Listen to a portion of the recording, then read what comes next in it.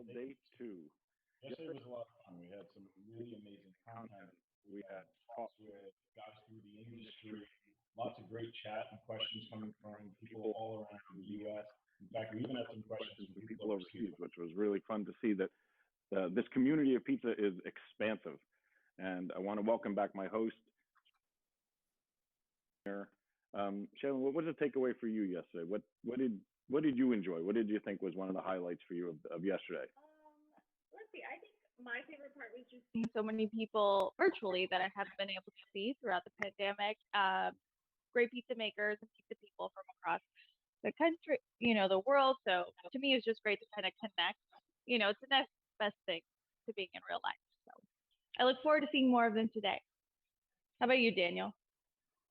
Wow, there are a lot of great moments, but I was kind of haunted all night and early today by John Arena in the upper crust presentation when he advised us to know your destination when you're creating, when you're making pizza or when you're doing anything. And that's another kind of pizza road. It's a personal trip.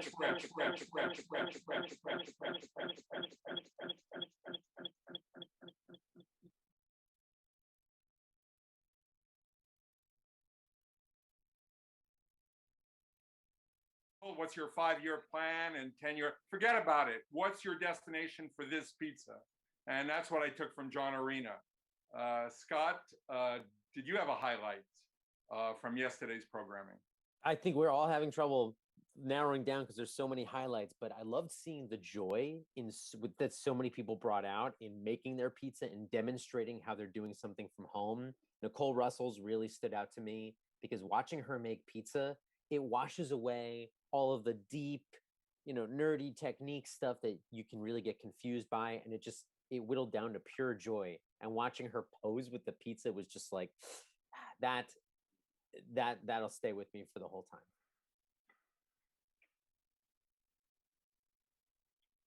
Now, Shaylin, I'm curious. It is early.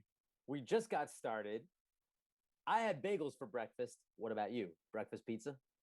It is early for me. I am admittedly not a morning person in any way, shape, or form. So I had a cold slice left over from yesterday. I did wake up in time to reheat it properly, but that's why we have the next video that I was lucky enough to film with the great Mark Dim out of Colorado. We show you not only his amazing breakfast pizza, but also me reheating slices in different ways. And Fred knows Mark from a long time. You're a good friend. Yeah, Mark actually came to New Jersey when he wanted to start opening up, getting into the pizza business. And he had one concept, and his concept was, I'm going to do coal-fired pizza. And he came to New Jersey and he worked with a great friend of ours, Roberto Caparuccio, and Roberto makes wood-fired pizza. So Mark started opening up this. He had a sign already made, and he was going to be opening this coal-fired pizza.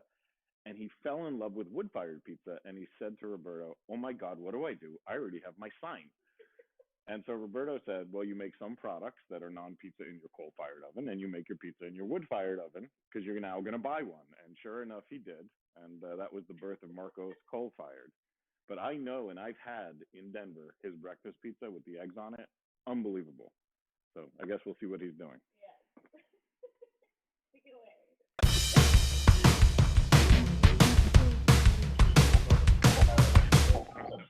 Hello and welcome. Wait, that's the wrong video. My name is Lee Hunzinger. We Wrong are video. in Addison, Texas, at our Zoli's New York Pizza location. Mark, Health Restaurant Group is you can flash Zoli's, back. I'll make a joke. Cane Rosso, and our new concept, Thunderbird Pies, coming soon to DFW area. We're going to go through all the stages of a Sicilian pizza and how I like to do it. It's actually 5 ingredients, right? Flour, water, salt, oil, and yeast. A little bit of oil is in there. We're going to use a poolish technique today, which you can see here. I started this yesterday. Wait a minute. That's not Mark and I. What is this? What's going on here? That was actually Lee Hunzinger, who we'll see later. yeah, let's watch a little preview of what's going to come in winter when we go to Dallas When we learn about making the Sicilian pan pizza. what they do. We are not without a glitch here and there, but we have Mark coming up in a second with his breakfast pizza. And actually, Shaylin, when you were speaking to Mark, did he tell you, some of the things he does and why? Did he ever tell you why he created a breakfast pizza? Kind of. He also just said I was distracting him the whole time and making him blush. So I have not seen this video myself, so I'm very interested to see the final product. You just mentioned that he's basically an older version of Nino, so obviously he holds a special place in my heart. So He's a great story from Canarsie, Brooklyn, down to Fort Lauderdale, where he created a very successful business in commodity trading. And then, like so many people we've met in the industry, Daniel and Scott also have probably a lot of stories about people who have their second act, that they come into the pizza business at 40 years old, like John Goldsmith, who I think was even closer to 50, quite honestly, when he came in. And that's like the wonderful thing about this business. You can come in at any age. You don't need to say, oh, I'm into my career and I can't get into the food business and I can't go into pizza and I love it. People do it all the time. I think we're ready now to go back to Mark. So we're going to show you Welcome to Denver.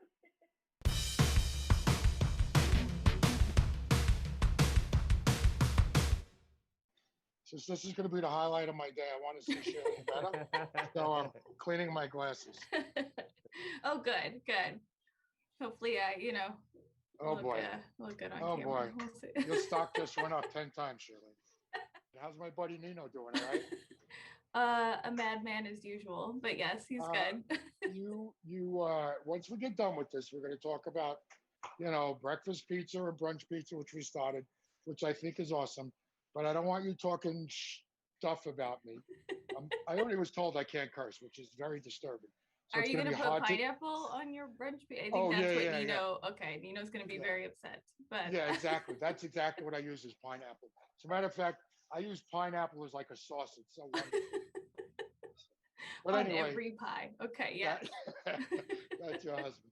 So what we're going to do is I'm going to get started.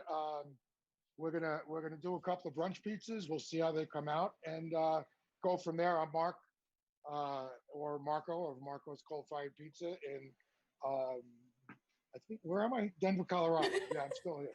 So I got a couple of stores. Been around for about 13 years. Absolutely love the business.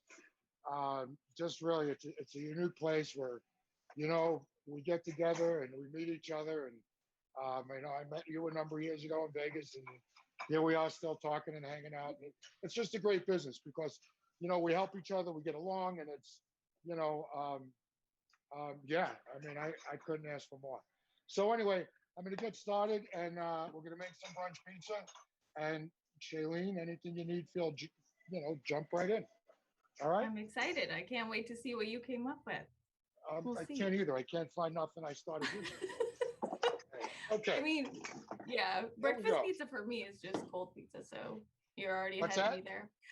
Breakfast pizza to me is just like a cold slice of pizza, so you're already fancier than me because you're making an actual breakfast pizza. I'm so fancy. Fancy boy. Yes, of course. Okay. So you do Neapolitan style, right? Yes. That's your jam. I do all Neapolitan style. We have a couple of different brunch items we use, but I love the pizza. It was funny because one a really funny story is we used to do this thing, Meet the Masters, years ago, where when everybody was going to Vegas, I would get everybody to stop here. So we would have Antimo Caputo stop, and Fred and Carlo and everyone. But I'll never forget, I had Antimo here and I was trying to convince him to have one of my brunch pizzas. And all he did was, he's Antimo. Gotta love the guy. He wouldn't try it at all? Wouldn't try it. Finally, I got him to try it and he ordered another one. Of course. That's most things with pizza. People are anti it until they try it. And then it's, their new favorite thing. So I think what I'm going to do is what I would call the Roma. So on the Roma, it's basically what I'm going to use chow tomatoes, which are an Italian plum tomato. So we're going to do some fresh garlic. Yum. Garlic's very And good for you. I'm gonna do some oregano. And again, what I find with Neapolitan is you don't go crazy, whatever. You're making a mess already? Come on, Look at get this. it together. It's great. My wife's gonna love this shit. Anyway, Where's your apron? Come on. Nobody wears aprons. I know. I don't either. Yes, of course. This, right? I could get an apron. Anyway, No. I'm not going to use an apron. So No, what we got is garlic. We got some garlic, and what I find, obviously, like you guys know, is balance. I'm going to do a little pecorino,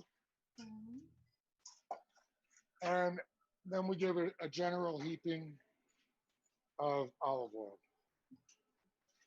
And I'm pretty generous with the olive oil on this, as opposed to my normal Neapolitan pizzas, which all take olive oil for the most part.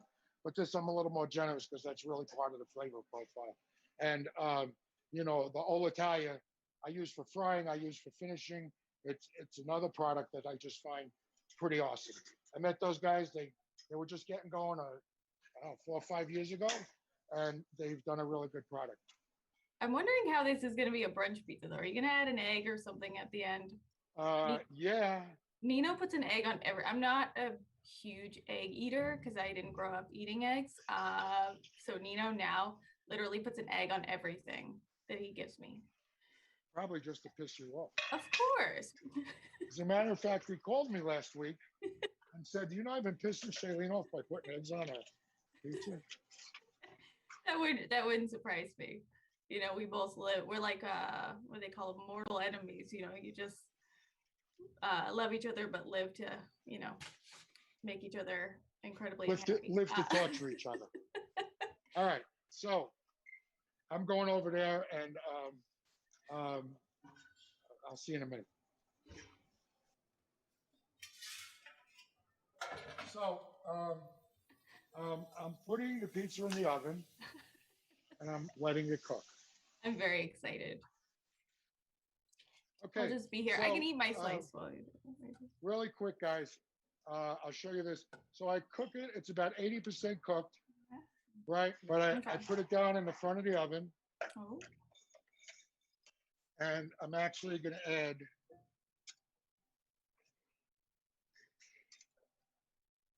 That was really quick. The cook time was what, like a minute? So now what I'm going to do is I'm just going to finish it a little bit in the oven. So it's going to have a little glaze on top. So it's going to be like over easy. I love it. Eggs over easy. Watch this. I know I said I don't like eggs. When I do like eggs, I take them over easy. So at least that's good. You can pop them. The yolk is usually. Well, we got that going for us. Yes. So we got that going for us. So far, so good. Oh yeah. Nino would love that egg pizza. That's what he dreams of. Here's the finished product. Ooh la la. Very nice. It goes on the plate. And then, you know what? There's still that whole thing. Do you leave? I sort of like to leave the egg whole, because this way when people pop it, it's part of the experience. Yeah. So I don't know if you can tell, but where all the eggs are, I'm going to sort of leave them whole. Okay. And I'm going to cut them. And then it really becomes, part of the experience. So when you go to eat it, you can make a whole big deal out of it. And, then we have a fork anywhere. Well, I don't have a fork right now. But so let's make believe this is a fork. All right. So I'm eating my salad, and then I go, oh. And so I could break that, and it really is pretty cool. Yes, right? I love it. You have to leave it. You have to let the guests break it themselves. That's part of it. I mean, yeah, it's really all part of the experience. So, I mean, that's been great brunch pizza. People really like it. And, that really gives you, like I said, you get the taste of the tomatoes. You get the taste of the oil. Obviously, the Caputo flour is off the charts. So what I love to do is my thing with Neapolitan pizza, and again, people are way more knowledgeable than me. There's amazing people out there. But to me, it's just putting great products, keeping it simple. Mm-hmm. And you take a great Caputo flour and the chow tomatoes and the olive oil, the old Italia, and I just, which I consider the best products in the world. People are always trying to get me to change, and they come in here and they leave me free shit, and I'm like, first of all, we go back, from the beginning for me, but more importantly, their products are the best. So anyway, that is pizza number one. I love it. Is that the one you gave Antimo that he wouldn't try it first, or is that a different French pizza? No, the next one is. Okay. I feel like he would try this one. I don't know. Maybe you can. Well, he might have tried it. I don't really remember, but I know that the next one is the one I gave him to try. What's in that bottle? It's probably not water. Come on. Look, I learned from the best. Sam, what's in my cup? I'm not mentioning who, but I learned from the best. Let me guess. I think you and I could figure that one out. All right. So let's get started with another one. Ready. Yeah, that's something Nino and I bonded. Just kind of being like the troublemakers of the Pizza Expo, Oh, yeah. Which you fit in that category as well. The troublemakers of wherever you go. Well, yes. And naturally we just connected. Listen, everybody likes a bad boy and a bad girl, right? You always go, how'd that guy get that girl? She's so hot and he's so ugly. I'm not talking about, I'm going to tell him you're talking about him. No, I didn't mean no, you. I'm just kidding. I'm kidding. I'm saying in general. And then you say, the same thing reversed. It's always like the bad boys, right? Mm-hmm. I mean, very sweet, nice, soft-spoken guys like myself. I don't get shit. But I did get my wife, who was amazing. Yes. She's like, which is amazing. She deals with your banter. So 30 years in there. I would have wow. not even thrown me out. Congratulations. Yeah. 30 years. But anyway, she's amazing, and she does really amazing things in the business. There's so much that goes into any pizzeria, a lot of behind the scenes, So well, it's what people don't get, how much work it takes to make these things operate. And I don't mean just making the food. I mean the social media and the bills and the deals and thank God for my wife. She's amazing. My daughter does our social media. So, my son works. Nice. So we got a really nice family business. And, I love that. Like I said, it's, they always say I'm just a pretty face. They just shove me out to the audience. And I go, hey, how you doing? That's Nino too. Nino's the pretty face that we put out there. I'm the one in the back, I got mopping. no idea what I'm talking about, but it sounds good. It does. Anyway. Isn't that all that matters? What are we doing next? You tell me. Your brunch pizza. Okay. Brunch pizza, right. So I'm just having too good a time with Shaylee. No. We are going to do... You have that effect on people. I hope so. I try, No, you succeed. I told you that. You keep forgetting that. Also, vodka helps if you're drinking instead of saying I try, you got to keep saying, oh, no, I succeed. I'll be like, So anyway, that was a little bit of olive oil. Okay, and then we're going to do a little bit of basil on this one. Mm-hmm. And try to make it look pretty. Again, basil I'm going to use the does mozz. make every pizza look better. Basil, absolutely. Whenever I mess up a pizza, I'm like, I'll put some basil on it, and then it looks way more photogenic. So right, exactly. You could always make it look a little more photogenic. So I started with a little bit of the olive oil. The Leone mozzarella is also pretty amazing. They do a great little pizza recipe for it, so it doesn't get things too soggy, which I really love. Mm-hmm. All right, so the next thing on this pizza, what we're going to do is we're going to do some cubed potatoes. Ooh. All right, a little potato. Potatoes are a really big deal in Italy as far as pizza goes, and they don't really, I would have hot dog and French fry pizza there.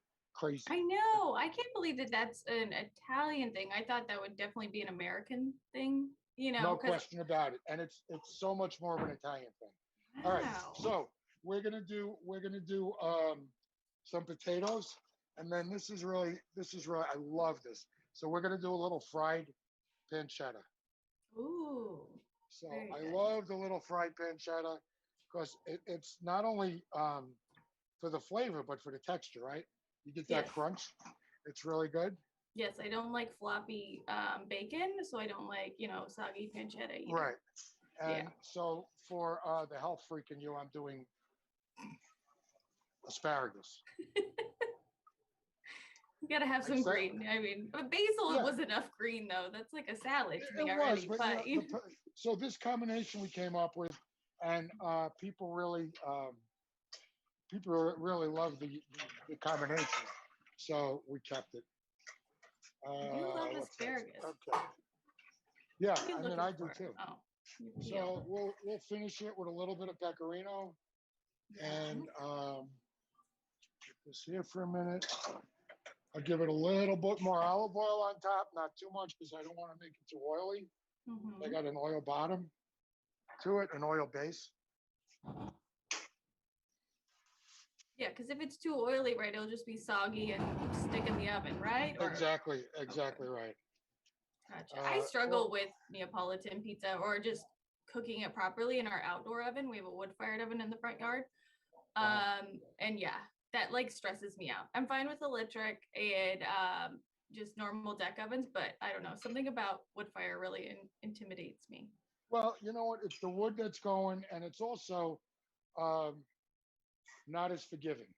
Yes, right? For sure. It's not as forgiving an electric oven because when you burn something on a wood oven, you know it's burnt. Oh yeah. So with the electric oven, you have a little bit more of a cushion. So anyway, here we go with this, and I'll show you how this works. Into the oven it goes.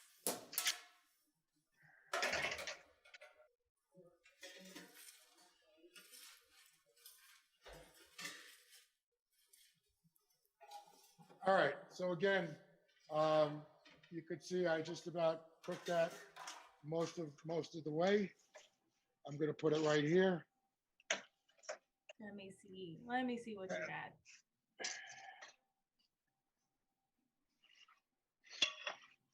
Are you putting eggs on it? Yeah, could you see that? I just sensed it. I can sense when eggs are. How about now? Can you see the eggs? Oh yeah. Those look I amazing. Eggs on pizza, yes. Good job, Shay. Good job, Shailene. And now I'm just going to finish it up. Pizza's pretty much cooked. And now I'm just going to, and again. Oh, very nice. All right. So yes. you got the asparagus. You could see the what you got? Okay. Pancetta. You got basil. Yes, the pancetta. You know, when how you get old, you get sometimes disease. Sometimes you remember, sometimes you forget. But anyway, I got the pancetta, I got the asparagus, the potatoes, the mozzarella, and the eggs. Looks amazing. That looks like my kind of French pizza. Looks so beautiful. Again, now what I'm going to do is, our guest cut it. Okay. I'm going to cut it up, and I'm going to let the guest sort of see it. And really, it's just it's unique, it's pretty, and it's delicious. I love pizza with eggs. So I got a few more that I do. I think we're going to do those for today. I do about 5 or 6 different ones when it comes to brunch. And really, I mean, they're all pretty unique. I use arugula on some of them.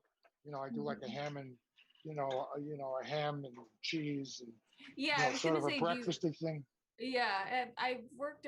That's the one thing about brunch. I love going, but hated working it as a waitress for years because you get there, you're hungover. Most likely, you have to wait on people who are very demanding. Well, you're hungover. That's when you got to order an extra shot when you go into the table. Oh yes. Well, at least we had bottomless mimosas where I was a waitress, and so just go into our coffee cups. I mean, they're bottomless. That's right. But we did have a delicious brunch pizza there as well. So, cool. I would eat it. And that had tater tots on it and ham and cheese. I don't know if you do one like that. Yeah, I do. I do a ham and cheese one. When I add a little Vidalia onions, a little peppers too, and so it's pretty good. So, like I was saying earlier, I love cold pizza. To be honest, I guess it depends on the type of pizza, because to me, I probably wouldn't eat a cold Neapolitan pizza. I'd want to reheat that. And Mark, what's your favorite way to reheat pizza? I'm always asking people because I feel like everyone has kind of their own little way. I mean, I just did that last night, and I brought home, a Neapolitan pizza for myself. And what I usually do is, I do a par bake. I tell people to do a par bake. So I do about 80%, and you don't cut it. And then when I bring it home, I set the oven to 500, gets to temp. 6 minutes later, 5 minutes later, it's great. It really is. I always recommend that to people. Yeah, if they're not going to eat it right away, like we had a party the other day for Nino's birthday, and we got some pizzas from his pizzeria, Williamsburg Pizza, and I thought, let's just have them arrive unsliced. It's so easy to just throw the whole thing in the oven as opposed to heating slice by slice. We did have a lot of leftovers. Well, somewhat. I think Nino was giving away pizza at some point, like whole pizzas, which is fine normally. But then I woke up at about 4 a.m. and I was like, what? I was fantasizing about this leftover pizza I was going to get, and it wasn't there. Wait, stop. What is the fantasizing part? Let's go back. That was like when you're in bed and you're just like, somewhat hungover from maybe drinking too much sangria, and you're like, oh, what will make this better? Like a real greasy pizza. To me, like the best exactly. That makes sense. Hangover remedy is any just greasy food. Like give it to me. And I thought, oh, okay, there's gonna be so much left over. I way over ordered, and no, my husband had given it all away. Woe is me, I know. But we also have an oven upstairs, which I could easily go make it. But I don't know. Food tastes better when someone else makes it, in my opinion. Like I will order, especially when you're hungover. Yes, like that's what usually I probably won't even reheat the slice. I'll literally just get it out of the fridge and eat it. And will be like, can you heat me up slices? I'm like, no, I'm not even heating it up for myself. No. Well, it's amazing how many people I talk to that they say, excuse me, I love cold pizza for breakfast. Is that the craziest thing? I mean, I mean, they say it's healthier really, than cereal. That's the whole thing going around right now, is that like... The only thing that sort of throws me a little bit, and I don't know, people say, oh, I love a piece of pizza and a glass of milk. I don't really get that so much. No. So many people have been sending me that they're dipping the pizza, and no, just stop. Like, no, yeah. Pizza to me should go with wine or beer or soda if you don't drink, but milk should never be an option. Yeah, I mean, where does milk come into pizza?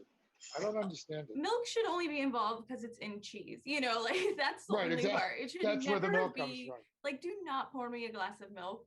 Not only am I allergic to milk, which I know makes no sense because I eat endless cheese, whatever. But gross. Like, who wants it? That goes back to the old like having a warm glass of milk to put you to sleep. Like, no, that's just weird. I can't handle it. As opposed to a warm glass of bourbon. that puts you to bed, or keeps you awake, depending how big of the glass you poured. But do you wrap your pizza in foil, or do you do like saran wrap, or do you put it in the box in the fridge? I doubt you do that. I usually, because of the Neapolitan deal, I usually put it like with a clamshell or back in the regular box.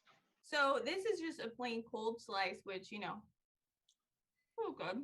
I'd eat it. That is like, let me see that again. That thing is huge. That's like the size I'm in of New my York. pie. Hello. So, look at the size of that thing. New York. It's like a $22 slice. I think it was $3 actually. So in New York, the cheese slice, it's weird. New Yorkers do not want to pay a lot for pizza. And it should always be the price of one swipe on the subway. That's like the old thing, Nobody wants to pay a lot for pizza. Well, yes, of course, but you can see people in California, anything selling a slice for like $5. I can't believe it. Right. Here, that's in true. like the most expensive place, people will argue with you about charging even $3. Like, it blows my mind. But this kind of pizza, I would just eat it cold. But I also have this leftover Sicilian that Nino made last night, which I did reheat. Did Nino make that? Let me see. Of course, he's like the bread man. Let me see the side. I'm like, this Amazing. looks good. Gorgeous. And a good Gorgeous. cook underneath. That was on the reheat. Beautiful. But Sicilian, I would usually reheat just to kind of like soften it up again, that way you don't bite into it and the whole cheese comes off. Like, that's no fun for anyone. That Sicilian slice, I can hardly. I might fly out tonight and have it. Oh boy, that looks just so good. I have the luxury, of being married to a world pizza champ who makes me this pizza at home.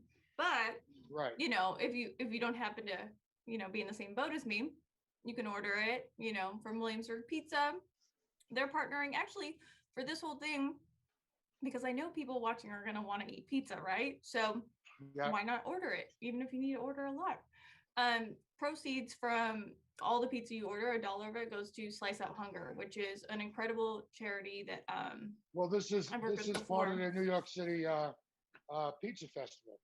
Mm-hmm. So and first of all, the pizzeria, all the pizzerias owner Scott Wiener, who's an amazing guy for our business.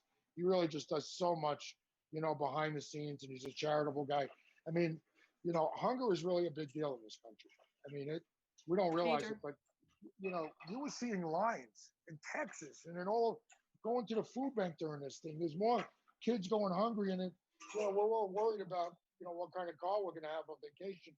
So all these poor kids. I mean, nothing makes me happier than helping a kid, right? I mean, nothing really helping some kid out, especially with some food, right? Yeah. So with this, Slice Out for Hunger deal, I mean, you guys don't, everybody out there, just support your local pizzeria, get the Pitch Pizza, and you could be supporting the same thing, and it's not a nickel out of anybody's pockets, and you can feel great about yourself, and even better when you're eating that great pizza, right? Yeah, so, and order a lot of it, because you can reheat it the next day. You don't have to eat it all in one jab,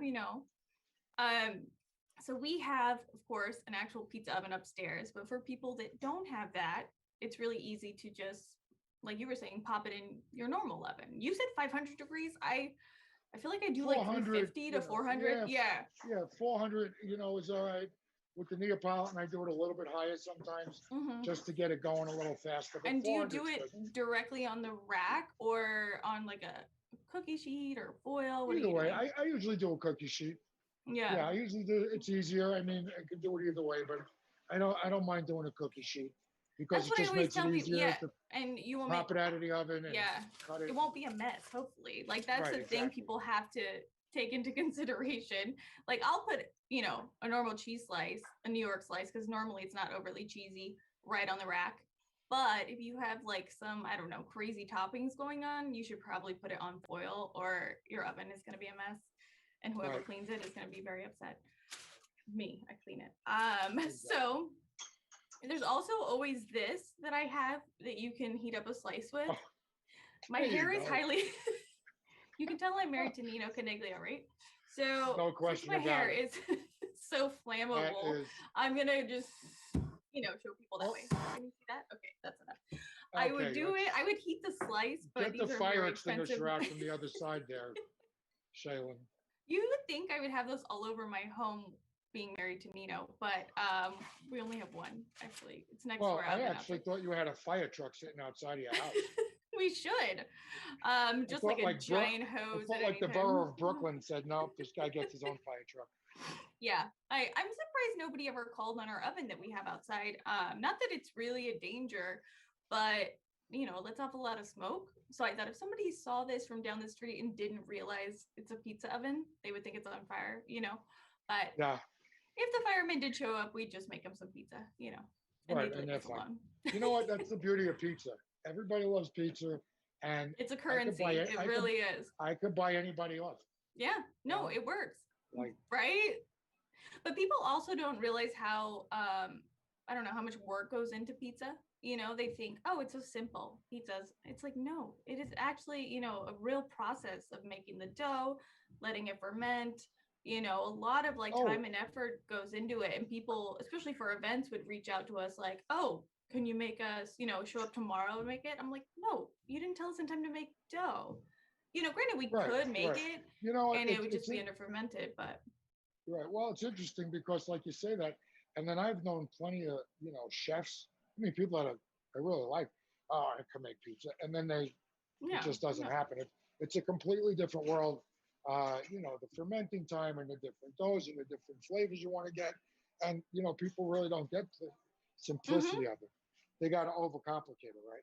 So, and then other things need to be more complicated as far as, the making of Sicilian, for instance, and how long the cold rice should be and the regular rice. So you got to have some idea of what you're doing when it comes to pizza. And I mean, that's what's so great about what we're doing right now with this New York Pizza Festival Home Edition. Like, you're literally sharing your secrets with everybody, and helping each other out. It's great to see you. You're far away. I don't know when I can get back out to Denver. And it's just a good way to connect everybody and make us feel almost like it's normal again, Doing this virtual New York Pizza Festival is awesome because the only thing I can't do is give you a big hug. But, all the calmer, and we're gonna all be together, and it's you get not that I'm a virtual guy or anything, but you got the whole little pictures, and I could wave to people and see people. I just turned 66 myself. I know I only look like 38, but yes, I was gonna say 35. Yeah, okay. 38. Getting so cute. I bet you can't wait till tomorrow. You know why? Why? Because you get better looking every day. So there you go. That's a really good line. I've actually never. I just came up with that. I never That's used that. That's beautiful. You're natural. Yes, I am.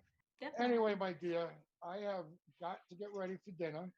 Yes. And I have get to work. What are you doing? Come on. Yeah. The pleasure was all mine. I got to go make the donuts, or dough, I should say. Yeah, right? Got to make the donuts.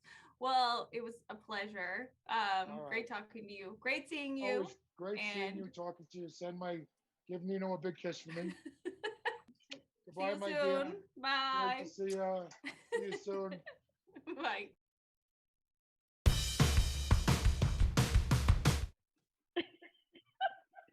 I don't know. That guy cracks me up. He's fantastic. He really is. He's just another example of the great people that are in this wonderful community of ours.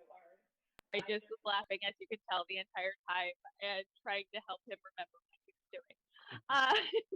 So I'm going to throw it over to Scott, and he's going to tell us about, the charity we're doing this for. But I have a little pin for you right there, Scott. Wore that just for you. Shalene, I love that you're wearing that pin. It really is so sweet of you to do that. Because it's true. All of this is really fun because we get to watch great people make great pizza, see helpful tips for making pizza at home, all this cool stuff from all around the world. But at the end of it all, the purpose is to remind people that there are these small businesses, small independent pizzerias that need your support.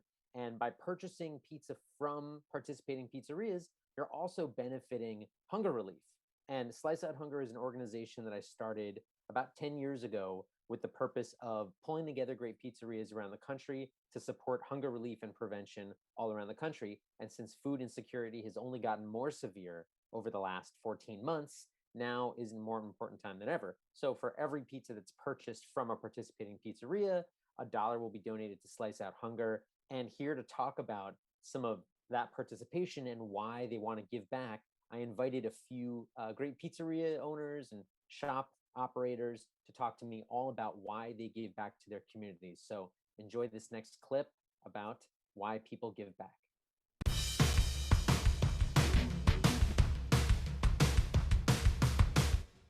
Hello, everybody. Welcome to New York Pizza Festival. We're talking to some great pizza makers, pizzeria operators, all about the importance of giving back to the community. So I've invited 3 people who each represent a different pizzeria, all based in New York City. They're all beaming in right now from outside of New York City. They're getting out of the city for a minute or two. And I want to introduce to everybody 3 amazing people. We got Marianne from Pauly G's. Give it up for Marianne. We got Nicholas from Slice, the Slice Pizzerias in Queens. And then we've got Hacky, famous Hacky from Champion Pizza all over Manhattan. So welcome, everybody. Thanks for joining me. Thank you for having us. It's a real pleasure. I got to ask you, yes, before we get into the whole giving back situation, because we're doing this panel because the New York Pizza Festival is fundraising for Slice Out Hunger, which is an organization that I run that does hunger relief fundraising for programs all across the United States. So the idea behind Slice Out Hunger is that we can use people's love and enthusiasm for pizza to generate money and support for hunger relief and prevention. And I know all three of you are really involved with hunger relief and prevention, but you also do so much else to give back.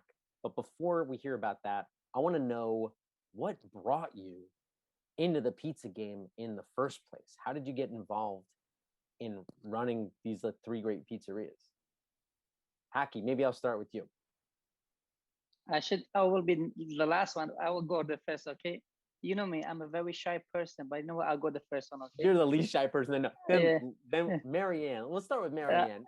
Yeah, ladies first anyway. Let's go, the lady first, okay? Please, yes. That's why I said the opposite of shy. Well, I mean, I started eating pizza when I was a kid in Brooklyn, and my first experience, you were asking Nick before, was actually going up to 13th Avenue in Brooklyn, where I grew up, and actually having pizza out of in a bakery oven. So when I was a kid. Do you remember the name of the place? It might have been Satellite Bakery. There were a couple of them around in the neighborhood. There was also one a couple of blocks from the school that I went to, and we would go out there at lunchtime, when you were allowed to go out at lunchtime. I'm a little older than you guys. And, you know, get your lunch, and you would get, you know, a square of pizza, you know, and that was like exciting. And that's how I knew pizza. But I got fully immersed in the pizza world because of my husband. I don't know that I would have landed here without that connection, because he's a big pizza guy and would take our kids on pizza tours and all that, and really exposed me to different styles of pizza. I never had Napolitan pizza before I went with my husband. So that's how we sort of got involved in this crazy business, which has really been a gift on so many levels, because it's a business, and he really looks more at the business aspect of it. And I've always looked at it as a charity aspect. So that's why I kind of went into it, even though I didn't want to initially, because I knew that if he did well, then I could really do what I wanted to do. And that was, you know, giving back in the charity piece. I definitely want to hear more about that later. But first, I want to check in with Nicholas and find out, Nicholas, well, I know you first really got into pizza because your father would make it for you. But how did you get into the pizza business? Yeah, so I actually run some other restaurants in Long Island City as well, called Blend on the Water, and we have Blend LIC. We had a little problem where there was nowhere for us to get pizza or food at the end of the shift for the staff, and even for ourselves. So like after 10 o'clock, there was nothing. So the restaurant would close, we'd be hungry, want some pizza, and there'd be nothing in our neighborhood. So we opened our own pizzeria, and it took off from there, you know. So you did it out of necessities because you wanted to eat more pizza. Yeah. And now how many restaurants do you have? How many pizzerias do you have? We have 3 pizzerias, Slice LIC on Vernon Boulevard, Slice Astoria on 30th Avenue, and Slice Broadway, which is also in Astoria, on Broadway and Steinway. Beautiful. Well, now let's go to the shy guy, Haki. Tell us about how did you get into pizza from childhood to the man in black that we see today? Yes, sir. Well, you know, like the childhood, like you know, I'm from like originally from Turkey. So back home we do like a Turkish pizza, called lahmacun, thin crust. So like age 8, 9, you know, like I used to work in a Turkish pizzeria, and go buy like, you know, like 40, 50 pieces pie, like lahmacun, and go on the street, sell it in the cafeteria, stuff like sell it, okay, for like, let's say $1. And later, you know, like the owner, he liked me, and he said, you know, like you should work, you know, like behind the kitchen, be as a chef. Age like 10, 11, I work in the kitchen, like for like, I will say like 12 to like 15, become like the pizza guy, Turkish pizza guy. We make like thin crust, they call lahmacun, only just like ground beef, tomato, parsley, and crushed red pepper, olive oil. And then age 15, I was a little bit naughty, and back at home, my brother saying, no, like, we want to take you to Canada. So if you come in Canada, at least, you know, you can take care of your, you know, like other brother, sister, and Turkey. So my stepbrother took me in Canada, and when I went over there in Montreal, he had a pizza shop. They call like Metro Pizza. So I went over there and supposed to like study to go like study and work, but I was very very not too smart in school, and I love to work in pizza shop. So my brother put me in just directly to the pizza business to work with him. First I make a dough, like cut a cheese, stuff like that. But later in 2-3 months, I become like a pizza man over there. And age 15 today, like I'm 41 for like 26 years, make a pizza since that day, and just being pizza man since that day. I love it. Yeah, I love it. But what about, Marianne alluded to this before, and I want to get back to it, is what about this? I invited you here because you're all really into giving back to the community. You're three people who, anytime I know I call you on behalf of Slice Out Hunger, the answer is always, yes, what can I do? Why is it that you think it's important for a business, especially a pizza business, to give back to the community? Yeah. Well, for me, it's like very personal, because I mean, like, I'm sure like my story, like how when I come in New York City in 2001 and start from nothing, become homeless, living in a shelter like Bowery Mission for 96 days. Before going to shelter, I was in street for like almost like 12 days, train back and forth. And from living, like a street, to know other people, what the hunger is, to know, like other people, like they really need your help and they need your voice. And it made, like I said, it becomes very personal to me. And for me, it's not about like how much money you have, like to give it back. It's about how much can you give it back. And for me, like when I help like a homelessness, like any homeless guy, I mean, like and Lowry said, like all guys that call me like, like a pizza angel, but I'm just pizza man, not angel, like angel's different, level. Okay. I love it give me like every day like positive energy when I do like giving back. And giving back is not about to just give all, to give whatever you can. And I do like whatever I can, and I'm happy. That's what I'm blessed today. And like if I don't give it back, maybe I'm not gonna make a lot. So I give it back and I make a lot. I make a lot, and God give me a lot. I believe in karma, karma. Yeah, you definitely have a lot to be thankful for, and your story really it makes a whole lot of sense about why you're so giving, is because you've been on the other end of this. I mean, Scott, like like there's every homeless guys on the street. For me, like of course, we do a lot of give a lot of like affordable, like we go like front affordable houses, like people they really need help. We give a lot of like different food.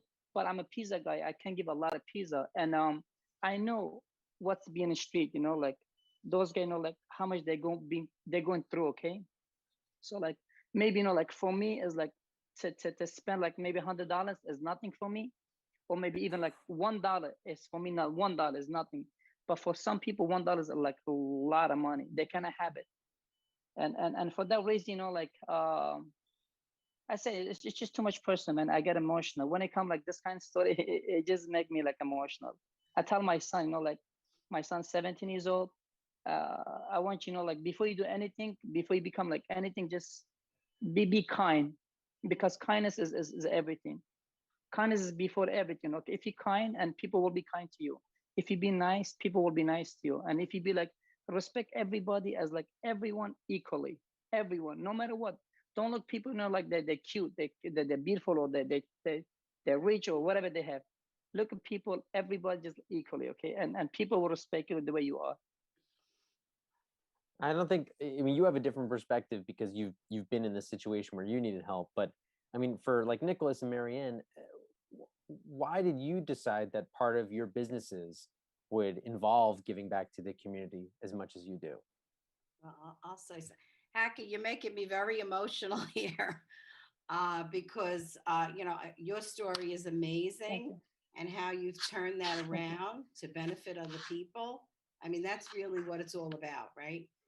And it's interesting that you say you were homeless. I didn't know that, but we're actually working with a group in North Brooklyn Aid, and they do, reach out to the houseless community where they bring people in at night and stuff. And I actually somehow got involved with them because I keep my ears open too about everything, I think some of the questions go back to that. How do you engage, and how do you, I might be skipping the question line here, but basically it's a matter of listening to what's going on locally.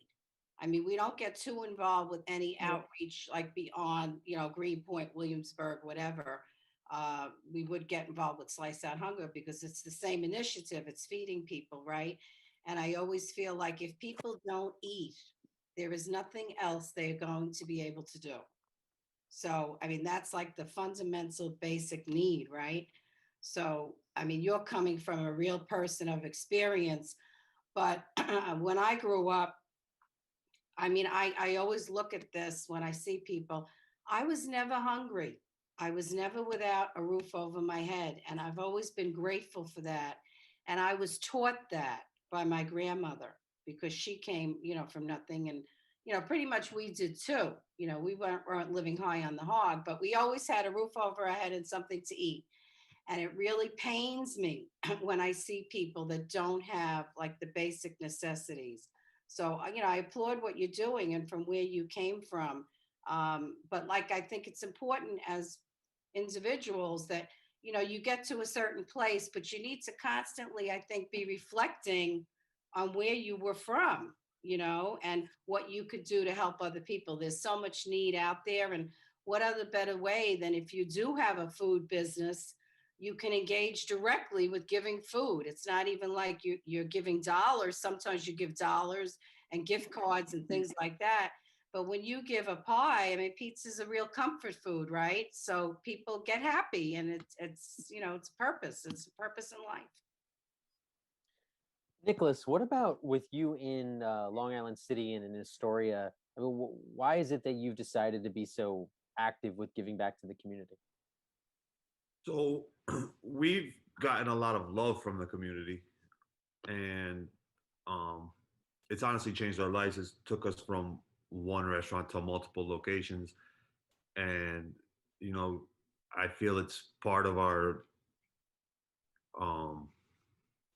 not part of our job, but it's something that we should do to give back and show our love for the community that supported us and made us so great. So whenever we can help out, we do. We for example, there was some fires in Queens last week. We took some pizzas and brought them to the people along with some other food. We always try to support Queens. That's where everyone's from in our group. If there's anything going on in the larger neighborhood as well, as in the city, we try to help out as we can. Now, I'm curious. I remember as a kid, like the pizzeria always sponsored the Little League team. The pizzeria was always involved with the things that the kids did. Why do you think that this is such a big deal for pizzerias to be so involved with their community? Where I see that happening more than with any other restaurant type. Why? What's the connection between that pizza and the community? Well, I'll chime in on that one. I think it's also a transportable food. It's something that's already most of the times in the box and cut. And because I know when we used to have things with our kids, and I have two older boys now, but if you brought pizza or got pizza and you even out at a park, it was something easy to implement because you just opened the box and everybody grabbed a piece, So I think that that's part of it. It's just, it's convenient.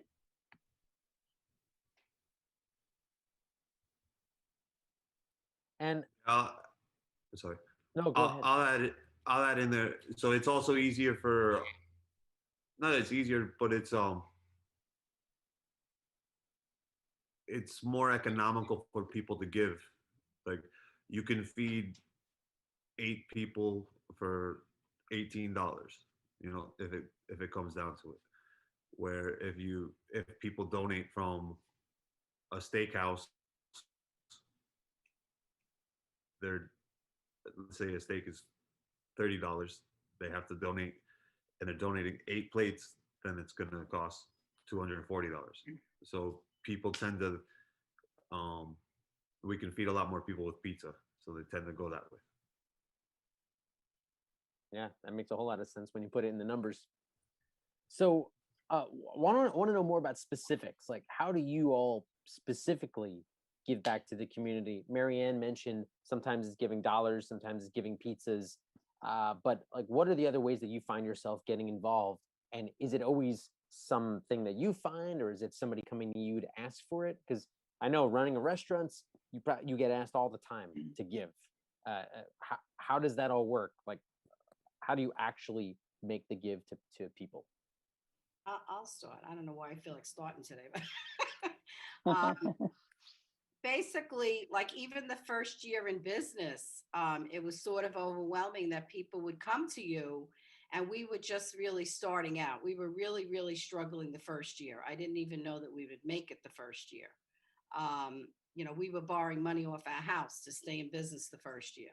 So, but people had requested things from us, and my husband has always been more the business guy, and I look at things with a very different lens from a whole world perspective. That's just me every day. And people would come to us, and I would say something to him, and he'd say, oh, we don't have any money this year, or we're not going to make payroll, and I would say to him, don't worry about it. I will take care of it. And whoever came, if it was reasonable, I would give gift certificates the first year and all that kind of stuff. And because I'm just a believer, like what Hacky said, what you give out, you get back. And you don't do it for that reason. But that is just the universal principle. And I have seen that so many times in our business that it gives me chills when I think about it. Because when we needed help in the very beginning, people showed up and just did things for us and never even asked for $1, and still never came back and asked us for, somebody gave money to us to have our sign put up. I mean, all kinds of crazy stuff. But I always feel like, if you're given, then you return. And that's exactly what Hacky was saying. We are like on the same page. I mean, because it's just the law of the universe. And does that mean you'll get that back this year? Who cares? You may never get it back. It doesn't matter. You're doing it anyway. And I think that when you have that kind of attitude, I have seen it in our business so many times. I mean, people just gravitate towards you also because it's a genuine, spirit of giving. It's not really, yes, it is a business. We have to pay people. We have to do rent. We have to pay bills. I'm not pie in the sky. But, there's another element to it. If you want to look at it that way, there is definitely another element to it. And I think a lot of people miss the boat because of that. And you still have to work hard, and you have to plan, and you have, all of that goes with it for sure. But I feel like, especially if you're in the food business, you have a vehicle built in already where you could feed people, so it's not like something you have to make up.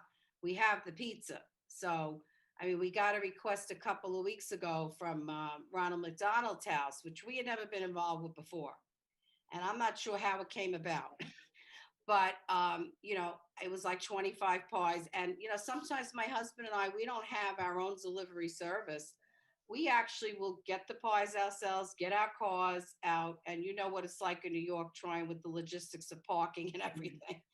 And we'll we'll deliver it ourselves. I mean, both of us will go, so it's almost like a labor of love at that point, you always want to keep growing and expanding, which we're doing now, and it gets crazy. And it sounds like you guys are doing the same thing, but you still have to take the time to do, I think, things that are important. Isn't it nice that you have the opportunity to be able to do that, where if somebody asks for something, you can just turn around and say, yeah, sure, here are 20 pies. Yeah. Oh yeah. It is a gift. I mean, we don't even think about it. And we're not doing that every day, obviously, but you do as much as you can if people come to you. And, there were other times we couldn't do as much, but last year also, I'm sure you guys too had the opportunity, and we're involved with the healthcare workers. I mean, that just was another thing that came out of it that was such a gift in a sense, you know, that we were able, like during the craziness in New York, and we all lived it there. I think we're still feeling the repercussions of that there in the pizza business. We are. Our business is, you know, way, way down. Even though we're in the pizza business, people think, oh, you know, pizza, it's great. Must still be doing great. And some people are really, really doing great. But I wouldn't say we're doing great, but that's okay. You know, that's okay. But that didn't stop us last year. And I'm sure you guys did the same thing. That didn't stop us from, if somebody came to us giving pies, you know, we did it anyway. I mean, you know, that was our way to help with the crisis last year. And, you know, it felt good to be able, in the midst of all that negativity and all that craziness, to do something positive. I mean, it actually felt like it was giving energy. It was, you know, it was doing something instead of, you know, sitting around and looking at the news and crying about everything. And it was good to do something positive to help somebody. I know sometimes when something like that happens, people don't always react as quickly as maybe you did, Marianne. What advice do you have for restaurant owners, pizzeria owners who want to do something but don't know where to start? What would you tell them to do to take that first step toward helping? Well, I just think it's a matter of, you know, like I said, keeping your eyes open and your ears open when you talk to people. I mean, I don't know what you guys do in your businesses, but we're very, very involved with talking to the community and other business owners in the neighborhood. You know, we have a Vietnamese restaurant next door. We have a Pilates studio next door, and we all talk to each other. And that's a way too of finding out where the needs are in the community. And I think also I wouldn't worry about that so much, because I think people do come to you. I mean, I've seen that a good part of the time. If there's a need and they know you're there and you're open, they will come to you. So it isn't so much about trying to always seek something out, because there's plenty that is out there, and it will happen. What about you guys, Nicholas and Hacky? What advice do you have for somebody who's looking to take that first step toward giving back to the community? Well, I would say. Okay. Sorry, but I would say go with something that you're, you know, you're passionate about. So like, if you like kids sports, you like basketball, sponsor a basketball team. You know, something like that. It makes it easier. You know, when COVID came around, it was like, all right, well, what can we do? You know, we're not doctors, we're not nurses. Well, we can cook, we can you know, show people our love and support that way. So we even took I have a portable uni. I took that to Mount Sinai Hospital, and I cooked pizza, because we were giving pizzas every day to the hospitals.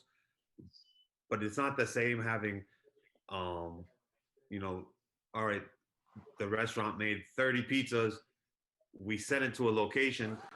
It's still good, but it's not the same as having a fresh pie cooked for you to order. So I cooked with a uni oven. I cooked pizza for all the hospital staff as they came downstairs, and I gave them all a fresh pie.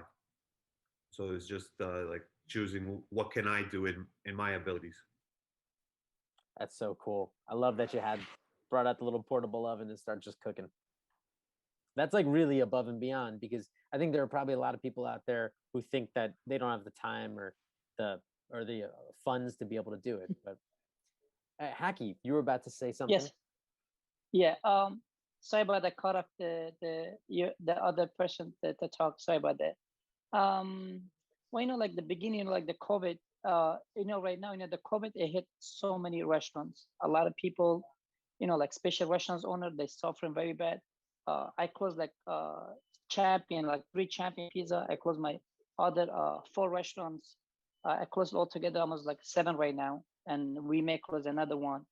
which is okay. But at the beginning, like and beginning COVID, like what we did like mask, me and my wife.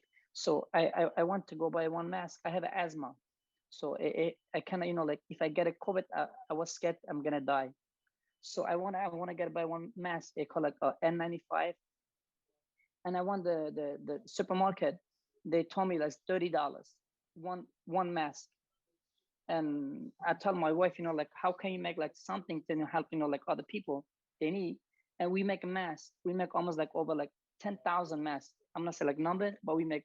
I mean, you see my videos every day. We used to go like on street like from Breaking Ground, New Haven, Bowery Mission, Time, the homeless shelter, and we was giving just like mask, exactly this mask right now. I have it, this kind of mask. So uh, what we did, we put a sign from the store, put on Soho location, I put on Essex, I put on 101 Ludlow that time. And I think we did on Fifth Avenue, 14th Street 1. So we put a big sign. We say like, like if you don't have a money, please don't be shy, don't be afraid, don't be scared. Just come ask for the slice, okay? And drink. My partner, he called me, said, Haki, what'd you do? Like we are dying. We don't have money to pay our rent. And you want to give like free everything? uh what you doing? Like, are you okay? You're crazy? Are you out of mind? We are losing. We don't have money to pay rent, and you give a free everything. We're not that rich. Okay, go easy. I know you have like go hard, but come on, no, we're gonna we are losing a lot. So I mean, like to give it back, you have to love it. If you love it, and if you really know what's mean to give it back, I think that's why like you enjoy so much, and you be blessed so much. And I always say, like I don't want to like give to get it back. I always say like don't give to get, give to inspire other people to give. So like if I do, and it could inspire other restaurants or other like any pizza shops, it mean a lot. Like they look at me and they see my videos. Oh, this guy, he do like very good job. I would love to do like just like him. And so many people, they don't know how to give it back. They want to, but they don't know what's the direction, what's the right way.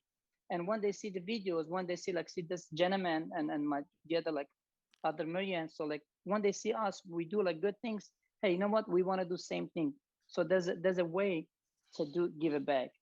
And I mean, we did like challenge so many people. They do same right now, and giving back is just blessed, Scott. I mean, like I said, I start from nothing. Don't have like $1 to buy one slice in 2001. Today we donate like 1,000 of thousand. It's just blessed, that it's blessed. Yeah, it's really incredible. It's super inspiring. What you just said is the thing that strikes me the most. It is that you give so that other people see what you're doing, and then they do the same. Because if enough people do that, then you finally have a system that everybody supports each other. And that's what Slice Out Hunger is all about. It's about doing things together. Let's band together and do something coordinated so that other people will be inspired to do the same. And by doing these things together, we have way more force than we do doing them independently, or letting yourself say, or letting your partner say, oh, we really shouldn't or can't do this. Like what Marianne said right from the get-go, her goal was, okay, Paulie, if you run the business real well, then I'll be able to do this community support stuff that I love. Hacky, same thing. And Nicholas, same thing.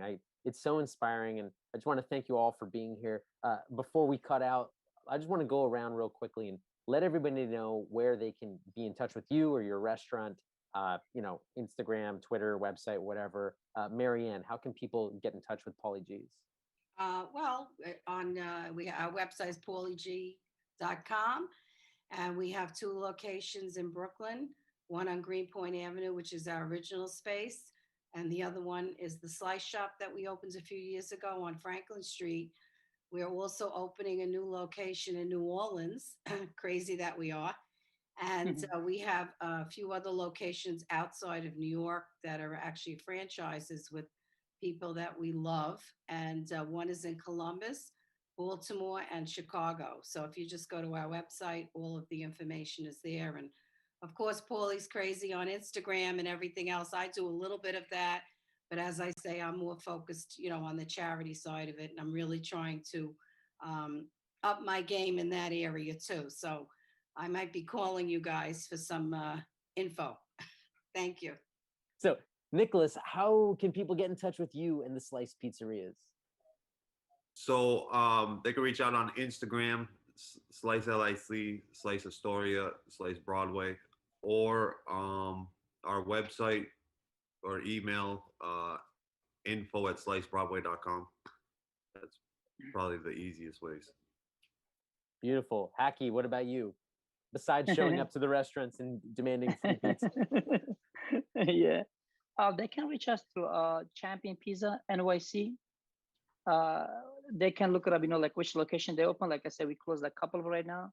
3 Champion Pizzas closed down, so like 4 of them still open. Astoria 1, 14th Street, Essex, and Soho, Champion Pizza Soho. They are still open, and or they could go just like directly to Champion Pizza on IG, Instagram. That's the best way. Or they can just find like a Bowery Mission, the place, like my home, my second home. Homeless shelter, Bowery Mission. That would be the best one for me. There you go. Big thanks, Hacky from Champion Pizza, Nicholas from Slice Pizzerias, and Marianne from Paulie G's. Thank you all for joining me, and enjoy the rest of the New York Pizza Festival. Thank you. I just want to say, thank you so much, guys. So nice meeting you guys. We just see like from here. I would love to meet you guys. I'm an overseas. I will be back like next week, and please, all of you guys could be my guests one day. We could have a lunch. Please just be safe, okay, guys? And if you guys need anything, any help from me, more than welcome. Like, if you guys need any help for IG or like anything that I can help you guys, please, more than welcome. You can get all my contact from Scott and 24/7. I'll be there for you guys. Thank you. Nice meeting you. He's not Likewise. joking. He's not joking. If you have a flat tire, call him at 3 a.m. Oh, I might call you. Not in St. Louis. Not in St. Louis. All right, guys. Thanks again so much for joining. Thank you so much, guys. Thank you, mate. Thanks. So Slice Out Hunger. As New York Pizza Festival, when we did the first event live in 2018, followed by 2019, we wanted to partner with something that gave back to the community. And we, knowing Scott Wiener for a number of years and doing what we could to support that, we felt that the New York Pizza Festival as an entity, as it created more content, as it grew and brought more community, could continue to have a more important role in Slice Out Hunger. I'm here with my partner, Carlo Orlando, my first cousin. We've been creating and building this business over 30 years together. So after growing up in the same family together, we moved into the food importing business together.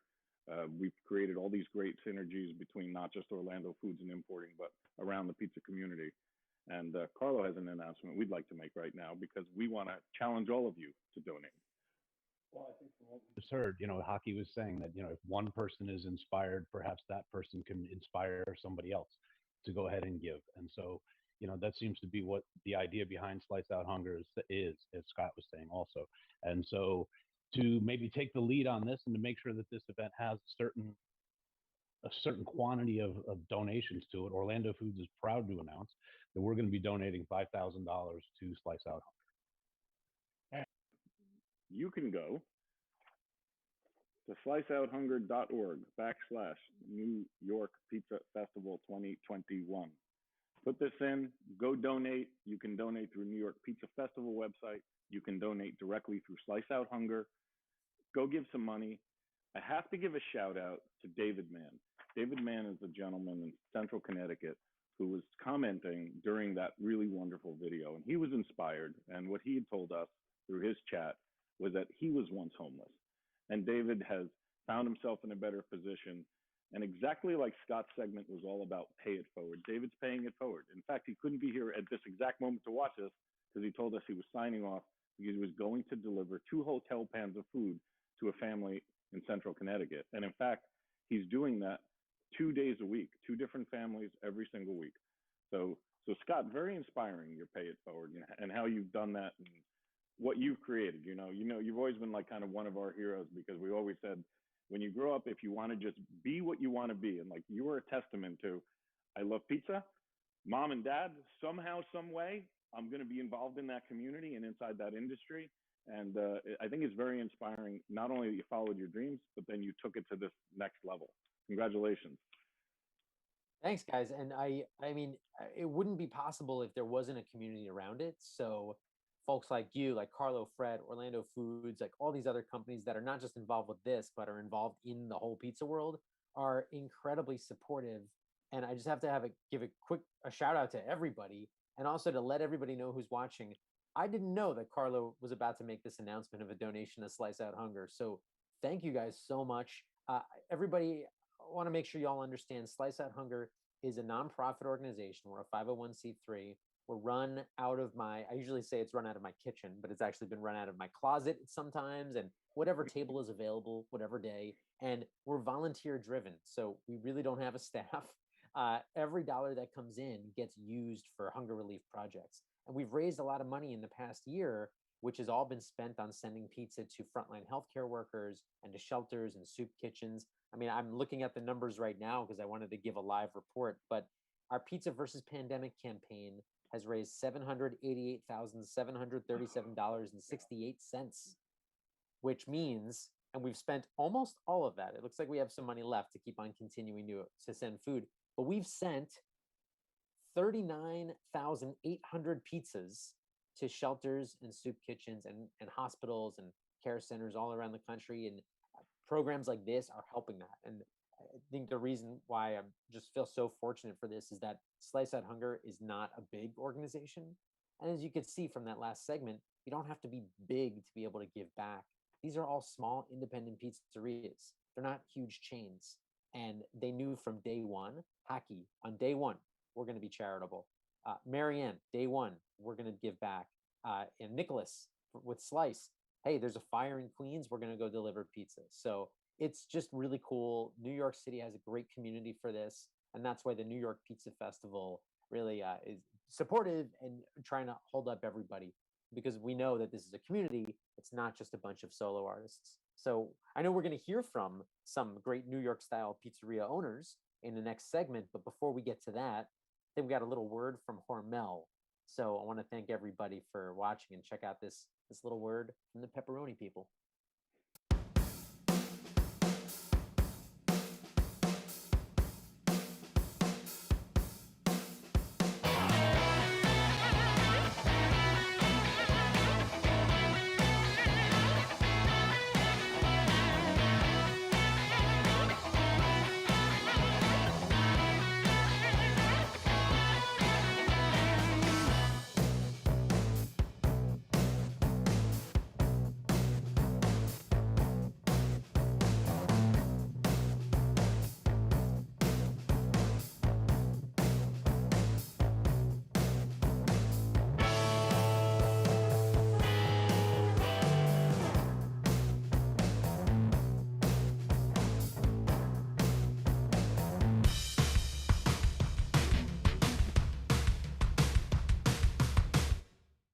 Hello, everybody. Welcome to the New York Pizza Festival. This is our New York Slice moment where we're going to be talking to three amazing people from New York Slice shops. And it's all going to be about the New York Slice. Now, New York style pizza is sort of this weird phrase that gets thrown around all the time. I think it's a confusing phrase. What we're talking about right here is specifically the New York Slice. And just to give you some quick background before we meet the panelists, I'll give you some information about kind of what happened historically as a real baseline part here. In the late 1800s, we get a lot of immigration from Southern Italy. Those immigrants who come over bring things like their culture, pizza being one of those pieces. And the pizza that's originally brought over is being baked in old brick ovens, like coal-fired ovens in places like New York, Boston, Trenton, New Haven, industrial cities in the Northeast. Then, after a few decades, natural gas gets cheaper. People start manufacturing ovens that bake at a lower temperature, but are easier to deal with, easier to use. You don't have to deal with coal or wood. Those are the gas-fired ovens that start being sold in the late 1930s. And that's what begins the era of the lower temperature bake, longer bake, larger pie, cut up into slices, sold on the street, the New York Slice, the classic New York Slice. So we're going to be talking about that version of New York style pizza, like really the version that made New York famous for pizza. My name's Scott Wiener. I run Scott's Pizza Tours here in New York City, and I'm joined by Scar from Scar's Pizza, Josephine from Lenny's, and Mark from Lucali. So it's great to have all three of you. I want to let you guys give yourself a quick little intro, and I want to ask you to just let us know, first of all, how you got into the pizza business, but also what was the importance of pizza, at least New York slices, to you as a kid? And let's start with Scar for this. Me growing up, it's always been a part of my life as long as I remember. Pizza by the slice. From everyone from my grandmother taking me to the slice shops, my cousins, the guys on the street. Like, it's always played a huge pivotal role in my life, basically. Like, I ate it basically almost every day. Was it like a lunch break from school thing, an after school thing? What was it? I mean, it was like, for us, it was, so the spot I used to go to a lot when I was growing up was in Harlem, like 138th and Broadway. It was called Theo's. Then they moved it across the street and called it Olga's. And before that, I used to always go to Silent Carmine too, because we used to go to the park as a little kid, to Riverside, because that was the closest park to us.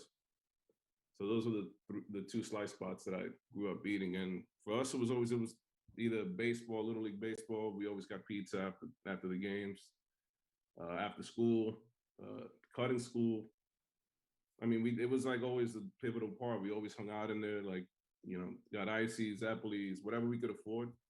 The easiest thing to get, always the easiest thing. Like, it always played a huge role in our lives growing up here in the city. And I'm sure everyone here, everyone here grew up here too, so they could attest to the same thing. So they basically say the same thing. Yeah, I'm sure it's probably about the same, but I'm curious to hear, Josephine, what was that New York slice for you as a kid? It's really funny because my father would bring a cold slice home, and then my mom would bag up that cold slice, and my teachers would actually heat up my pizza for me. I mean, I guess it was like the cheaper route for my parents too, because they were both born in Italy and they came here as immigrants. And my teacher would heat it up in the oven, and I'd have a slice of pizza while everybody else was eating lunch food. So that was a New York slice for me. But one of the questions would be like, what's the iconic representation of a slice of pizza? In my mind, it's exactly what John Travolta did. From what I understand, a few old timers told me that this is the first slice shop in the area. That's why we have the pull-up window that opens up and John Travolta walks to and grabs a slice. It's the typical day in a neighborhood in New York City. You're going to pick something up while you're running on an errand. He had a pink in his hand, he's checking out a girl, doing his thing on 86th Street, and he grabs two slices because he's too busy to eat them right next to each other, it's time consuming. He put them on top of each other and he had a double decker. Perfect, period, the end. It just worked out. Wait, Josephine, you're burying the lead here. Can you just spell it out for people? Why are you talking about John Travolta and Lenny's Pizza? What's the connection? Oh, okay. So there was a movie. I don't know if you ever heard of it. I hope called people Saturday heard Night of it. Fever. It's a disco film. It was filmed mainly in Bay Ridge and Bensonhurst, Brooklyn, and it was filmed at our shop, Lenny's Pizza. Probably the most iconic pizza scene in all cinematic history is that scene in Saturday Night Fever, right? Mark, so Lucali, which is not a slice shop, right? But you grew up with slices. Tell us about your neighborhood slice growing up. Well, it all started with me, like my grandmother and my mother, Fridays was their night off. Also, Friday in the Italian community is a big pizza night because most Italians didn't eat meat on Friday. So pizza became, Friday night dinner for a lot of people. For me, I just remember me and my brothers, we would all get excited. It's Friday, it's pizza night. I think what a lot of people don't talk about too is it's not just a memory. It's amazing. It's an amazing food that tastes great. No one mentions that. A lot of people it was a cheap way out. It was a cheap meal. It was a fast meal. It was also an amazing meal. And I remember just waiting, for my dad to come home with that pie and place it on the table. And me and my brothers are hunched over the box, waiting for him to open it and getting ready to dig in. And then it was from there it went to me being allowed to cross the street. It started with being allowed to cross the street, and I was able to walk to Angelo's Pizzeria, which is on the corner of Lucali, where Lucali it used to be there, and and next door to Lucali was an old coal oven bakery, La Barbera's, and there would be pizza there in the morning. They would sell a square pie, and you would go in there, and we would go in there in the morning before we'd go to school, and that was our breakfast. We'd buy a slice for a quarter, and eat it on the way to school, and that's how it all started for me. Obviously you all have these like emotional connections to pizza by the slice, and as Mark just mentioned, of course it tastes good. I feel like nobody talks about that because it's understood. Yeah. Like we really need to say like people like it because it's good. But I'm curious how the three of you got into the business for it. I know like with some of you it's family, some of you you got into it because of working, and then with one of you you stumbled into it. So I'm curious to hear, like, Josephine, your family's had this place since you were born, right? You've had Lenny's since the late 80s. My dad's been in the pizza business for a long time. He had a pizzeria in Bay Ridge when he actually had this pizzeria as well. And he had pizzerias in New Jersey, just like different areas, starting up in the business years ago, and especially as an immigrant, it's a little different. You didn't necessarily have like investors or whatnot. His initial place that he started to like work at was just to make money, and then eventually wound up becoming like his career. But in the beginning, he was working in the worst neighborhoods. He was working in a pizzeria that actually had security guards on the weekends because that's how bad the area was, which was Times Square back in the day.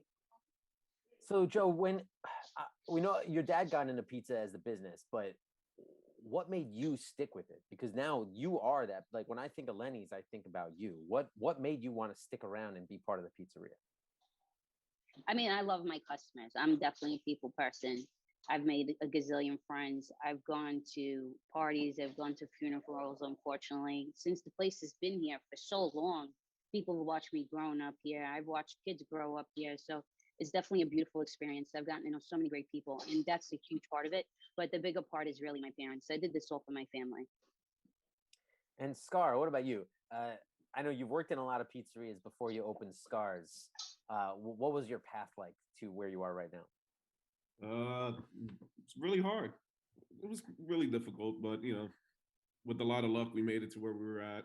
A lot of friends believing in our business and stuff like that really helped us out as well. Because I think you've known us since the first day we started, probably, right? I remember Yanni, who's now your manager, telling me about that you were going to open. And he said, "Oh yeah, a buddy of mine from back in the day is going to open up this slice shop." And I like freaked out, and I went over and I looked at it before you were, when you were still under construction. And I remember going in maybe that first week, and it's real cool to see it. But what excites me more about it is that you worked in so many other places before you even worked. I don't think people know all that. No, so the first pizzeria I worked at was Lombardi's, and it was literally maybe a year after Bellucci got arrested. So I didn't really meet Andrew at that time when he was the pizza guy there.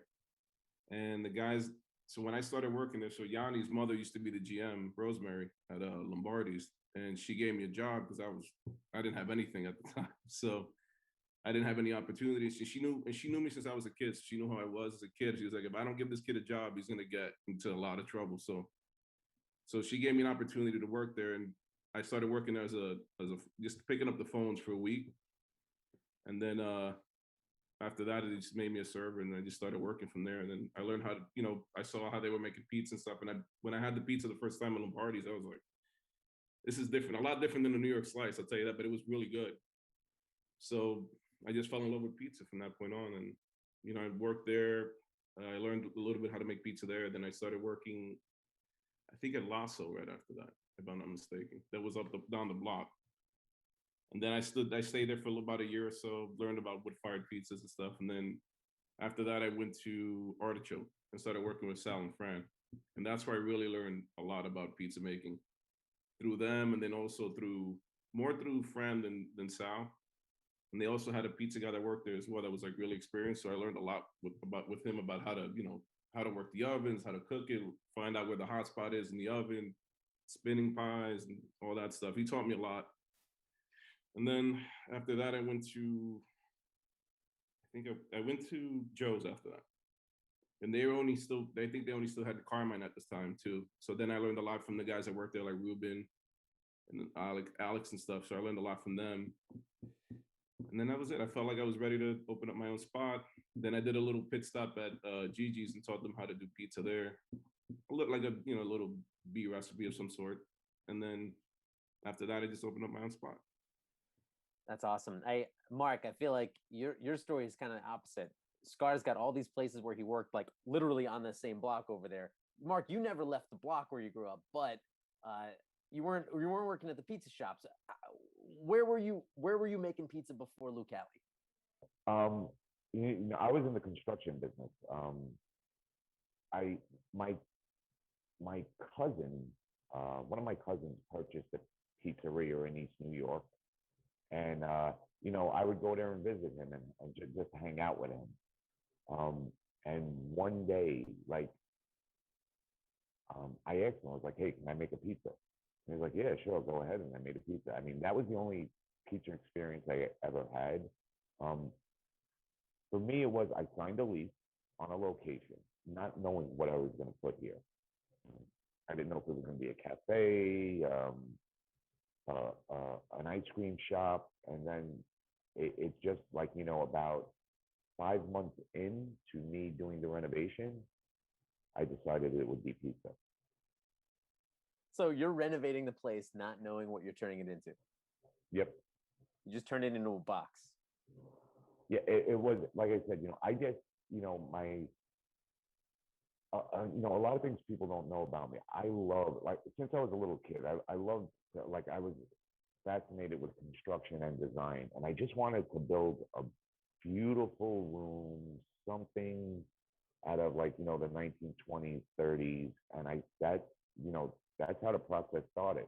Me just building something, and it was me building something for myself. I always used to build and design for other people. And, now here I am doing it. That's basically, believe it or not, how it started. So this is not a slice shop. We should explain to people that Lucali is not a slice shop. It's a pie place. Do you have any plans of ever opening up a slice shop, maybe? Yes, I'm in the process. I was supposed to open up this was originally supposed to be a slice shop. But then when I saw the construction, I was like, that's not going to work here. It's not going to fit. A gas oven, you've been here. It looked kind of really awkward. Let's just say about a year and a half ago, I was just waiting for the right location. And another one popped up, and I signed a lease about a year and a half ago. And I've been working on that location for about a year and a half, hopefully to open up soon. Wow, so there is And I am doing a New York, yes, and it is going to be a traditional New York slice. And I may have to get Star and Josephine in there to give me a few pointers. Well, that brings me to my next question here. Speaking of pointers for New York slices, what do the three of you look for in the perfect New York slice? Texture, flavor, everything. What are you looking for? Me, it's when I fold that slice, I like the crack. I like when that little diamond forms in the tip. Not too much oil floating on top. And I look for ratio between crust, sauce, and cheese. There's a specific ratio that I prefer. And that's it. I'd agree. I feel like it's mainly the consistency and the ratio. If sometimes you go to places, it has that crisp and it stays up. But I think a lot of it has to do with that. Some people it's a preference, because some people like their pizza when it just comes out of the oven. They don't mind burning the top of the roof of their mouth. But I don't know. I don't really like it that way. If I can interrupt, she mentions, I remember eating Star's pizza for the first time, and it was nice hot out of the oven, and here I am, I'm chewing it, I'm like, it's piping hot, I'm burning the roof of my mouth, and I'm trying to suck the cheese, everything that's dripping off before it, like, lands on the sidewalk. That's a New York slice.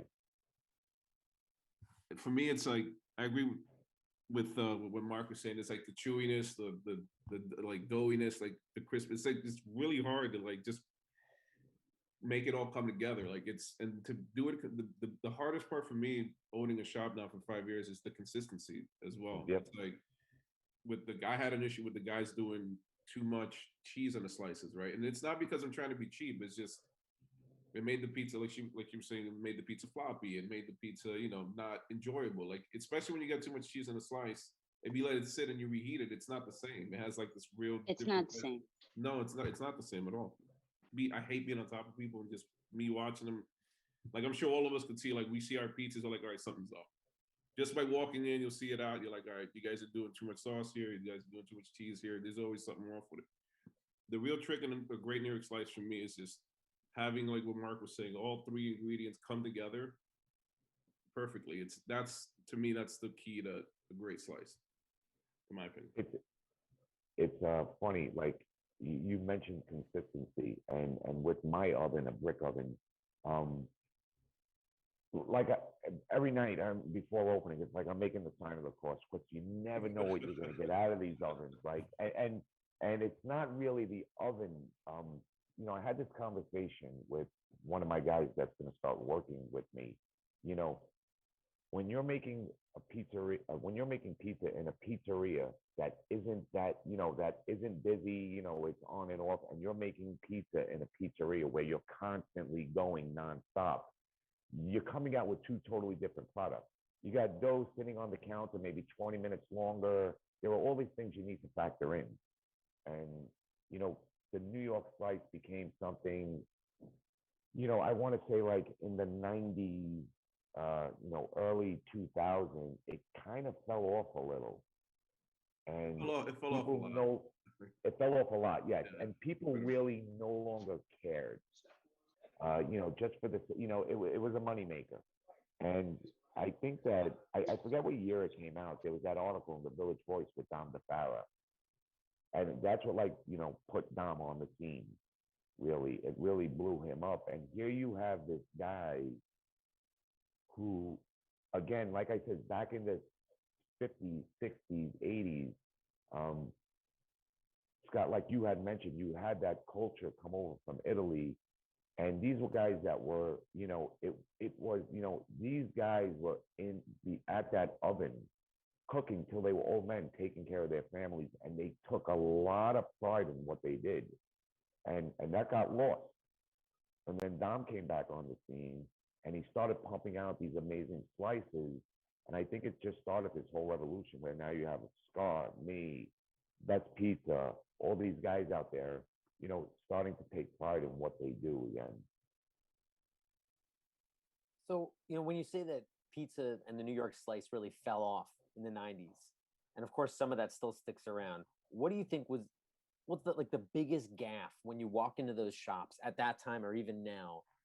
What's the biggest mistake you think that these pizzerias are making that turns their pizza with the same ingredients that you might be using into something that's like no dice?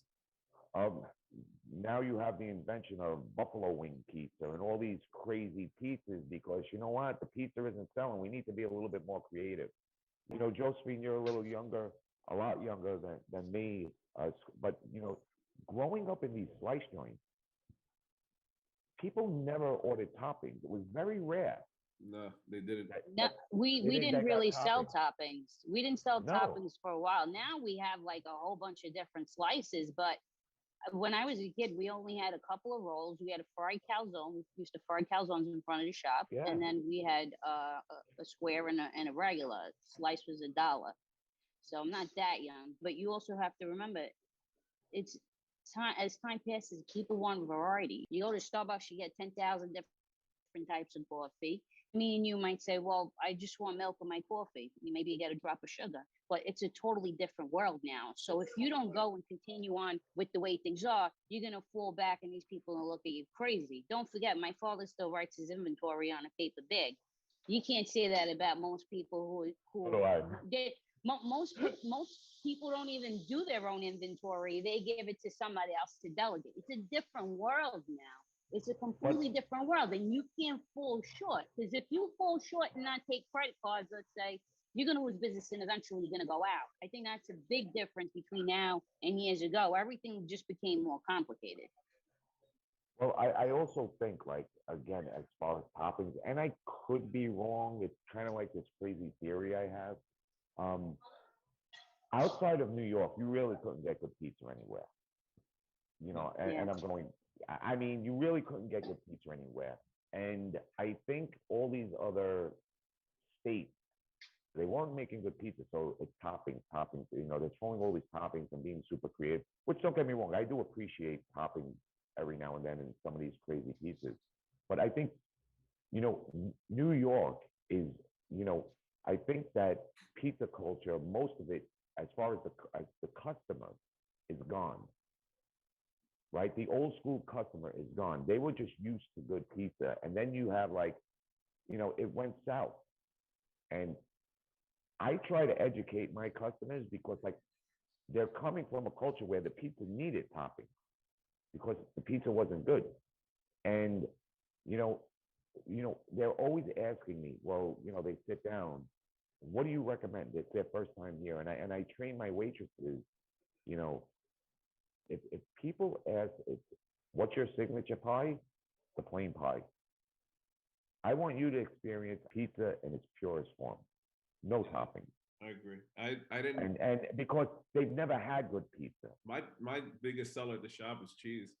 This cheese. Yeah, I mean, I go to your place. You know. Same here. And I try to get rid of the smoke and mirrors.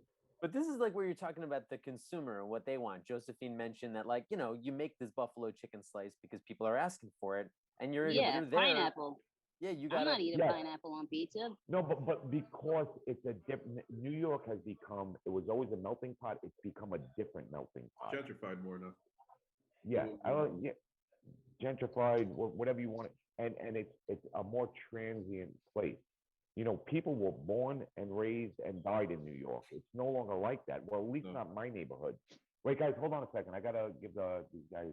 I gotta tell them, guys, that's gonna go in the back, all the way in the back. I think he thinks he muted himself. No, I was, but then I was like, no, I'm not. All right, well, this is awesome. We're running a pizzeria, Scott. We're not sitting in our living rooms like you. I'm close. I'm close to lunch. I want to sit in What are you talking about? I don't own a pizzeria. If I did, I would be sitting there. You want me to come and sit there with you? I'll come sit there with you. Listen, thanks to everybody for joining us, and yeah, enjoy the rest of the festival. Thanks for having us.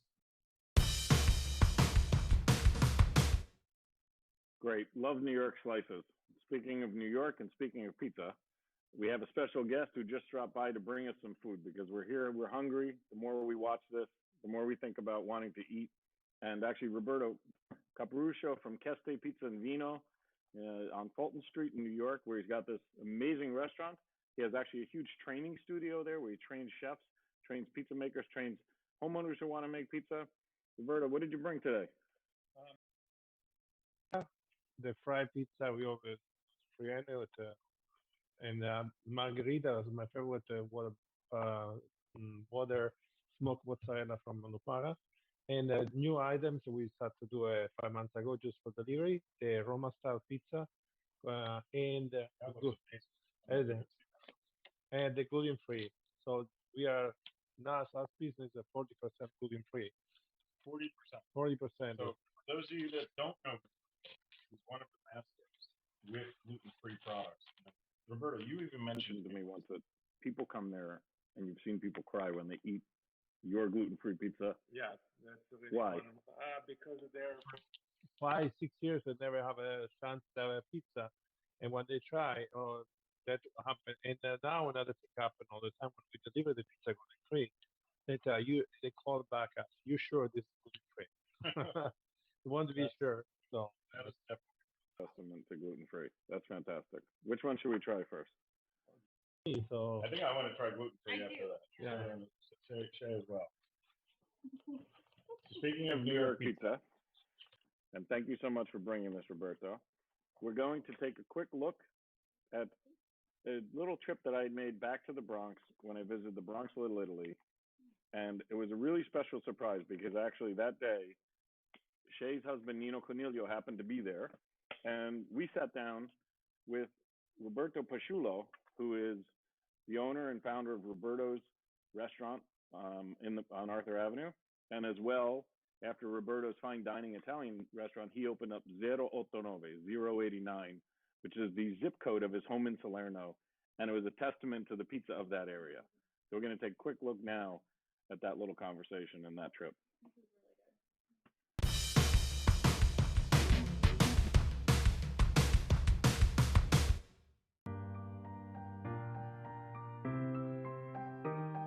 Pasta Garofalo is an Italian luxury that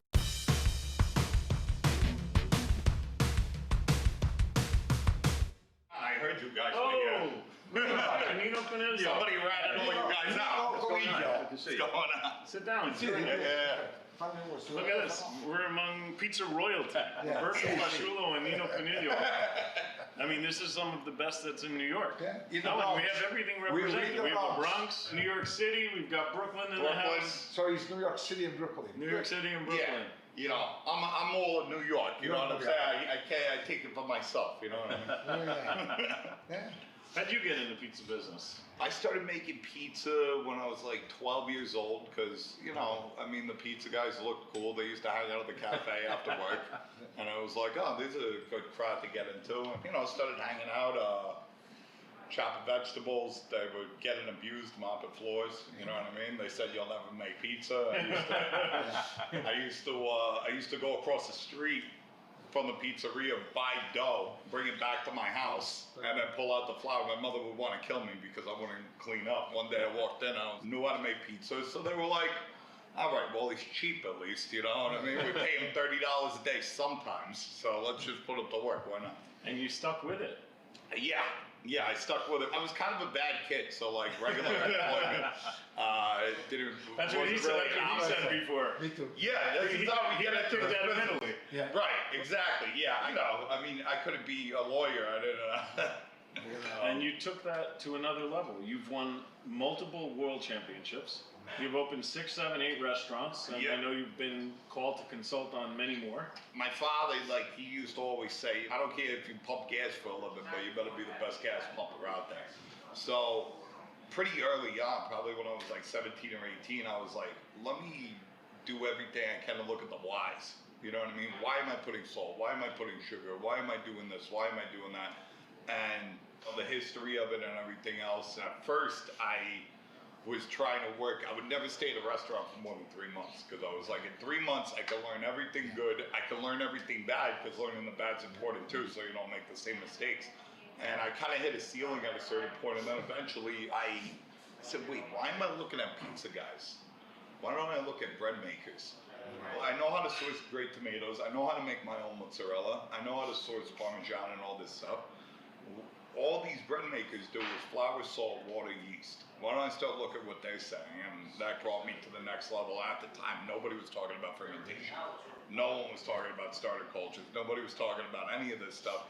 And now it's, you go to a pizza event, you look in Tony Gimignani's book or any of these books out there. Enzo Coccia just came out with a book a couple of years ago that's the whole science of all this stuff. It used to be more of a secret, right? It used to be that nobody wanted to share the recipe. Right, and that's changed a lot too. The people that don't share, the people that have that old school mentality, they're on an island. You know what I mean? Well, we're on a different island altogether. You know what I'm saying? And we help each other out, and it's better off like that. And that goes to what you were talking about before, about how everybody shares here on the street. Right. There are no secrets. If your neighbor who's your competitor needs something, you help them out. What's good for one person is good for everybody. Everyone makes it together. There's no such thing as a secret recipe. I mean, look, you look at a place like this, and it's the tables, it's the atmosphere, it's the feeling that you get. That's the real secret in the pizza and the restaurant business. You know what I mean? What you bring to the table, how you execute. It's not some secret whatever recipe out there. It's the hard work that you put in to create great food. Good technique, good ingredients. And like he says, there's no secret recipe. We give them the recipe. You know, it's not a secret. But Italian food to me, it means a lot. It's like, oh my God. Maybe you don't remember the name of the restaurant. Maybe remember what you eat that day. Today, a restaurant, exactly what it says. You have to share information. You have to share recipe. You have to be part of restaurants. and becomes one family. It's not jealousy anymore. Years ago, it used to be jealousy. You know, a guy used to make something behind his back, they won't show you. Now today, it's different. It's true. Today, I think that's true. you know, they have to teach somebody else how to make it. It has to be an open book to be great. You know, when we first came up with this concept of doing a New York Pizza Festival, it was not just to have a festival to bring people to Arthur Avenue, but really it was, in the United States, New York is the first place for pizza, right? Came out of Italy, but New York's the first real place. And it's a great way to celebrate this dish kind of everybody loves. We all love it. I don't think you find a person who said they don't like pizza. Yeah, I don't It's know hard not to like anybody. pizza. You've mastered so many different styles. Very much aware of all the different thanks to places like that you've worked the with. community that we're in. But you've mastered all these other styles. Yeah. Where do you see that going? Where is that going? I think it's doing it the hard way. You know what I mean? We've been working with guys at Cornell. We've been working with Modernist Cuisine and like kind of uncovering truths. And like, turns out like when you make fresh pasta with eggs or you do long fermentation on dough, you know, a lot of these diets out there and these health experts are like, get rid of the sugar and bread is carbs, and they're not wrong about that. Most of the bread that we eat, but when you do it the old school way and with long fermentations and with whole eggs and good quality flour that doesn't have chemicals in it, the sugar goes way down. Right. So it's about bringing technique and bringing a little bit of science to uncover truth. And this is the reason they talk about the Mediterranean diet and it being healthy, and they're like, wait, how could these Italians be eating pasta all day, pizza all day, bread all day, and they don't gain weight? Because they're not eating the same bread you are, because they're making the pasta fresh. Well, you bring up an important point, because I think the quality of the pizza that's being made today versus 20, 30 years ago, maybe that's a function of what you're talking about. Sharing of information, people being more open to trying different things. 100%. Because I've seen pizza in America go up threefold in terms of quality over the last probably 10 or 15 years. Another 15 years, the bad quality is going to be completely erased from history, because you used to have guys who'd be like, it was just a product of the time, where everybody thought they were the best, everybody thought they knew everything.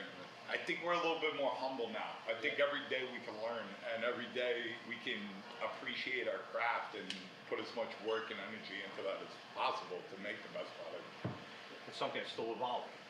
It's always evolving. This is the greatest time and the greatest place in human history to be alive and to care about your craft and to be able to learn as much stuff as possible. And you are a YouTube star in your own way. You've got tons of video. I can look up Nino Coniglio on YouTube, and I can find all videos of different styles of pizza that you're making, you visiting different locations. Roberto was saying he's got his traditional cookbooks. Salernitano pizza we make. Salernitano pizza. Different from Sure. Today, you can pretty much get any ingredient under the sun. Yes. You can watch a YouTube video on how to make something. So I agree. I think that's just going to continue to evolve, and people are going to get better and better.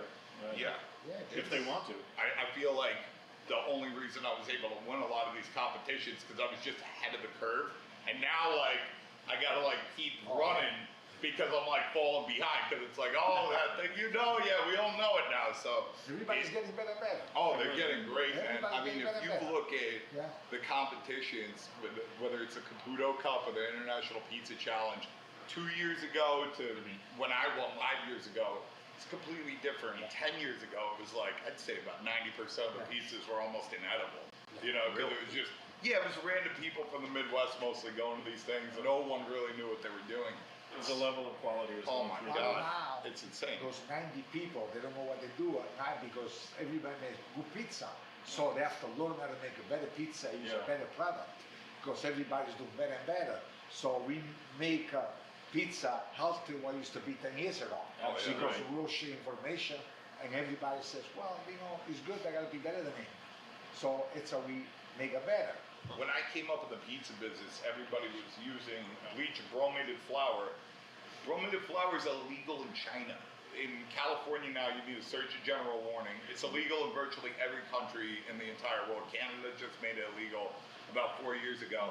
When they found out it was like a hardcore carcinogen, the American agriculture or whatever, whoever was in charge of that, decided in all of its wisdom, like, oh, we're just going to send out a public service announcement, a little PSA to all these immigrant-owned, don't speak English, most of them, bakeries, telling them this is some bad thing. And they're like, it's a flour, what do you want?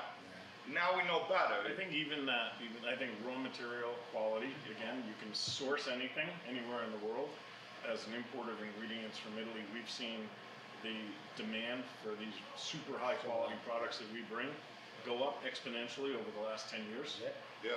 And that talks to people wanting to do what you two are doing. Because you guys are doing it. To me, it went back and it started in New York again.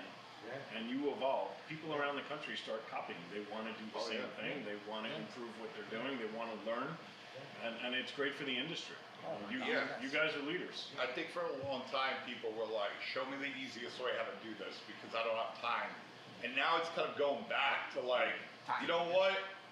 I'm going to take the time because there's a demand for it. And I'm seeing kids, and this is the first time since, my grandmother's generation that they're doing this, where kids here, and it's happening in Italy on a big scale too, where you got 20 and 30-year-olds going back and making pasta themselves in their house. There's like this yearning, in a way, it skipped over like my parents' generation, because we went to our grandmother's house. What did we have in between those things? We had the fast food generation. Yes.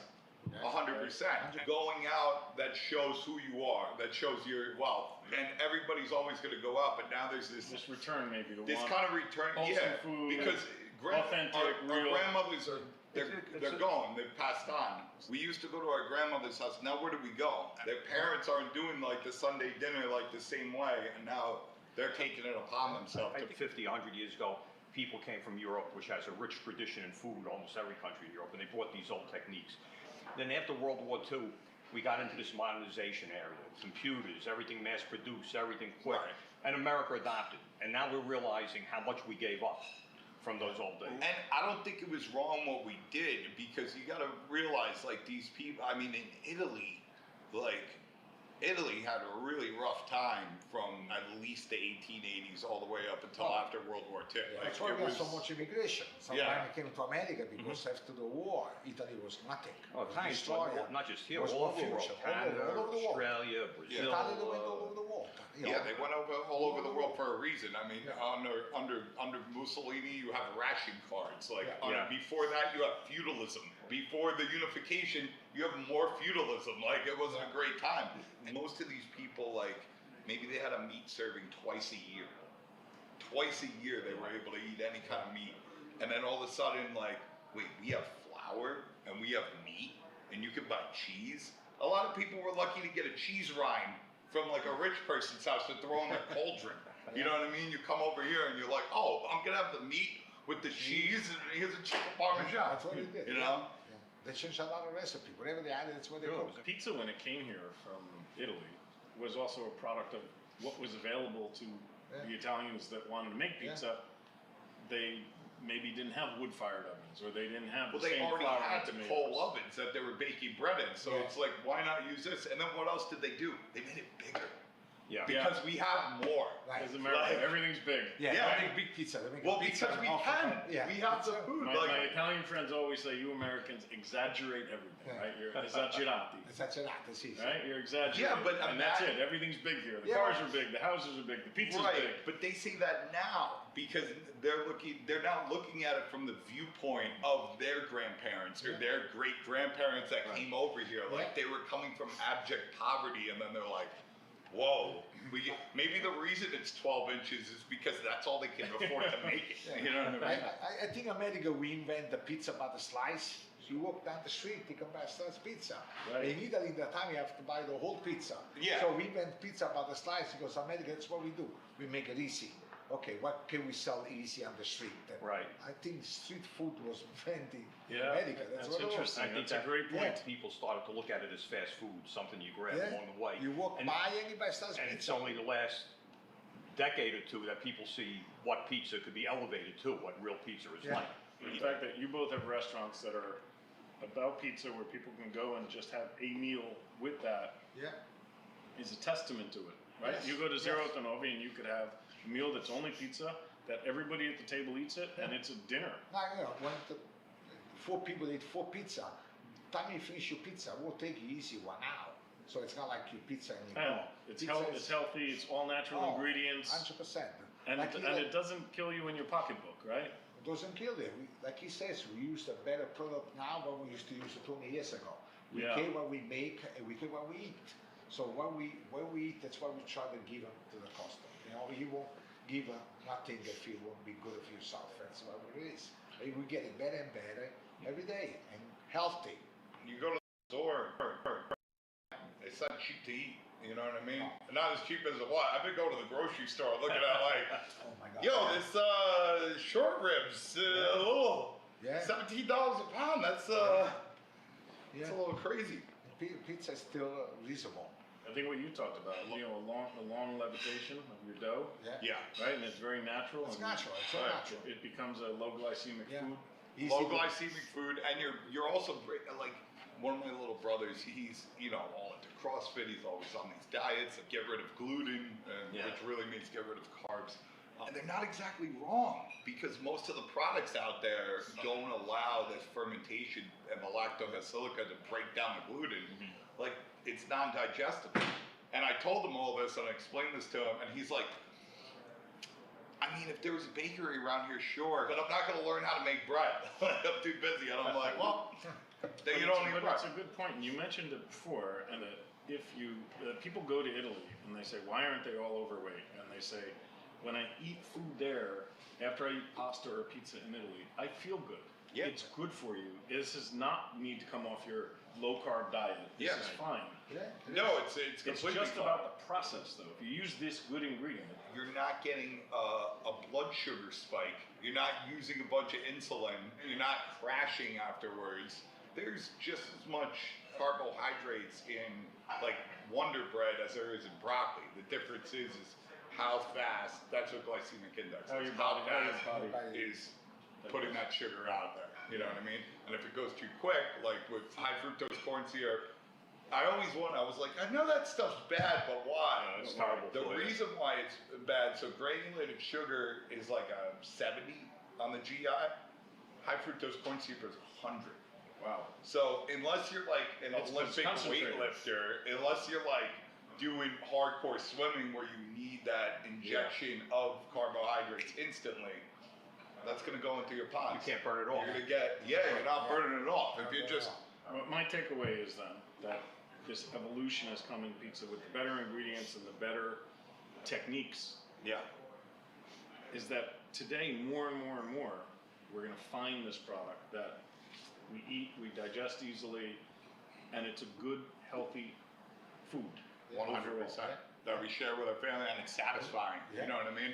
You can actually enjoy life with Italian food with pizza and not feel like a piece of crap. Right. Well, but I mean, and what Roberto said, right? And effectively, you only use local, right? I buy everything local. Everything local. Your flour and your tomato come from Italy. Yes. So that's okay. But the rest of the stuff, it's everything. But everything else is local. It's easy for me. It's easy because I'm the chef of the restaurant. So I walk to Arthur Avenue and I see what fish they have. I see Biancardi what he's got. I can make a menu just to walk to Arthur Avenue. Well, they still have quality here. Like, you can see it. God. Yeah. Like, the problem, like, when you go to Little Italy and Mulberry Street, it's tourist now. I'm sorry to say but not all the places. Obviously, there's some gems in there. Yeah. But, like, here, the restaurants, you look at the pie, and you're like, it's a that's pasta. It's It's not right. The tradition that we have people here 100 years who know how to do it right.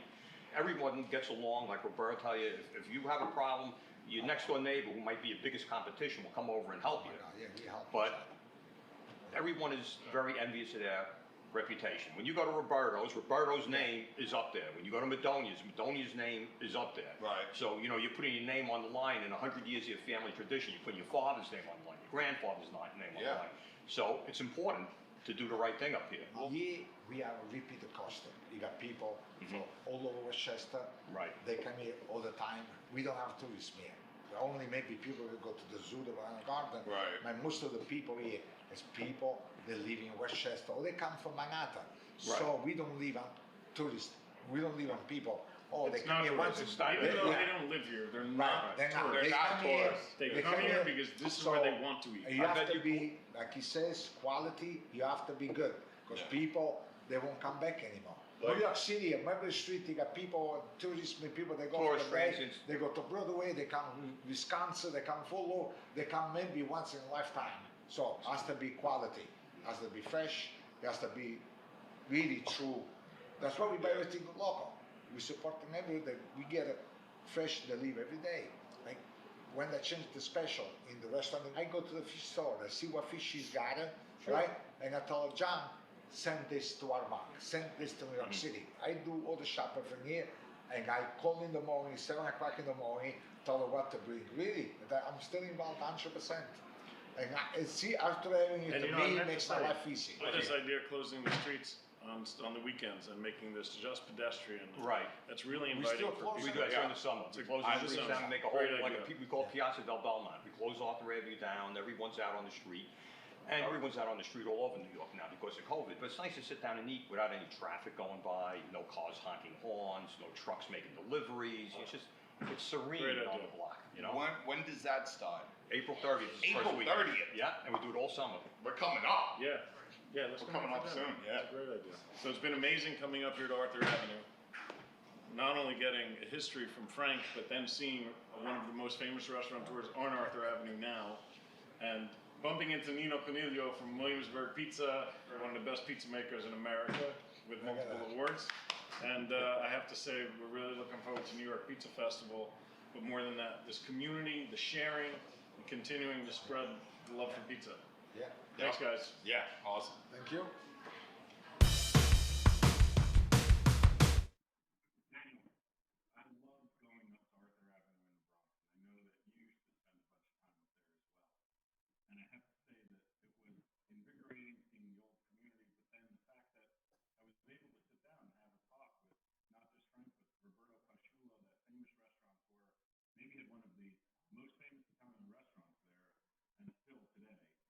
And Nino Cornelio, Shay's husband, who just brings so much to the party and is a wealth of knowledge that reads books nonstop and continually helps improve in the pizza community. Daniel, when was the last time you were in the Bronx? Because I know you know Roberto. I know Roberto, and I used to give walking tours with the new school of Arthur Avenue and 187th Street. That's really the axis of the neighborhood. So I knew it quite well, and kind of learned to eat a lot at Roberto's, which he used to make the pasta in the foil pouch steamed over the grill, and he loves small pasta shapes in an area of the Bronx where everybody wanted long pasta, so he was a real renegade. And I just wanted to mention we recently lost Joseph Miliucci of Mario's, who did great pizza at his Neapolitan restaurant. But boy, it was so great to see Roberto. And he's aged a lot more than I have, but it always seems that way. Yeah, we always say that when we look in the mirrors. What happened? Where did this? I was 18 yesterday. What happened? It's incredible. And, it's a testament to the staying power as well. That Roberto's restaurant that now has gone on to become 2 other restaurants he has on the avenue, Zero Ottanove, and then across the street he opened another place called Fiasco. And Fiasco in Italian means like. What a disaster! Like what a craziness! Almost not a disaster. What a craziness! A fiasco. And what's great is he just wanted this kind of lively trattoria. So Roberto's fine dining, Zero Ottanove, pizza and pasta, wood-fired pizza, and Fiasco. So it was fun to see. I was also very moved by Nino speaking about this being kind of a glorious era. Just the best era ever.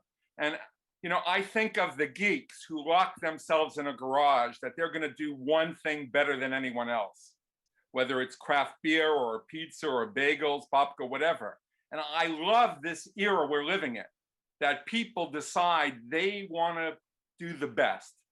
And Nino's, what his father said, he could be a gas station attendant or whatever, but you have to be the best. And that's a great part of our era. We're not special. We're not generalists. We're specialists. And actually, Roberto there was ahead of his time because he decided he was going to do the most beautiful, simple pastas, you know, from his native area. And I think that's been a theme of yesterday and today, the New York Pizza Festival. That idea, I'm going to do it the best. I'm going to have an ideal. I'm going to have a vision. And it seems like all the presentations, it seems like we talked to each other and we compared notes and we agreed to agree, but that didn't happen. We've all reached the same kind of road together without planning it. That talks to the pizza road, right? We all start walking down a path. It goes in different directions, but it does come together again for sure. And just quickly, my pasta story with Roberto's is kind of funny. My wife and my daughter, who you know, Alexandra, we're going to see an event at the Botanical Gardens, which is just around the corner from Arthur Avenue, where the Bronx Zoo is. These beautiful botanical gardens. And after they went to see this light show at the Botanical Gardens, they went to Roberto's to eat dinner. And it was the first time they had ever been to Roberto's. And they came home, and to this day, they tell me it is still the best pasta they ever had. And I mentioned it to him. He did talk about how he cooks pasta and the care that they take, because it could seem simple, boil, water, go. But instead what he does and how he presents and prepares the dish. So it's definitely worth a stop. And, you know, you could eat pizza at Zero Tonovi and pasta over there. Another guy that we're going to go see now from this area, actually another New Yorker who left New York, who brought pizza on the road. His pizza road took him to Dallas, and this is Lee Hunsiker from Zoli. He's going to show us the care and precision he puts into Sicilian pizza. So we're going to Dallas.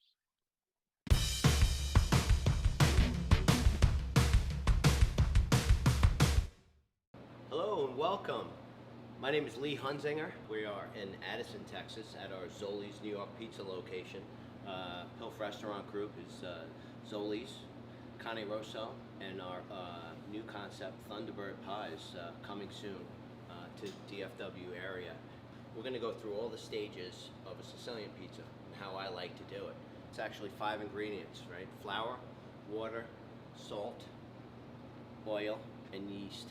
A little bit of oil is in there. We're going to use a poolish technique today, which you can see here. I started this yesterday. It's been fermenting for about 14 hours now. It's equal parts flour and water, and just a little bit of yeast. Percentage-wise, it's like 0.015%, so it's really a little bit of yeast in there, and it just kind of works all night long. And God willing, I always say it's nice and bubbly and fermenty in the morning. The aroma coming from it is a nice super sour flavor. I'm going to start by adding my water first. So the hydration of this dough, I'm going to do 1 kilo worth of flour, 1 kilogram, 1,000 grams, right? So the rest of my recipe from that, percentage-wise, is a little easier to break down.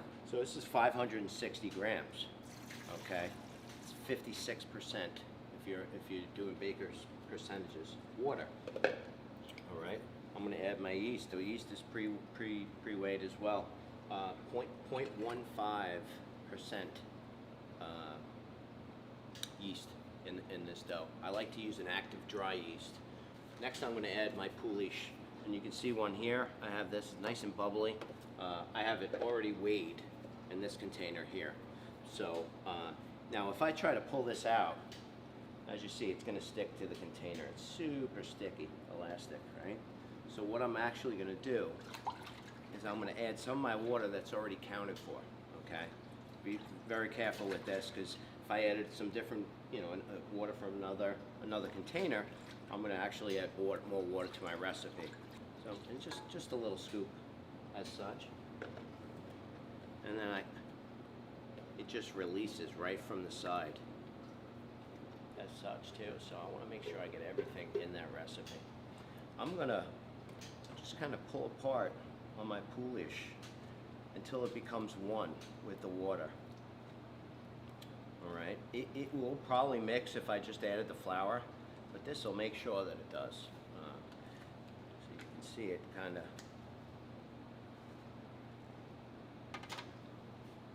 all dissolved in one solid color there. Okay, Now I'm gonna add my flour next, okay? It's important, I'm gonna hold back. I'm adding my salt and adding my oil, okay? My oil is gonna be the very last thing I add to my dough.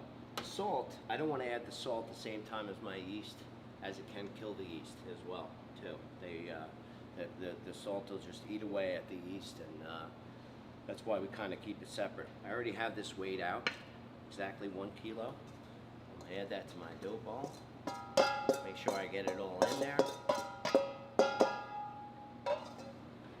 Alright, and now I'm gonna put my dough ball on my KitchenAid mixer here. Make sure it clicks in. I'm gonna use the hook attachment.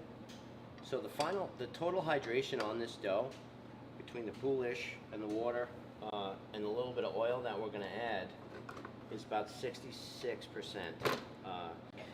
So I make sure I have it all the way cranked up here, and I'm just gonna put it on the low speed, super low speed. I'm gonna let it mix. After about 2-3 minutes, I'm gonna add my salt. We're gonna go about 3% with our salt. It's a little bit higher. So right about now our dough is mixing. It's a dough ball mixing around here. And I'm just going to add my salt while it's mixing. I'm not going to stop it. So we're just about there. It's been mixing for about 5-6 minutes here. And I'm going to add my oil just for the last 2 minutes of the mix. For the last minute, I'm going to turn it up a little bit higher and get a little bit more gluten, a little more strength of the gluten from a higher speed. Something a good friend of mine, Brian Spangler, in Portland, Oregon, taught me a while back. So it's all mixed now. I'm going to take the hook off first here. Wow, it's nice and strong dough. I mean, you can feel how strong it is. You see how it comes right out of the bowl. And we're just going to give it a little push here, have it come together a little bit more, and then we're going to let it rest. I'm just going to add it to this container here and let it set a timer for 45 minutes. Okay, it's not quite 45 minutes yet, but we're still going to perform a stretch and fold nonetheless. So we can use a little bit of water on the table, we can use flour. In this case, we're just going to use a little bit of food release spray. So I'm going to stretch it. Now I'm not going to come super thin so I can see the table, but I'm going to get a nice stretch on it. More importantly, I'm going to do it evenly. I want to make sure that this part of my dough that I'm stretching is the same as this part or in the center, right? So I want the same thickness. I don't want to pull it out as wide as the table. Just want to get it. You're gonna repeat this process 2 times too. So we're gonna do it. We'll do this one typically. I don't know if it'll be in the video, but it'll typically rest for another 45 minutes. You repeat this process, and then let it rest for an additional 30 minutes before cutting and bowling. So typically, by the time you're cutting and bowling your dough, if I'm done mixing my dough at 10 a.m., typically I'm bowling it up 2 hours later at about noon. 45 minutes, 30 minutes. So it's a little bit longer, as this takes a couple of minutes. So, but at any rate, that's about, it's about 2 hours later. The pie is good to go. Well, I'm going to keep an eye on that as we go. So I have this nice and level. I'm just going to come about 2/3 of the way up, right? Keeping it even. Pull out this side as well. And then I'm going to come over the other way. And now I'm going to rotate it this way here. I'm going to stretch this out a little bit wider. Okay? Stretch. I don't have to go any longer. And now I'm folding. I'm a little more than halfway. Okay? And now I'm coming back. And then you can see on the side, you can see my the layers, right? I always liked that. I thought it was really cool. And now I'm going to put it back in the container for 45 minutes, right? So I don't want it to necessarily fold over again. So I'll lay it here nice. Now we're stretching the glutens, had an opportunity to relax, and now we're stretching it, okay, and making it stronger. People say, well, how do you get crispier pizza? Well, there's a lot of factors that go into that, right? Your temperature of your oven, but your dough. your dough is a big big part of that. So I'm just, once again, I'm gonna wrap this. Okay. So now what I'm gonna do is, I have some dough that we made a couple of days ago here. I just remember, at a young age, stretching Sicilians, and we would put them in an oven that wasn't on, okay, to rest, and we would have to go over them 3, 4, sometimes 5 times just to get the corners to stay in, okay? And you're stretching a round dough ball into a square pan, so the corners are always the toughest part to get to stay if you're using oil.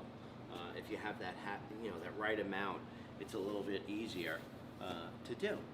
However, Crisco, using a little shortening, it cuts that prep time down significantly. When I stretch it in, I'm able to get my dough into the corners super easy. If you're one of those people that likes olive oil and you love olive oil, by all means, this is what we use, this is what works for us. So we're doing a 12 by 12, okay? And my dough ball is about 570 grams. Our Sicilian pizzas, are the ones I like to make, are typically 4 grams, about 4 grams per square inch. So we take that number. If you're doing an 8 by 10 pan, right? So it's going to be 80 square inches. Multiply that times 4 to make a Sicilian pie at an 8 by 10. I'm going to lay the dough. I like laying it face down. Now, the bottom of my dough, you can see the fermentation, okay? All these little bubbles and air pockets. I like having that part of my dough on the top. Now, after we stretch this out and get it where we want, I'm gonna brush it with a little bit of pizza sauce, okay? That sauce, I feel like it sticks to the inside of the dough a little bit more. I feel like the smooth part that was the top makes for a better crust on the bottom, a little bit crispier. Initially, I'm just gonna pull these corners out a little bit. And I'm gonna pull a corner out here. Just not so it's super thin, but I'm gonna start getting that square shape, okay? Now, a dough ball that has been round and we're stretching it square, a lot of times your dough is gonna stay in these middle parts right here. And you can kind of see it a little bit thicker there. So those are the parts I'm focusing on getting even. And by doing that, my corners are gonna relax and get into that corner a little bit easier. Pressing it. Now, not necessarily, of course you're gonna push air out while you're dimpling, but I'm not purposely pushing that air out, leaving that as much air as possible in that dough. That air is gonna fill up and expand and give us that nice open crumb shot in the middle that we all love to see in pictures, and flavor-wise, it's absolutely delicious too.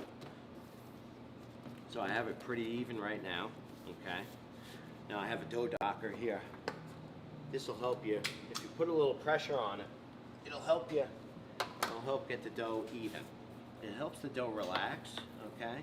And it also will help, if you put the right pressure on it, it'll help get it super even for you. I make a crust by just where I wind up putting my sauce. Where the sauce stops is where the crust is. So not a huge crust on the outside. And so I'm coming around. I'm using my fingertips, and I'm just pinching into the side of the pan, real thin. Not a lot of dough. I want most of my dough to be in the center of the pizza. So this is really just framing it. And you can see I come up as high as the pan comes high. And it'll basically tell the center of the pizza to go that high when it rises. Super even in the center. Now, growing up, I remember putting ladles of sauce. Okay, we would have dough that would be proofed beautifully, and then we would put ladles of cold sauce on top. And a lot of times, the pizza guy would press with the ladle, and all that beautifully risen dough that's super tender would get pushed down, and you'd wind up with something that was a little warped shape-wise. And if it's warped, it's not the end of the world, but gravity takes effect. So when we're putting our sauce and our cheese on, it's going to want to dip to the lowest part of your Sicilian too. So that's why I'm always fanatical in getting them nice and even. So I'm using Chow tomatoes. We're using the Chow Authentica. Right out of the can, they are crushed. They're a great consistency. we add some fresh herbs to them, so I just added a little basil, some fresh thyme, fresh oregano, and some sea salt. And that's it. You know, they're such a great tomato. I don't want to do much to them, I just want to enhance them. Instead of putting a whole ladle on there, I'm actually going to use the brush, and just because I want sauce to be on there. So having a little sauce on there, number one, it'll keep it soft, but it'll also it'll help the finishing sauce mesh with the crust again. Now before I wrap this and it goes into a proofer, these were stretched about 9 p.m. last night, and I just kept them out of room temperature. You know, if it's not in a warm place, it'll take a little bit longer. We like to use a proofer box. It accelerates that process, so it's really, they might be in there for an hour and a half. We use plastic wrap here. Now the reason why we do that, and I'll show you with the ones that I stretched out before. See, I like to wrap it super tight, super level. Okay, so it's not gonna stunt the proofing process of the dough.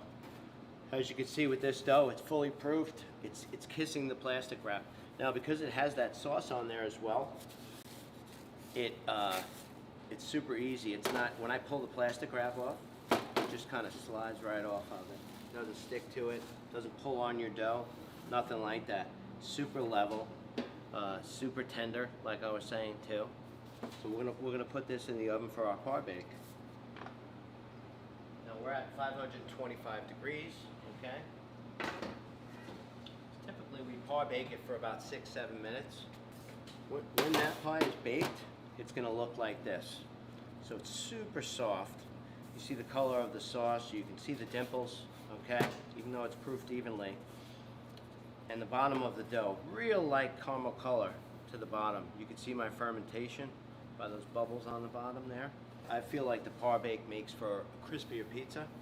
It also allows us at the restaurants to have a pickup of somebody as well. We love the flavor. Today we're using some of the All Italia extra virgin olive oil. So I'm gonna take a nice, this is a 3-ounce ladle. I'm gonna get a nice heaping 3-ounce ladle, place it in the center of that pie. Very lightly, I'm just gonna use the ladle, press it even. I'm gonna stay an inch away, about an inch away from the crust, okay? Now, sauce on top. I like my sauce on top. So that being said, I still like a little bit of sauce on the bottom. Why? Because I'm gonna add my cheese next, right? We're gonna get a nice pinch of Pecorino Romano cheese here. Not too much. Pecorino Romano is great flavor, nice and salty too. So, I mean, I don't wanna add a ton of it. So now we're gonna use a whole milk mozzarella cheese. This is a shredded whole milk. I'm gonna go super light with it so that you can still see the sauce, okay? That's one thing I try to teach all the guys here. It's always like, when we're building the pizzas, we wanna see the sauce. Even when it's done, you know, unless it's an extra cheese pie, I don't want necessarily the whole pie to be white, right? I like some of that sauce to really creep through.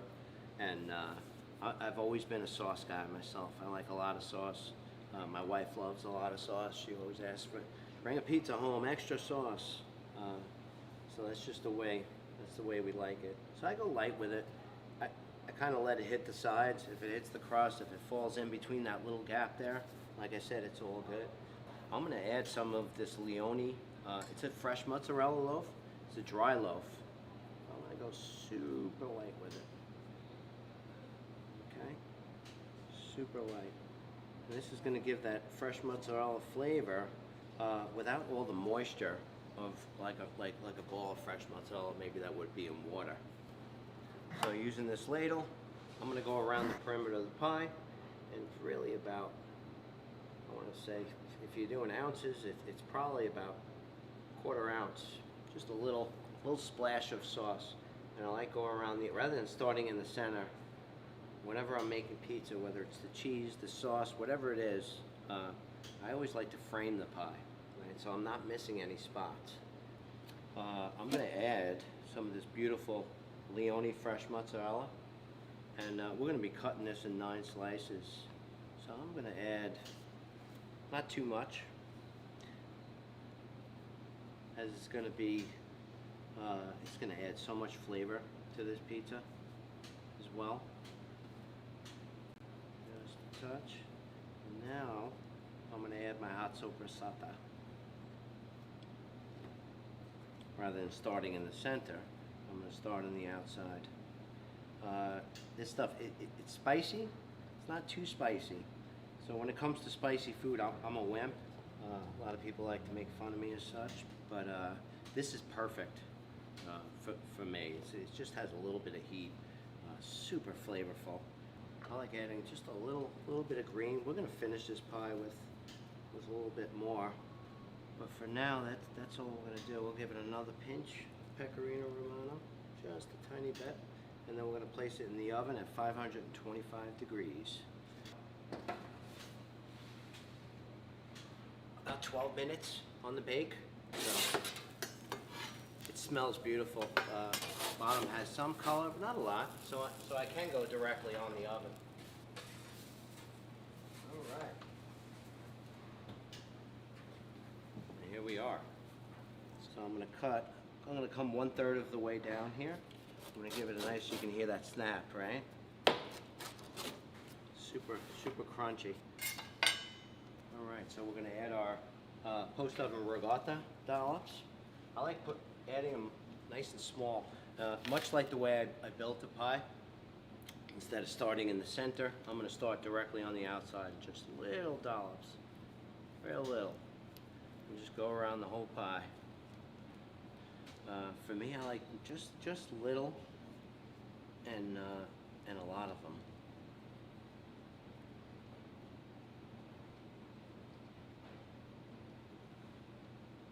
Something like that. Now we're going to put our hot soppressata marmalade, which is our jam here. I like using the gloves in my hand so I can actually feel exactly how much I'm putting on. It's also fully cooked and at room temperature right now. I don't want to cook this. That's why I didn't put it on the pie too. It's a lot of sugars that are in there, and it will separate and it'll burn actually because the sugar will conduct in the oven. This stuff is super sweet, salty. I don't want to put a lot of it, you know, just a little bit. Find that balance.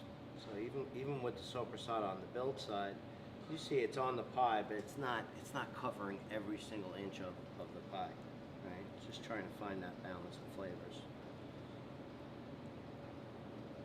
Now the last thing I'm going to do is just put on a little fresh basil, and that is it. We're all set. I like a lot of basil. I like a lot of sauce. So I mean, the desired amount just really depends on how much you like. I like to put at least 1 leaf per slice. And this is your dope soap pizza. We are all set.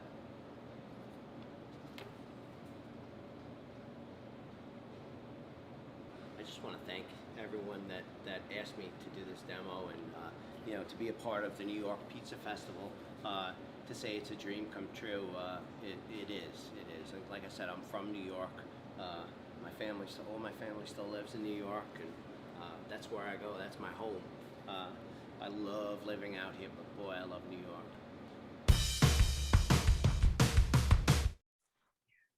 Wow, that Lee is an incredible pizza maker, but also just a wonderful person all around. I had the pleasure of judging his pizza, which I believe was that exact pie he just made at the Caputo Cup, at the last Caputo Cup.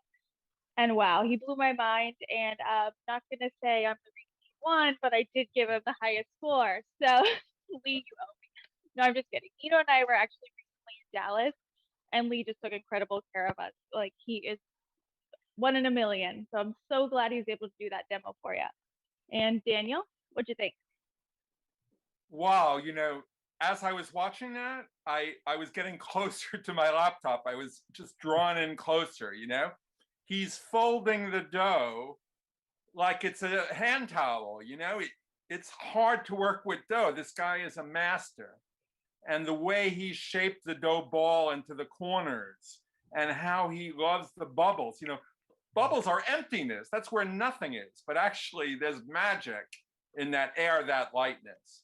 And then letting the tomato go through the cheese, not suffocating it completely, and then relayering it. I always mess up when I do squares. I mess up on the par baking, and I see some of my mistakes just watching Lee. So that was just a great segment, and I'm dying to try the marmalade and sopressata combination, you know, because I've never had that before. Did you have that when you were judging, Shaylin? Yes, I think he did that particular marmalade. He loves doing that. When I was recently in Dallas, he made me a pie with bacon marmalade, which was heavenly. I mean, this guy knows what he's doing, okay? Like, he is amazing. And now we're gonna give you a real treat, video from, let me see, Home Baking Hacks, let's call it that, with fellow Women in Pizza ambassador Miriam and Noel of Slow Rice Pizza. But first, a word from our sponsors for the morning. We all need a little challenge. We all need a little push.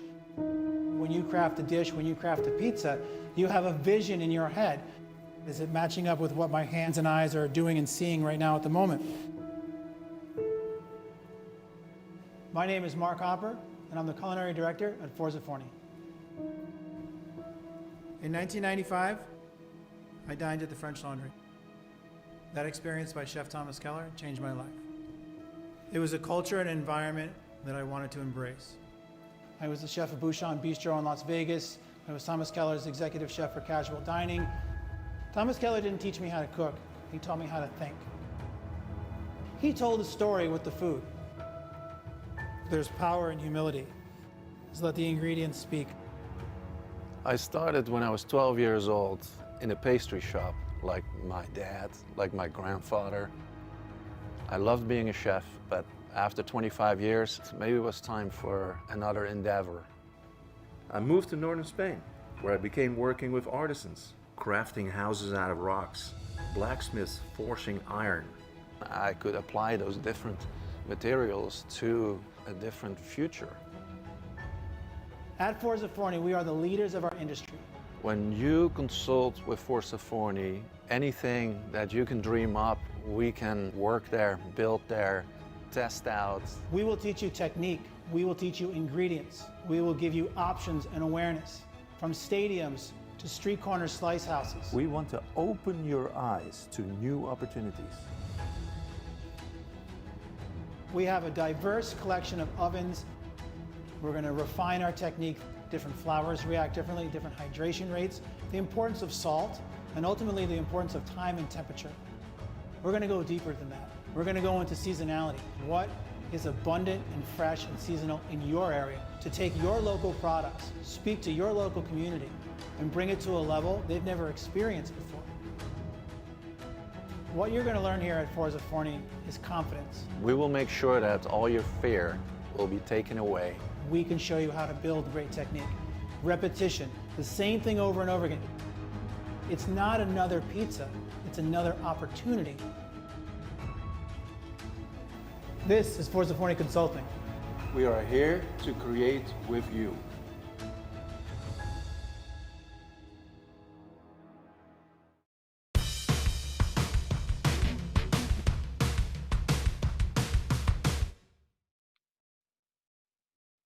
And it was just going. Miriam. So it's like, what? Are we being recorded right now? Shooting. Just, you know, I. Are you gonna sit? Here, do that unnatural thing with your legs crossed on the couch. That's not you. All right. My Let's mother forget it. yell Let's, at me for wearing a backwards hat right now. She'd be well, like, let's take take the it hat off. off. I'm doing whatever you do. I mean, I know my hair is not like. Look at that. Look what I just did. I'm all fucked up. I mean, I think I look better with a hat on or off. I can't see a thing. What did you do with my pad of paper? Do you know where you put it?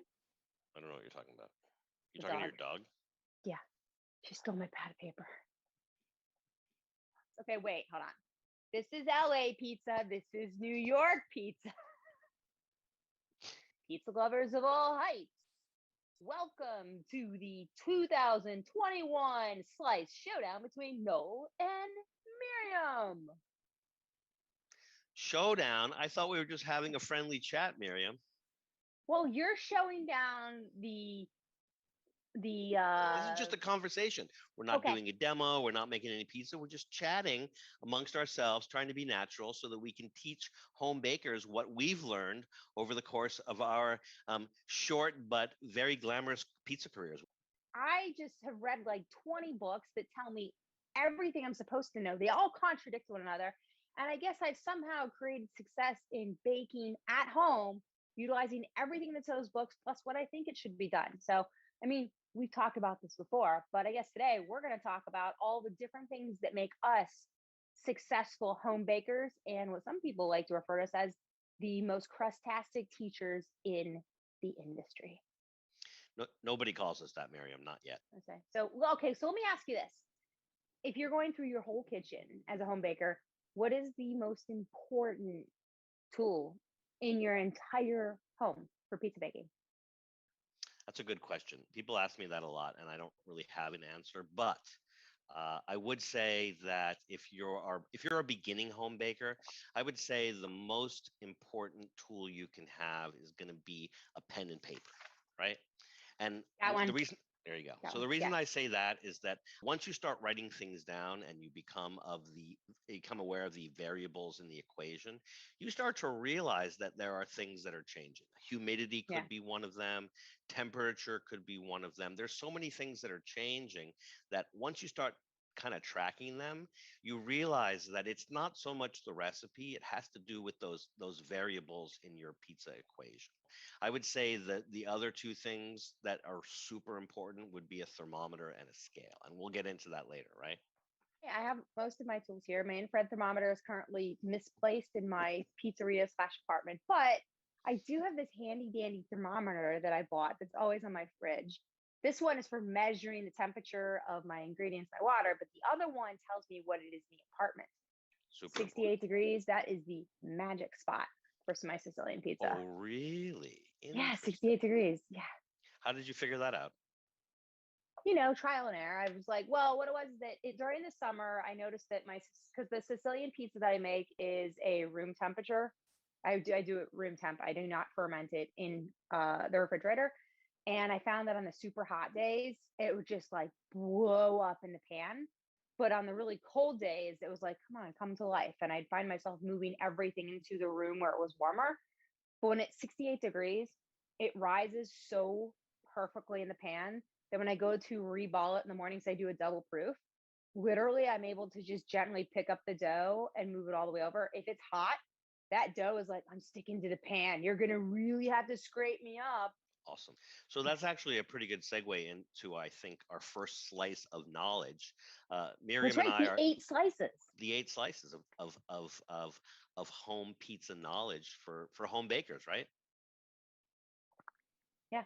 Well, I mean, think about it. I think that home bakers there's this whole, I don't know if you say evolution of bakers that are starting to bake from their homes, and they're actually making pizza that gives the brick and mortar pizzerias a run for their money. So for me, like the pizza, I started on a baking steel with ingredients I found in a grocery store, or any pizzeria would just scrape together and give to me. But now, like personally, I've got a 2-month wait list for pizza, and I'm like, it's just pizza. But people are like, no, it's so much more. I'm like, okay, fine. It's fermented for 72 hours. If you tell somebody how old your dough is, they suddenly are like, what? All right, so slice number one, we have it divided up, right? So the way we divided this pizza up is that Miriam's going to take 4 slices and I'm going to take 4 slices. In fact, I'm going to take the first 4 slices, which is not very gentlemanly, is it? But, we decided that I would kind of start the process because I'm more of a dough guy, right? And you would kind of finish the process because you're more into like toppings and that kind of stuff. And just for the sake of teaching home bakers, that's how we're going to try to do it today. Slice number 1 is a kitchen thermometer. And so I work as a pizza consultant, which means it's a really weird title. I don't really like it very much. Maybe I'm kind of like a pizza coach. And so before COVID, I used to go around and teach chefs how to make better pizza. And so sometimes they would hire me to come in if their dough wasn't so great or if they needed to improve their pizza. And sometimes I come in at the very beginning and help them build their kitchen and design it and hire all their staff and train them. But the one thing that's a constant is I make everybody use a thermometer. Right. And because like Miriam there, a lot of people are even home bakers, they don't realize that the temperatures are changing. Right. And so if the water temperature is changing and the room temperature is changing and the flour temperature is changing, these are the proverbial elephants in the room. I was just looking at my notes to see what the temperature of my flour generally is. And do you know? Well, I try to keep it at 72. You try to keep so you try to keep your flour at 72 and you try to keep your room at 68. What about your water? Oh, it depends how the sink is feeling that day. So, I mean, okay, let's be real. So I'm hand mixing, which means that for me, if it's warmer in the apartment, I know I'm doing a bulk cold ferment. So I know that I want the dough to be 72 final temperature before I put it to bed for a couple days in the refrigerator. A different refrigerator, not the refrigerator that's in my actual apartment. I have another one that is just for dough, because if you open that fridge constantly, you are warming that fridge up, thus warming that dough, thus pushing that fermentation to go. Am I right on that? Absolutely. Yes. Right. It means I reviewed those books really well. But so going back to temperature, I know that the temperature in my refrigerator, I keep it at 39, but my water temperature measures warmer than that. So I know right now I can get colder water out of my sink than I can out of my fridge. It's really weird. In the winter, it's the total opposite. The cold water feels warm. Hand mixing, you just get, what it feels like. But I know that by the time I'm done, I always take my little home thermometer and I stick it in and I check the temperature before I put it to bed. I love that. So if you are an experienced pizza maker like Miriam, you can mix by feel. And that's actually where you want to get to. You eventually want to learn the rules so that you can forget the rules, right? Because the most important thing is not what your water temperature is or what your dough temperature is. It's how delicious your pizza is, right? And if it's not delicious and you want to make it better, usually the details of how to make it better is not your oven or your flour or your tomatoes necessarily. I like to start with the foundation, and the foundation for every good pizza really is the dough. Miriam talked about something really cool, which is that she even knows the temperature of her refrigerator. Most people do not. And I'll be honest with you, probably the temperature that you think your refrigerator is at, it probably isn't. And so I'm always tracking these things. So I leave water in my fridge that I can temp, because that gives me a much more accurate reading of my refrigerator temperature when it's closed, right? Because when you open your refrigerator, you're letting all the cold air out. You stick a thermometer in there, it's not going to be right. Same thing for your room. Your room temperature, like mine in Santa Monica, it's changing by 5 degrees here and there. You don't really know, but if you keep water out, that's a really good hack for home bakers. Love that. Yeah, it works really well. All these years, my mom would leave her water out on the counter for drinking. Little did I know that I would meet you and I would discover that my mom, who was not a pizza baker, taught me a hack through you all these years later. Oh, that's Chris Bianco's calling me. Hold on. Chris Bianco, are you there? I'm here, brother. I'm here. I'm on Earth. I'm glued to the Earth as we speak. Destination semi-known, but hey, Chris Bianco, I'm in the middle of a Zoom right now and I'm recording you. What's up, Chris Bianco? Woo! Wait, let me look at my calendar. I want to make sure I clear my schedule. You are too sweet. You guys, I'm going out for my first trip to Chris Bianco's place, and I let Chris know in advance I was going to be there, and he actually called me back to let me find out when I'm actually coming. I feel like a superstar right now, Chris. I feel like I just feel like someone famous just called us. Really famous, pizza famous. But hope everybody on this Zoom knows how lucky they are, and I'm sure they do. I mean, not because I call, because they're talking to you. You're the best. I don't know if they can hear this, but I'm talking to Chris Bianco, and you're the best. You're my hero, and I can't wait to work with you. Wait, we're gonna do that. Perfect. Talk to you soon. We'll see you soon, buddy. Bye-bye. Okay, I hate to be a name dropper, but Chris Bianco just called me. Yeah! Right, did you say Chris Bianco? Yeah, Chris Bianco. Hold on, let me get my chow tomatoes. No, It's a tomato war. Please hold for Chris no. Bianco. Wait a minute. That's it. We haven't gotten to tomatoes yet. The sauce is actually slice number 7 or number 6, but no.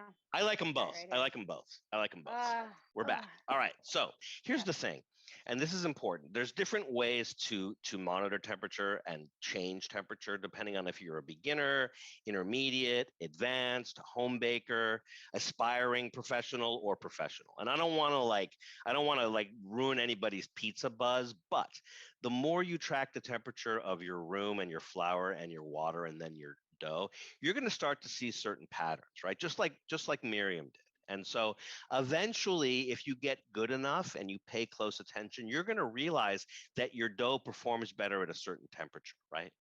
And so there's certain ways you can control your temperature and certain ways you can't. And so what I try to teach people is mostly you can't control the room temperature or the flour temperature, but you can control the water temperature. So that's what we do in my intermediate class is I teach people how to mix and nail their desired dough temperature, which we call DDT, by controlling your water temperature. But we're not going to get into that right now.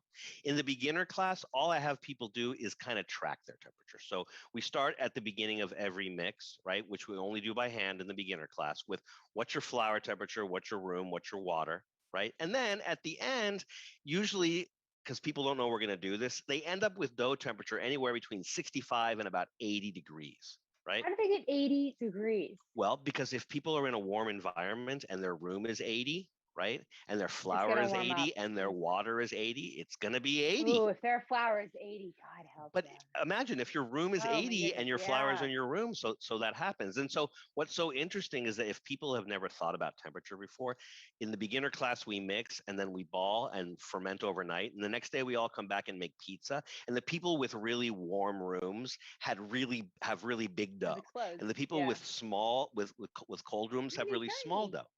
But what I teach people is that it's not how your dough looks. I always say that uglier dough makes prettier pizza.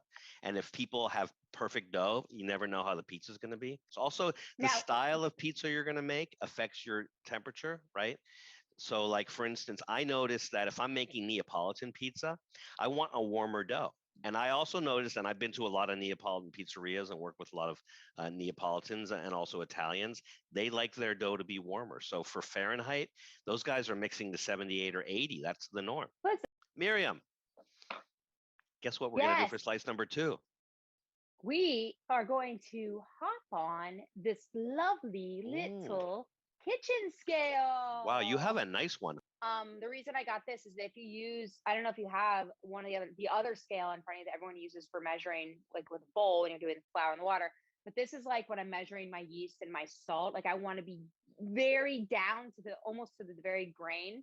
So I have 2 different scales I use, and this is one of them. And it's absolutely like game changing. I didn't realize your yeast can be off almost a whole gram, which is, especially in the summer, is hugely significant, or in the winter. It doesn't matter what time of the year. It's a huge difference. It's a huge thing. So slice number 2 is learning to use a kitchen scale. And a lot of people, some of the best people in the world don't use kitchen scales, right? So, a lot of the best pizza guys and gals that I know, they start with a bag of flour, right? And then they have some kind of like container that there's a line on that somebody drew 25 years ago, and they fill up the water to the line, right? And then they have like a coffee cup for the salt, right? And then they have like an old, like, I don't know, something for the yeast. And that they just do it like, I know some people that measure yeast by fingers, right? Two fingers of yeast in the summer and 3 fingers in the winter. Oh, really? Yeah. Now, I was in a pizzeria, I will not say which, where the person making the dough was not supposed to be doing it this way, but they basically just filled the bucket with flour until it hit a certain level. And I'm like, you could be off by like 100 grams. At least. I mean, at least. At that scale, you're talking like, kilos. Yeah. Buy yourself a kitchen scale, right? That little scale that you have is only like $12. How much is 2? Okay, 2. But let's start with like a small format scale is good if you're measuring like a gram or 2 of yeast. Okay, let's be real. This is where the brand new pizza baker is going to start off with, because they only know, if I'm going to get a scale, you're going to get one of these. And this is made by Escala. You can get this on Scott Wiener's pizzaresourcecenter.com. That's a good one. He's got every color imaginable. So that's where you start out this one. And then when you really start to get into it and you're like, you know what, I'm ready to have pop-ups on Sundays with friends coming over, you're going to invest in the little guy. I love it. All right, so let's move on to slice number 3, right? Slice number 1 was get a kitchen thermometer. Slice number 2 was get a kitchen scale. Slice number 3, finally, we're going to get into pizza making, your dough recipe, right?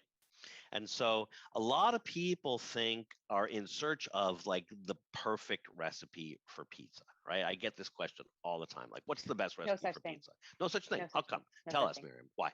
Because a pizza maker is like an artist. You go to a museum. Do you think you're going in there to find the perfect piece of art? No, you're going in there to see what everyone's art is like. That's what pizza is like. So I love that. My dough recipe is going to be completely different than yours because I'm making something that is special to my heart. And all I want to do is try your pizza, which is special to your heart, and celebrate the fact that they are totally different. Before your Mozart, before your Jimi Hendrix, right? Did you before say Mozart or Mozart? Mozart. You say mozzarella or mozzarella? Mozzarella. Where are you from again? That's how they talk in Ohio? My sister said the same thing. She's like, you do not pronounce that way. Okay, let's go back to Mozart. Thank you. Back to Mozart. All right, so before your Mozart, right? Before your Jimi Hendrix, right? Before your Thelonious Monk, John Coltrane, whoever you're aspiring to be in the pizza world, before your Miriam, right?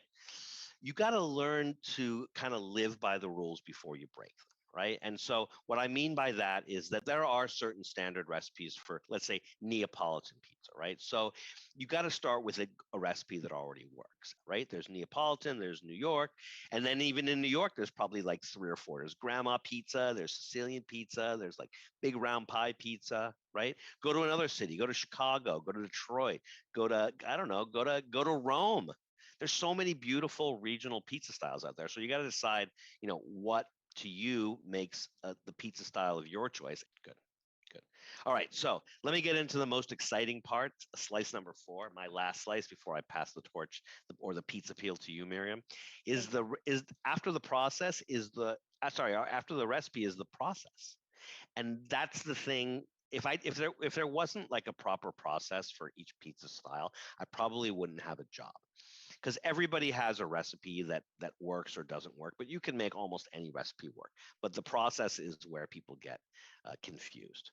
And I think it's really because most people don't understand how fermentation works, right? And so I didn't used to understand it either. I just thought you put the yeast in the dough, you mix it, it doubles in size, you punch it down, you ball it, and then you make pizza, right? As I've been informed, I have been using my yeast incorrectly, but it works for me. So I think there's a lot of value in reading and learning from as many different places and, websites and bakers, and take whatever classes you can. But it's all about finding a process and a recipe that works for you. So what I'm doing is not at all like with my yeast is the opposite of what the instructions tell you. But for some reason, and I just think it's magical, it works for me. And it was just by chance I happened to do that. But I guess now, are you handing me the other half of the tray with the other 4 slices now? I mean, I don't. Are we doing this? We're doing it. We're doing it. We're doing it. See I that can't word understand do? if you're saying doing or doing, and if you're doing it on purpose or just to mess with me. What are you saying? Oh, I'm intentionally saying we're doing this. Okay, thank you. I mean, if you're a pizza person, you might as well just use the word dough for do. It's more fun. So, okay. Going back, so the thing is that we're transitioning to the 5th slice of pizza, which actually still is dough. With dough process, after you've made that dough, the next step is what are you going to do to get it ready to bake? So if you're baking at home, your process is going to be completely different than a restaurant. Traditionally, in a restaurant, they have a ton of space. If you're baking at home, you have a refrigerator. So for me, I do a cold bulk ferment for a couple days, because I have the space to leave a bin in the fridge, in one fridge. But the day that I bake, I will actually take that dough, I will ball it up and proof it. Super important to understand. If you're proofing, you're quickening the process. And if you are refrigerating, you're slowing down the process. And this is the job of the pizza maker, to know which to use when. Yeah. So for me, I do a 60-hour ferment. Then I in a much colder, the temperature that is It's about 4 degrees colder where I ferment. So when I break my dough apart to proof it, I intentionally put it in the tray in the warmer refrigerator and let over those 8 hours. The ball that starts out literally as a ball, it like, okay, a little ball, it grows into a disc. And then for me, it's perfect to stretch, top, and bake. The sixth slice is talking about what goes on the dough next, which is, I have a prop. So I will say chow, I absolutely love the flavor of chow, but for my preference and for the pizza I'm designing, I'm going with California and actually do a blend. You can see right there, the magic 7-Eleven. I realized that my 2 favorite pizzerias in Ohio were using Stanislaus tomatoes. So part of the reason isn't just flavor, but it's my way of bringing Ohio into my pizza in New York, despite the fact that it's from California. And you know, in your head, you just looked at a map and you went like this, and then you're like that, and then you went like this. First of all, the sauce is probably one of the most important of the 3 ingredients to pizza. And, you know, it's like my dad was like, oh, what is my sauce? It's ragu and it's bragu. And then we pour it in and add a lot of ground beef. And then the magic ingredient, I'm so sorry, Dad, but you're never going to listen to this, is a handful of sugar. And I grew up in a Jewish house in Ohio. So like my dad would like put this sauce on the stove for like 8 hours and he thought it was like magic. And we're like, no, we draw straws as to who's not going to eat it when we get home. Sorry, Dad. I love you.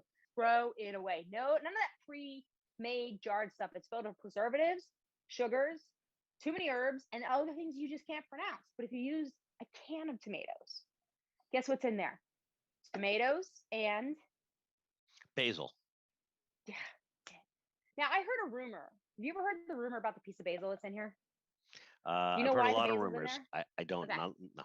So the story I was told is that the reason the basil is in there is that when they were exporting tomatoes from Italy, that it was taxed as a fruit or a vegetable. But if they put an herb in there, it made it a sauce and they were able to avoid the tax. So then Americans adapted to putting that piece of basil in there, and it's kind of like a cereal box with the prize in there. You open up the can, and who's going to get that lucky piece of basil? Don't just go and pick out the expensive tomatoes in the store, or don't just go and pick out something that says San Marzano. You decide what kind of pizza you want to make, and then what kind of sauce goes on that pizza, and then what kind of tomatoes are right for that sauce. See what I'm saying? Yeah. Now, do you see what I'm holding here? You're holding the DOP. Are you trying to outsauce me? I'm sorry, but look at that. What is that? What is that? Those are the seals. Those are the seals that say this is legit. Wait, where's the How stamp? come I don't have any seals? What is going on here? Because yours isn't DOP certified. Oh, man, I didn't know we were going to have a contest. I always joke around that San Marzano tomatoes are like the Prada handbag in North America. 90% of them are fake. But this is actually, this is a tomato that was certified in Italy to be growing in the soil of Mount Vesuvius. Taught me something. All right, good to know.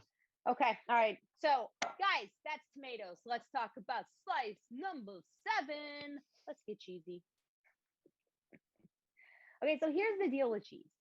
Noel, you said the same thing. What style pizza do you want to make?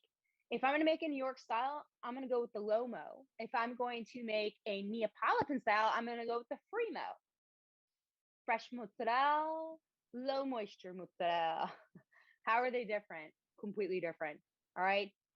One has a lot of oil. The other has none, unless it's some extra virgin Sicilian olive oil, which drizzle on top before it goes into the oven.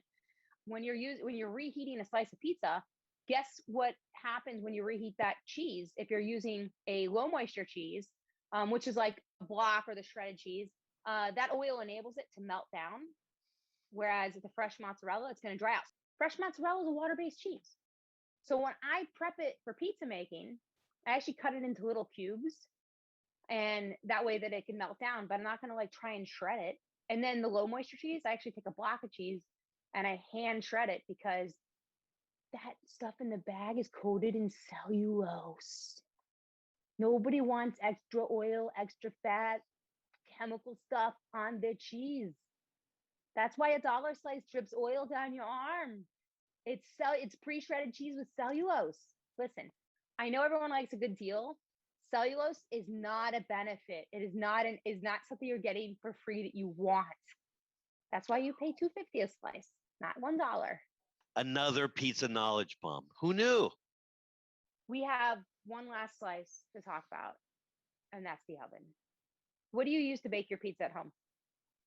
I have like a 1965 like Sears and Roebuck or Whirlpool gas oven with the pull-out broiler on the bottom, and I have a really big, thick pizza stone, and I get awesome pizza out of it. So for my oven, I'm using 2 baking steels. I have the bottom baking steel is 4 inches from the broiler, and then I have another another baking steel which is 6 inches above that. So when I bake Sicilian, I actually put it on the bottom, and the pan I'm using is 18 inches wide, and my oven is not 18 inches wide. So I have to actually bake the pizza at a 45-degree angle. But what I do is when I start the bake off on the bottom steel, and then I finish it off on the top steel. All right. Amazing. I think we covered 8 slices. So my slices, just to recap, slice number 5, we talked about the dough process when you're actually baking the pizza. Slice number 6, we went into sauce. What is the trick to a really good sauce? It's simplicity. It's finding a tomato. It doesn't have to be something it doesn't have to have a certificate of authenticity to be a good tomato. You just have to like it yourself. We talked about cheese, low moisture cheese versus fresh mozzarella. They both have different purposes. They have very different flavor profiles. And then we talked about ovens. I love that. So, I love that. Well, all Miriam, right, well, let me. This is the time to say goodbye. This is the time to say goodbye. So I want to thank you for introducing me to so many beautiful new ideas in pizza. Every time you think you know it all, you meet somebody who teaches you all kinds of wonderful stuff. So thank you for that. Noel, thank you for teaching me so much, so many new things. I don't even know where to start with slicing. But I am going to use some of the new techniques that we discussed on here, proper techniques, to see if they differ from my improper ones or just it's all art. All right. Well, as I like to sign off, I like to say, have a sliced day.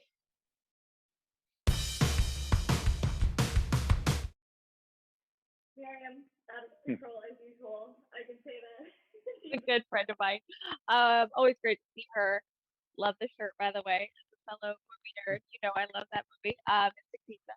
And yeah, Noel, incredibly knowledgeable. Thank you for trying to wrangle Miriam in.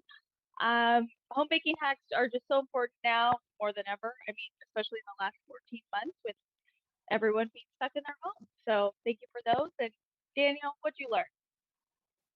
Well, I didn't know about using water in the fridge to check the temperature of the fridge. And I almost, in my fridge, I need like a glass of water on every level because it seems like my fridge kind of goes up and down depending on which shelf or if you're in the back. So that was the scale I knew about, the temperature of the dough, but didn't know about the temperature of the fridge. And so that was the big plus for me. I have something to say about temperatures because I like that Miriam was stressing those because I recall last Sunday making pizza with her in our Uni Coda 16 and she forgot her temp gun. So not throwing you under the bus there, but that's very important. Temperature, not only with your ingredients for safety, but also, you know, when using your oven. So speaking of Uni ovens, let's see Giorgio Caporuscio make Neapolitan pizza at home.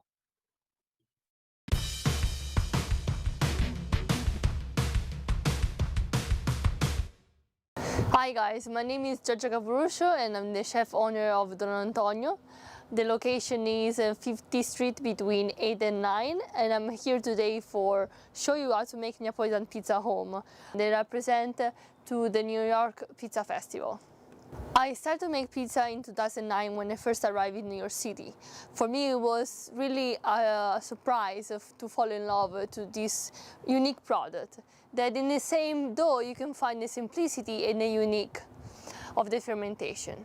I started to work with my father and after finally 1 year ago I took over Don Antonio for experimented all my suggestion and all my product during the past years. In 2013, I won a competition in Naples with a classic Neapolitan pizza, and I promoted the fry pizza, which is our signature pizza in Don Antonio with the Montanara pizza.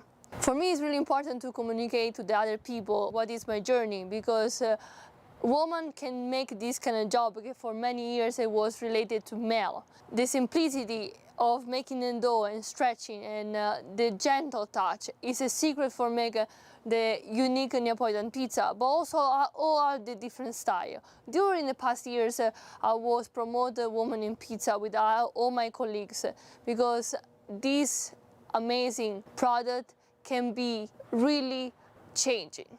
Today, for cooking my pizza, I use Caro 12. I always suggest to preheat the oven at least 1 hour before, and for cooking Neapolitan pizza is between 3 and 4 minutes.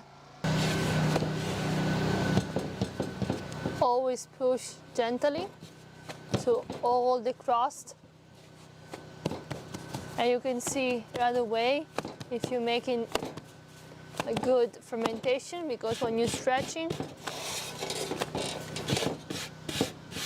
all the air is popping up. So all the time in the bottom, smoked buffalo mozzarella. When it's a white pizza, I always suggest to put the cheese on the bottom, so create a base and help you on the cooking time to not break the pizza. Sliced lemon on the top, so all the juice going in the bottom. You can always make a pizza with the few toppings that you can find in your refrigerator. This pizza is really refresh and also light for your summertime or for your springtime.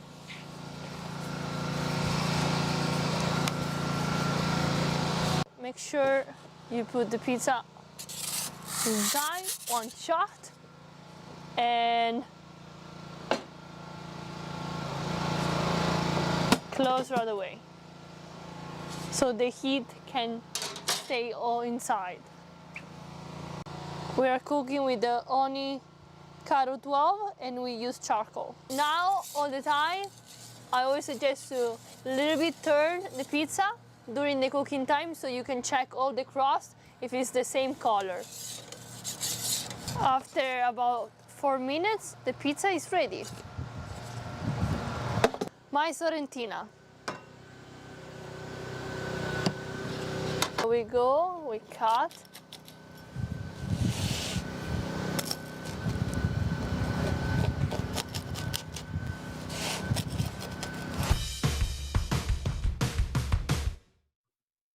Wow, always great to see Georgia, my fellow Women in Pizza ambassador. That pie looks amazing. I love anything with lemons, and I love seeing that uni at home. I love uni ovens. I have a personal relationship with them. I'm partnering with them this summer to create my own little hot slice summer in the city series. So we'll see, where they'll let me make pizza around New York. A lot of them that I plan to pop up and make pizza, might not be legal, like right outside the subway, but we'll see, what's life without a little risk. So, yes, like I said, she is an incredible pizza maker, and just seeing that authentic Neapolitan pie come out, that looks like absolute summer, in my opinion. Yeah, she does a beautiful job. And I will tell you, if you're visiting New York, you're in New York, go find Georgia at Don Antonio. They are creating, the most authentic Neapolitan pizza around, and it's worth definitely a stop. Certainly in the spring and summertime, that Sorrentina is one of my favorites with the lemons. And Georgia's been doing this for a long time. She came here when she was 18, and she started working with her dad, Roberto, who was in before, brought us lunch today. And she's got 12 years of tenure now of making awesome pizza. She's running this restaurant. She is an Uni ambassador. She's a woman in pizza. We do have to thank Uni. We do have to thank the other sponsors, because putting these days together, it was a lot of work over the last 5 months to create all the content and get the people together. And Uni, along with many of the other sponsors. Really, we have to give a great shout out and thank them for what they did. We are going to give you a behind the scenes glimpse of another Neapolitan company, Garofalo Pasta. And Garofalo is in the town of Gragnano, because a lot of times you can't go to a pizzeria without also having some pasta. And Garofalo is located in Gragnano, which is the birthplace, they say, of pasta. And it's interesting, we're going to learn a little bit about that, because the way the winds come through the mountains from the Amalfi Coast and how they would put the pasta outside and it would dry it was a testament to the kind of wheat they had and the drying. And it's just one of those things, oftentimes, why certain areas become known for some certain ingredient. It always starts with the environment and the culture. And we're going to take a little peek now at Garofalo Pasta.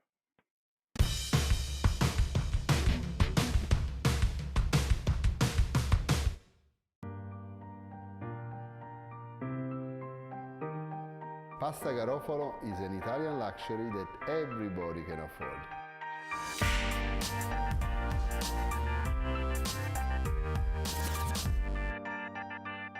We are the history of pasta, and thanks to the knowledge that has been growing for centuries, everybody in Gragnano knows what is a pasta and what is a good pasta and how to produce good pasta. Why Gragnano? We can say a bit of romanticism because of the nice weather, humidity, etc. And that is true that Gragnano was in the perfect best place to dry the pasta outside, but definitely has been the place where the pasta first has been industrialized. From the beginning of the 18th century, there was already more than 200 small producers producing what they called at that time macaroni, dried at the sun, with the hole inside because the spaghetti at that time took very long to dry. All this movement of industrialization was then tried to be put in order by the king, and that is the first official document of the history of Garofalo that has been proved, give the allowance to Garofalo, another company, to decide the price of pasta and to sell abroad. From there started the history of Gragnano as a place of pasta. The difference of high quality is strictly linked to the passion in this country, and especially in Garofalo. Garofalo is a group of friends that started the brand that you see now around the 2000, and in these 20 years we produce the pasta that we like. What makes Pasta Garofalo better or best, if you like, is the people that works inside the factory. We have got a family of 5 generations working with us, and there is a big passion from the owner of the company down to the last workers. We work as a team. Thanks to our quality control and research office, and thanks even to the commercial understanding of the different markets, we have been able to offer to our consumer the right quality for the right usage of the pasta.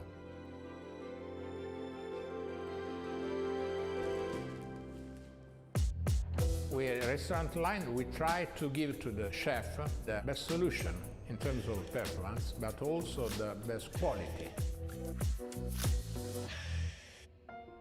We have a very precise point of view about the quality of pasta, and this point of view has been developed for years in the history of pasta in Gragnano, where Garofalo is one of the protagonists.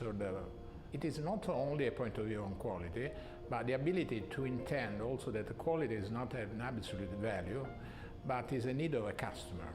So the point is to understand that each country, each customer, each way to use the pasta can also expect different quality, that means different performance and a different way to use the pasta. The restaurant line studied for the United States.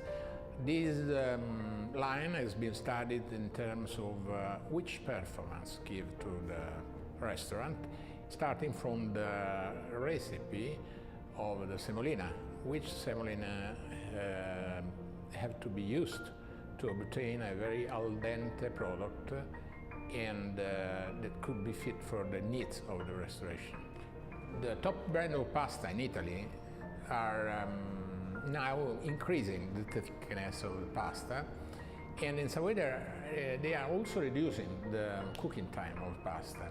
So at the end, the consumer got a confusion between what is a really al dente pasta against a not well cooked, not completely cooked pasta, a raw pasta.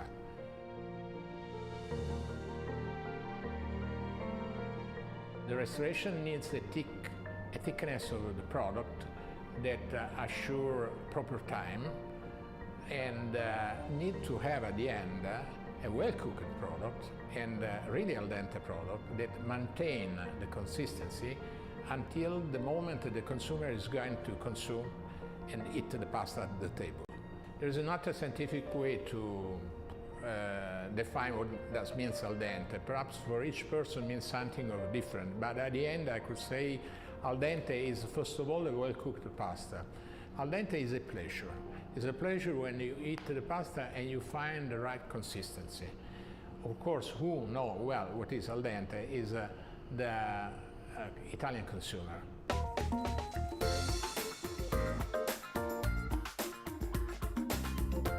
I'd like to show you a typical Neapolitan dish that is called pasta and patate. And I will show you how to prepare this traditional recipe in a different way that assure at the end a very healthy dish. And I'd like to show the performance of our pasta, Garofalo Ristorante, in this recipe. We will cook all together pasta, we add the onions, and we add the potatoes. Expect the end of the cooking time, that for this shape is 10 minutes.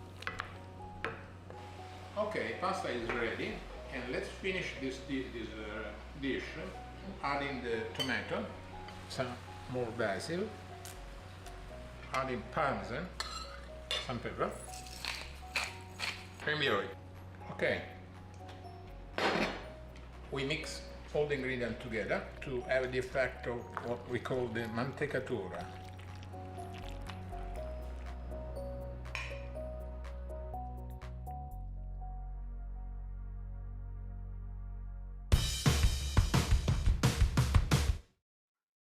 I think I was drooling after that last one.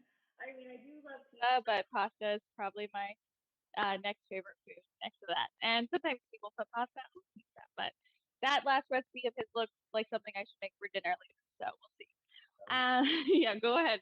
No, I totally agree. And I have to say, when I've gone to Gragnano and I visited Garofalo, if you go at the right time and they know you're coming, Johnny, who we just saw, who's one of their directors and one of the second in charge at the factory, he makes you lunch, and he is an incredible cook. And pasta Garofalo is absolutely amazing. You find it in supermarkets, Costco. It's available now to the restaurants. This new line that was presented today is called Garofalo Ristorante, and the Ristorante line is developed specifically for places that either do double cooking or want always al dente. So you can heat this pasta up, and then you can have it ready the next day. It just needs to be reheated. It stays al dente. It's really, really incredible. And they've engineered it so it works in a restaurant setting as well as at the home, because in the restaurant setting, sometimes the pasta has to be pre-cooked so that they can have a lot of product to use over the next day. And this holds up. So it was really fun to watch that, and it's fun to visit them and see what they do at Garofalo. One of the things that we talked about earlier, we had Roberto here, and we had gluten-free pizza. So we thought it would be great to get a look at how you make gluten-free pizza. And we went to Pittsburgh for this one. So we're going to now have a segment with Mercurio's, which is a family operation run by, compared to me, very young people, your age. And this two brothers and sister have done an incredible job. They have a few locations in Pittsburgh. They start out as Neapolitan pizzerias, and they've mastered gluten-free. So we're going to go take a look now at Mercurio in Pittsburgh.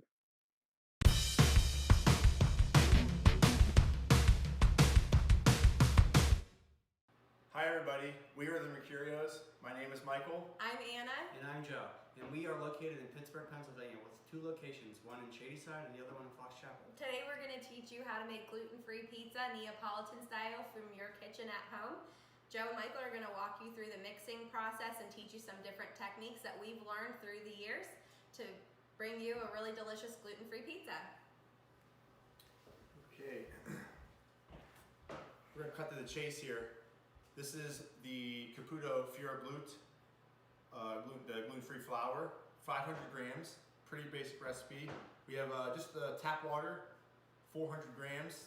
We got, this is 10 grams of salt, 17 grams of oil, 3 grams of dry yeast. First we're gonna add the dry yeast right on top. Doesn't need to be perfect, just sprinkle it in there.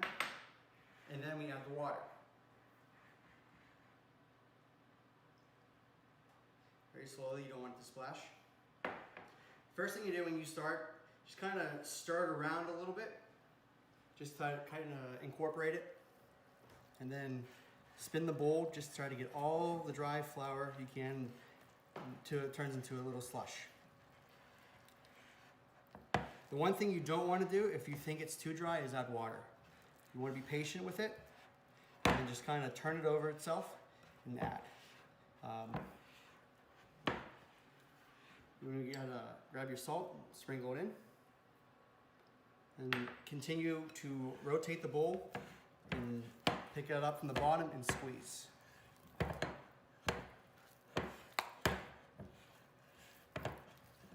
It's very important to squeeze the dough like he is because you don't want any clumps. When the dough rise, those clumps do show. Okay, the last thing you want to do is add your oil.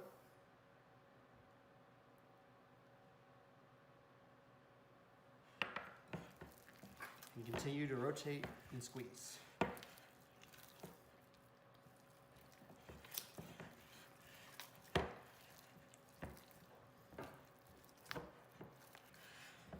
But after a little bit of time, you're gonna let it sit.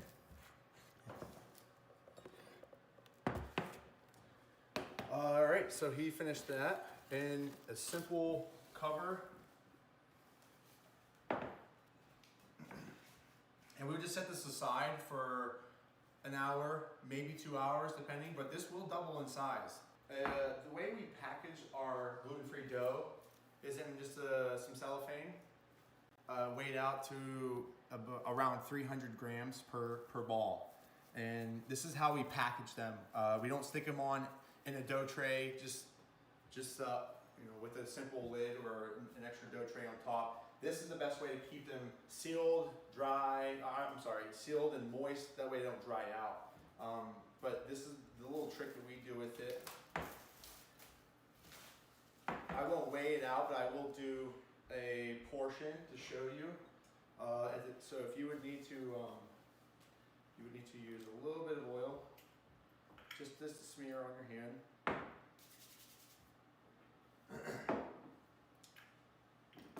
And you just take a little portion of it, pull it out, and you would weigh it to your desired weight, and then we just kind of like throw it around like this.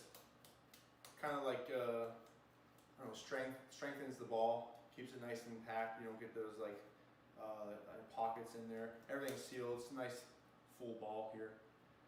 We stick it on the saran wrap, like so. Roll it, and like a piece of candy, like that. And that's how we package ours until we need it. And then, so when we get to this part here, we'll basically, it'll rise again in here. You'll see them. Sometimes they'll blow up, but sometimes if you time it right or have them refrigerated or if you leave them out, they will blow up, but they will pump again, and then you can feel how soft they are. It's just like a regular dough ball. It's amazing.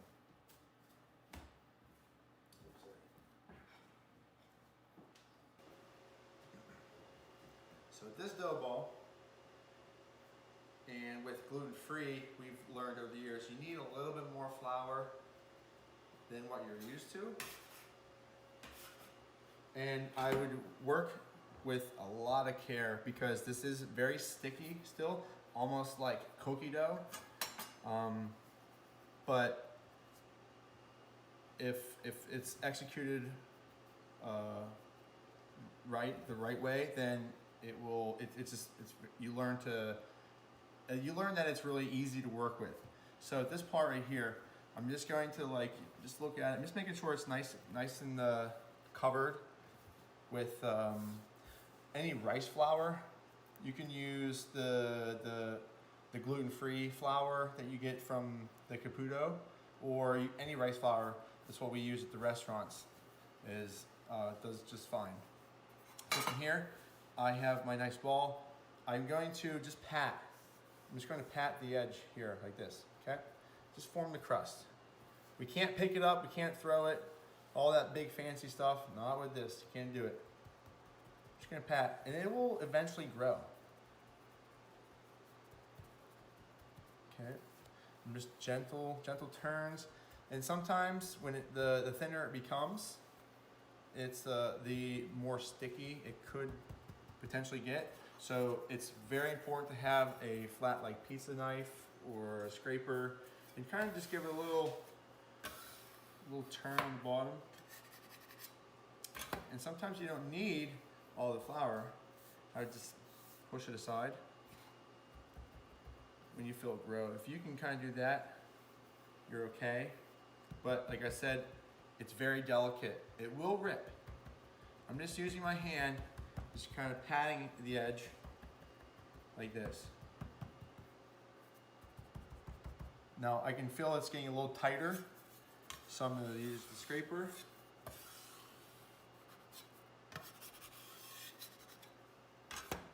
If you want, you can be fancy. Just throw a little flour on either side.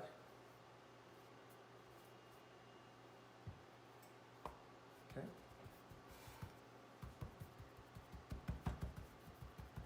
I'm just going to press it out.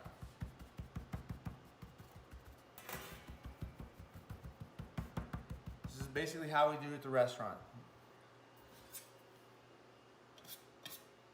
The more gentle you are, the more success you'll have. Remember those words. Okay, I think this is about how big you would like the dough ball. You don't want to go too thin. It will cause, let's just say, with little experience with gluten-free dough, I just leave it a little bit bigger because it's easier to work with. And then if you like the consistency of the pizza crust, then you can leave it at that.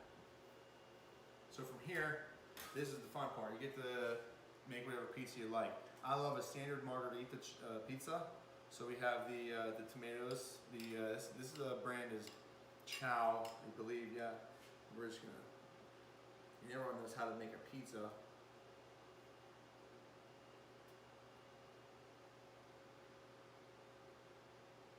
Simple. You got your Parmesan. And we have the cheese. This branded cheese is the Leone. The Leone brand. This is a very, very nice cheese.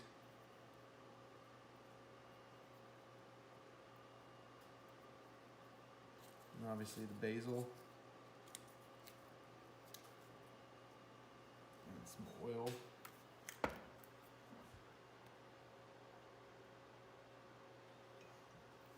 Okay, and here's a little tip. Sometimes, if you ever experiment with gluten-free dough at in your own home, try one with oil on the crust, oil your crust, and one without, because sometimes you get a better brown.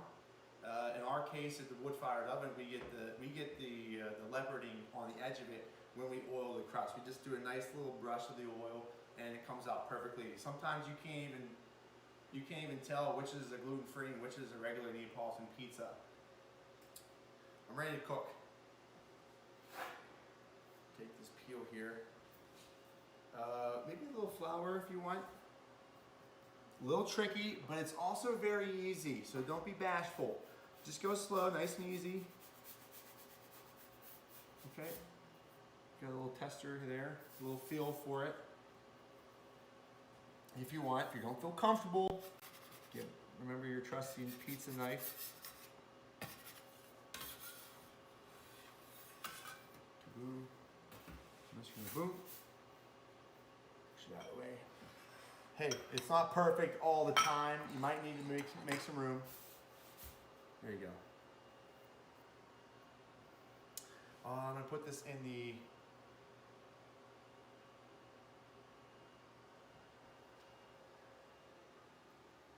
Joe, you can oil your crust. You will see the difference.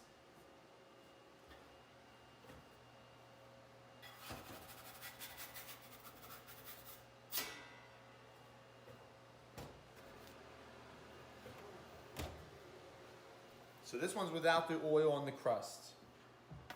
From this point on,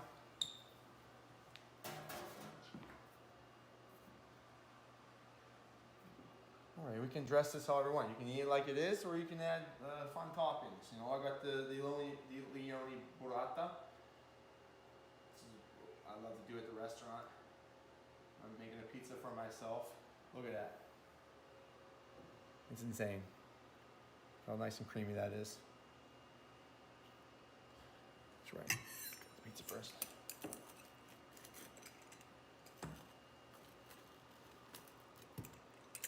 Just add a little per slice here.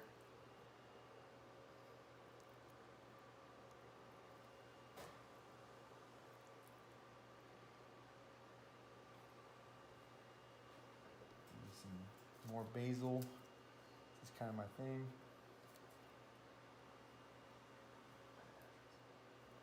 Some oil.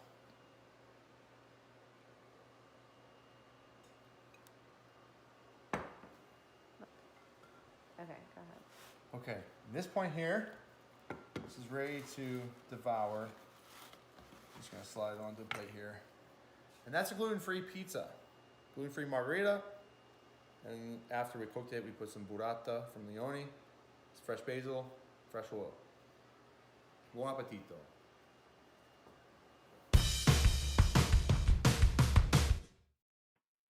Boy, gluten-free pizza at home is one thing, but it's really interesting. You know, Daniel, more than ever, we're starting to see people inside the restaurants make gluten-free pizza.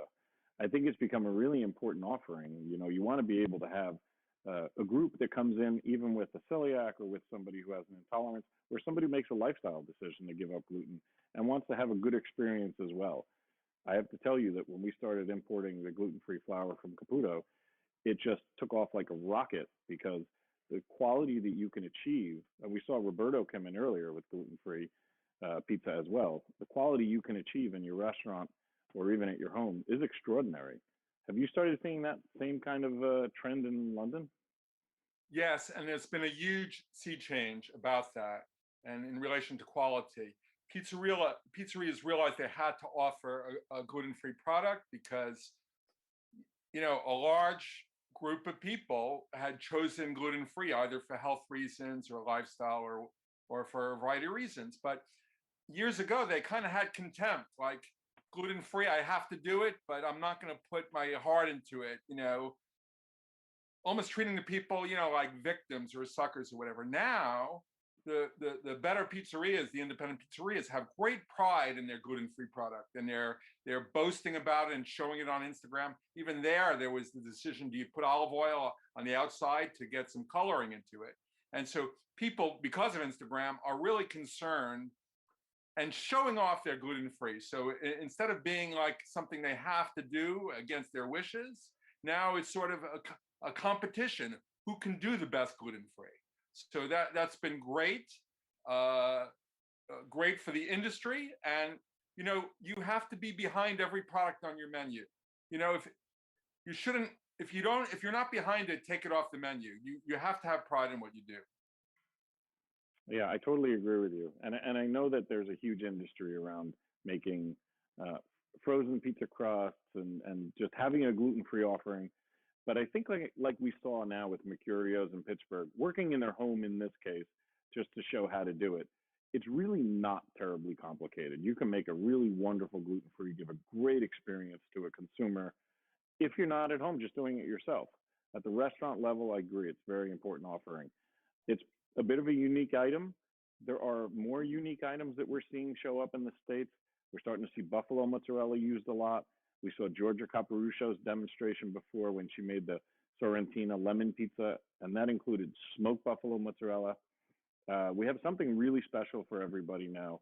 We have a really great behind-the-scenes look at Torre Lupara. It's a buffalo mozzarella farm in Caserta, Italy, and they are an amazing family. You're going to get to meet the family.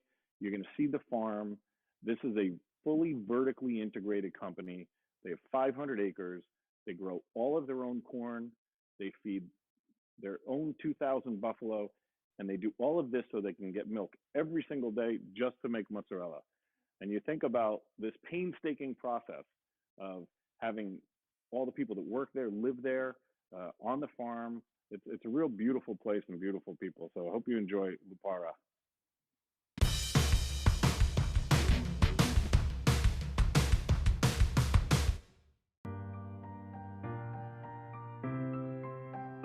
La nostra mozzarella di bufala è la più pregiata per le qualità del suo latte.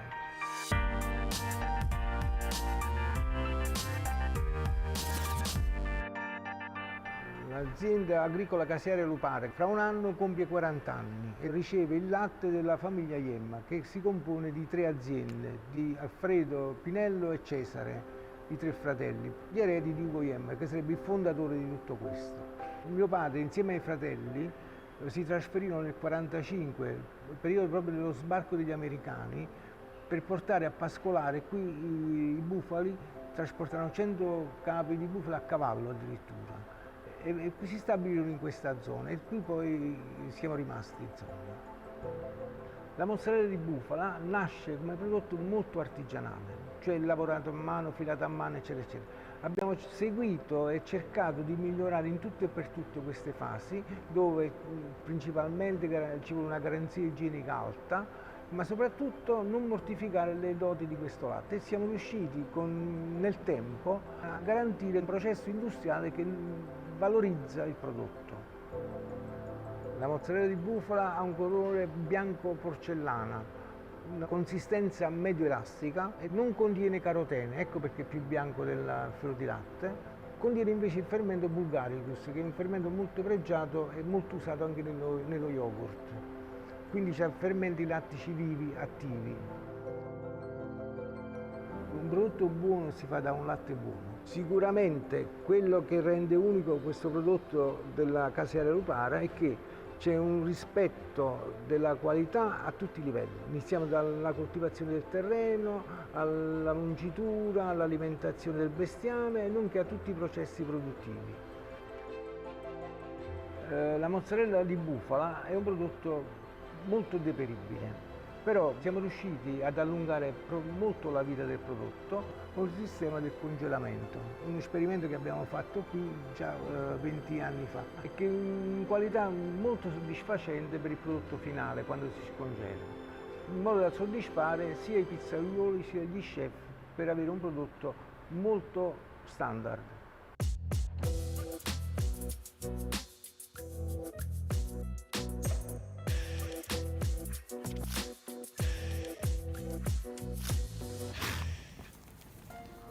Ci troviamo nell'azienda zootecnica Torre Lupara. Come in tutte le aziende del gruppo, anche in questa azienda si parte dal filo d'erba fino al latte.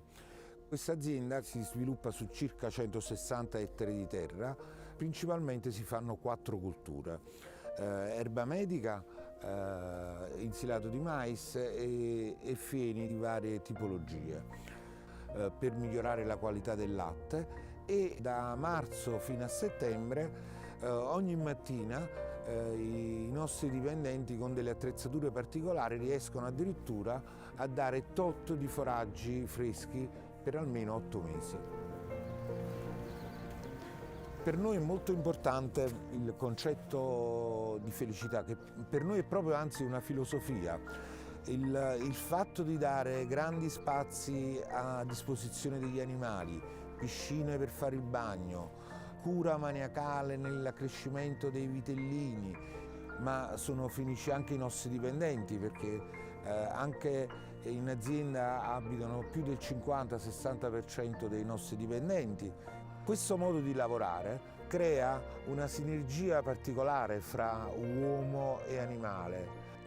L'amore, ma soprattutto la passione e il lavoro che c'è dietro alle nostre mandrie è stato tramandato dal nonno, da mio padre, è stato tramandato da noi negli anni. Ognuno di noi, di ogni generazione, ha scoperto e ha inserito nel comparto zootecnico bufalino delle nuove tecnologie, dalla mungitrice meccanica, dal monitoraggio elettronico di tutti gli animali, dalla fecondazione artificiale, dal tipo di selezione degli animali.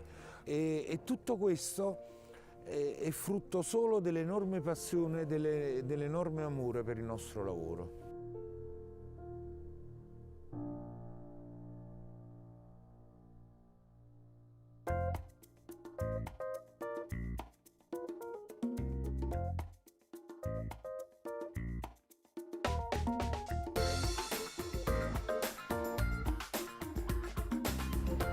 Ciao Vincenzo, come stai? Bene, tu? Bene. La proviamo sta mozzarella? Andiamo. Sì, grazie.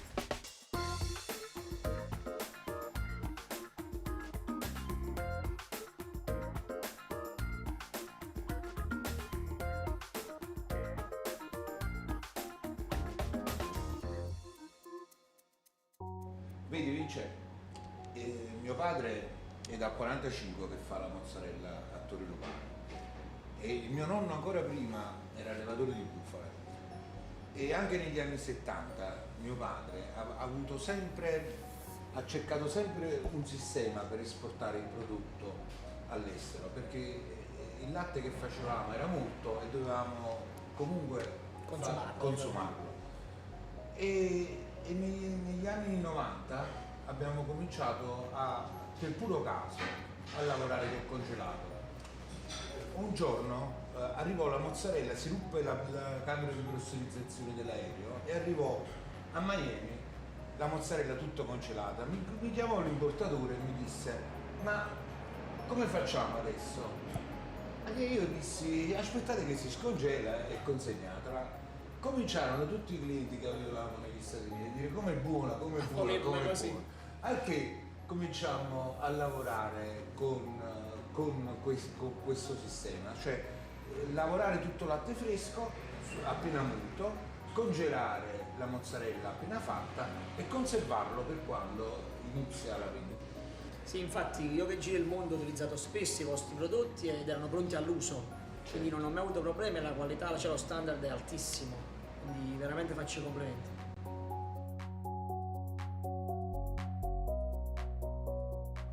Un saluto al New York Pizza Village. Ciao amici!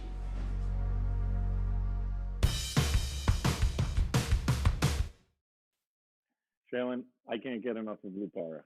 I have to say, every single time I go there, I come away like reinvigorated with this feeling, whether it's the smoked mozzarella that's done naturally or the bocconcini. The product is second to none. And when you see the family that puts their blood, sweat, and tears into every aspect of farming and raising buffalo and making cheese, it's really, really fun. We're going to have a really interesting segment coming up because the last time I actually was there at Lupara, I was with John Magazzino from Chef's Warehouse. Chef's Warehouse is the premier food distributor around the country, selling the best products from all over the world to restaurants. And actually, during the pandemic, Chef's Warehouse started offering a program where they were selling directly to your house. So when COVID started, they started a program where you could just go to chefswarehouse.com and you could do your home shopping there. You shop where the chefs shop. And best products in the world.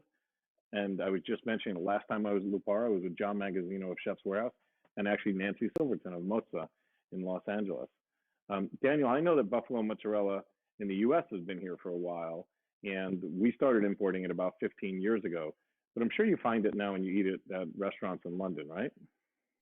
Well, we're a lot closer to Italy, so we can boast that we get fairly fresh mozzarella di bufala and 3 or 4 deliveries a week. So we're a bit spoiled.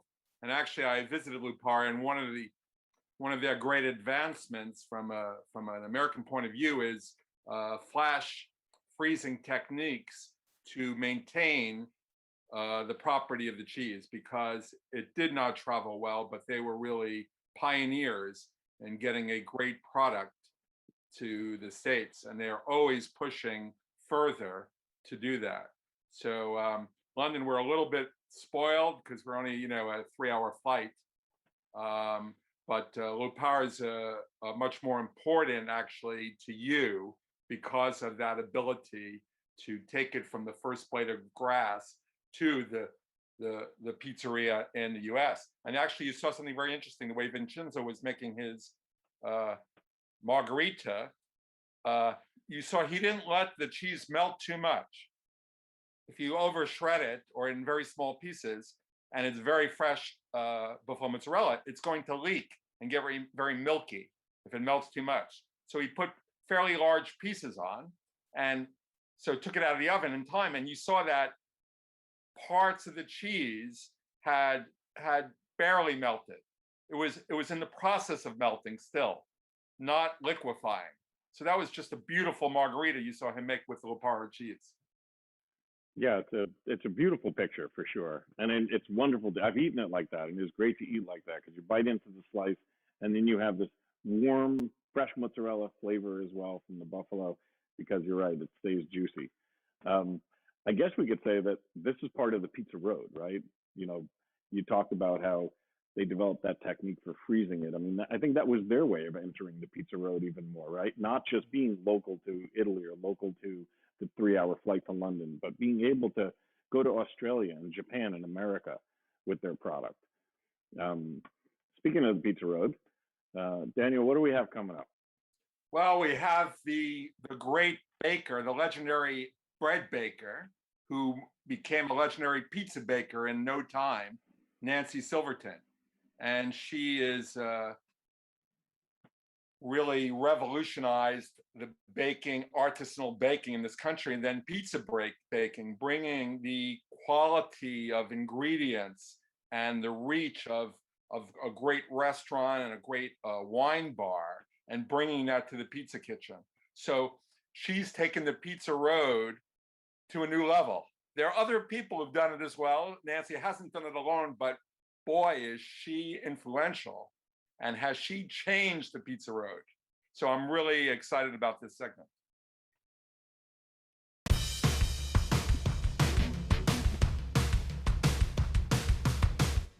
Good afternoon, everybody. My name is John Magazzino. I'm with the Chef's Warehouse.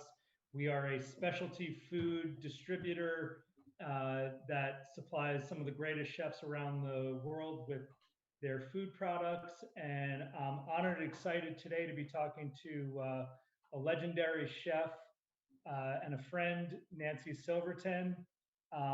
Just a little bit of background on Nancy. She is a chef, a baker, a restaurateur. She's the author of several cookbooks. She's a native of Los Angeles, where she's been working in the restaurant industry for over 4 decades. She's, among other things, she was the opening pastry chef for Spago in Los Angeles, working alongside Wolfgang Puck. In 1989, she founded Campanile Restaurant, which was another legendary restaurant in LA. And at that time, she also started La Brea Bakery, where she became known as one of the premier bread bakers in the world. In 2007, Nancy opened up Osteria Mozza and Pizzeria Mozza, both which remain fixtures in the Los Angeles dining community. The pizzeria is regarded as one of the finest pizzerias in the world. So it's a great honor to be speaking with Nancy today. And we've got a lot of questions for you. First of all, Nancy, how are you doing? And Good. Los Angeles is slowly reopening. I think that the spirit in the city is is positive, which is so nice to see after such a long, dreadful year. Right now, I'm sitting at Kispaka, our third restaurant on the corner of Highland and Melrose, and we have not opened all year for this restaurant because it's so small. But given the opportunity that we're going to the 50% allowable occupancy, we are going to open tomorrow. So I'm super, super excited. That's awesome. Yeah. I'm glad to hear that too. I'm going to step back a few years and ask, how does Nancy Silverton, a native Los Angeles, an Angelino, become a world-class pizza maker? Where does it start? Well, first of all, let's talk about world-class pizza makers. That's just a matter of an opinion. I know that we're close friends, and I know no one's going to dispute that. Okay, but how about just a pizza maker? Okay. You know, for myself, I never, in my whole cooking career that I can think of, I've never done something because I've had the idea to do something. I think that I've done something because I've been inspired to do something or to take the next step. And the inspiration to become a pizza maker came probably sort of hit me as long as my fellow chef Suzanne Goen has been married. So whenever that was, I wish I could tell you if it was 15 years ago or if it was 20 years ago that she's been married. But I went to her wedding in Phoenix, Arizona. It was the first time that I had Chris Bianco's pizza. So previous to Chris Bianco's pizza, the only pizza I had ever really had was the pizza at Mike's Pizzeria in Encino, California, where I grew up. And it was something that my parents really never brought home, a place we never ate. I ate there with friends. I thought it was good. I considered pizza just a vehicle for tomato sauce and melted cheese, but never really had any sort of affinity, not to say like a native New Yorker who was so, pizza by the slice was part of their upbringing. You know, I had no relationship to pizza, but when I tasted this pizza from Chris Bianco's in Phoenix, Arizona, immediately my thought was, all right, I'm going to figure out how to do this one day. And flash forward how many years it was when I was looking for a location for the osteria. So I was going to be opening up this Italian restaurant, not thinking about a pizzeria, where the location that I found had to happen to have a pizzeria that was part of the lease. And my feeling was, this location was made to happen because it's going to force myself to teach myself how to make a pizza. And that's really where it all started. It was looking for a location for a restaurant that happened to have a pizzeria joined to, as part of the lease, and putting myself in the position of learning how to make a pizza. And that's amazing. And we all love Chris Bianco's pizza today. And so are you self-taught on how to make pizza and make the dough? And obviously there's a lot of affinity for, you were a bread baker for years. How did you learn where did you start? I started, I started with the knowledge that I had taught myself on how to make a loaf of bread. And that's really where I started, because really, once you introduce yeast, once you have yeast and flour, right, you have some sort of a dough. You can call it a pizza, a focaccia, a pita, a pizza. They're all related. It's just how you stretch it, how you cut it, what you eat it with, what you put on top. So again, I had already this roadmap of where I wanted to end up, which always helps. And it was just a matter of getting there, But interestingly enough, I wasn't married to to the question that came up so often afterwards, which was, what style of pizza do you make or are you making? Or and I didn't realize at the time that I had to have an answer. I had to say that it was New York, or it was Neapolitan, or it was Detroit, because it wasn't any of those. It was what I envisioned would be a great pizza. So that gives you a lot of freedom to do what you want, which is pretty amazing.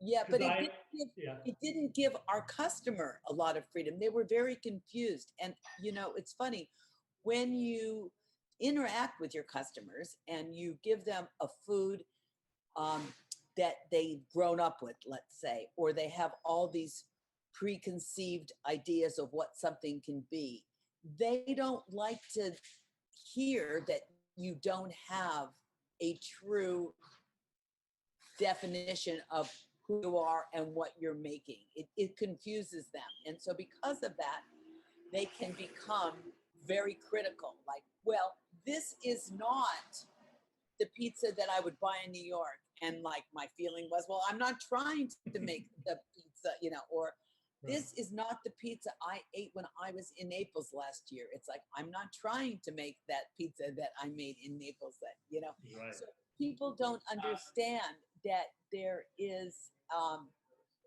there's a wide range of flexibility in what you're trying to make, and you can't pigeonhole me.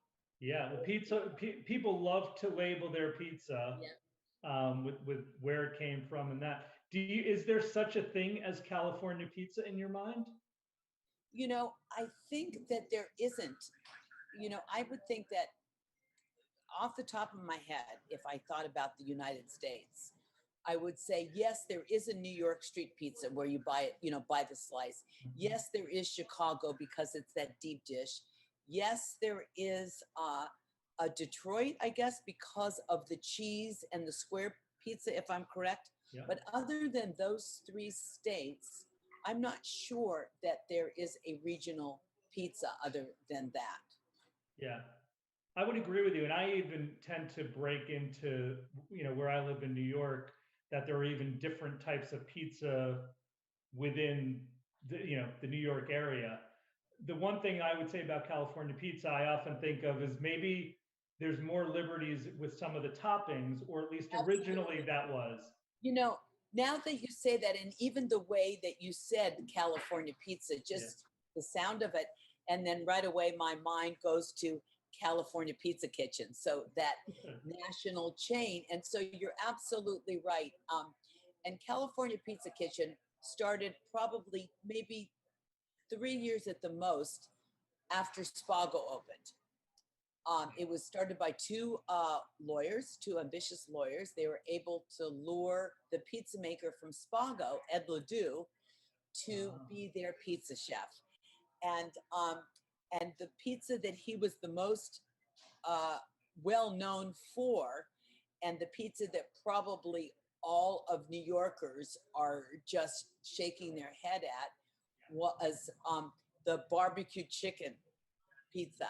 So you're right. If you had to say, but remember, that sounds like recent. Like that doesn't sound like history, because we're not talking about, you know, we're talking about mid 1980s when California Pizza Kitchen came, right? So but you're right.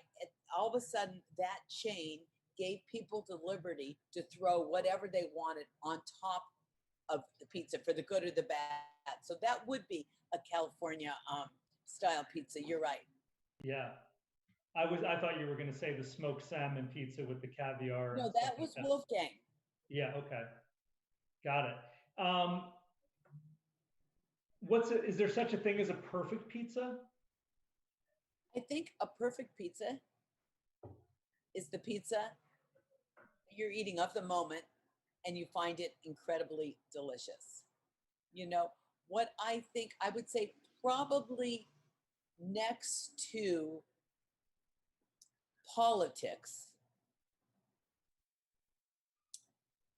the category of pizza is something that sort of brings in, or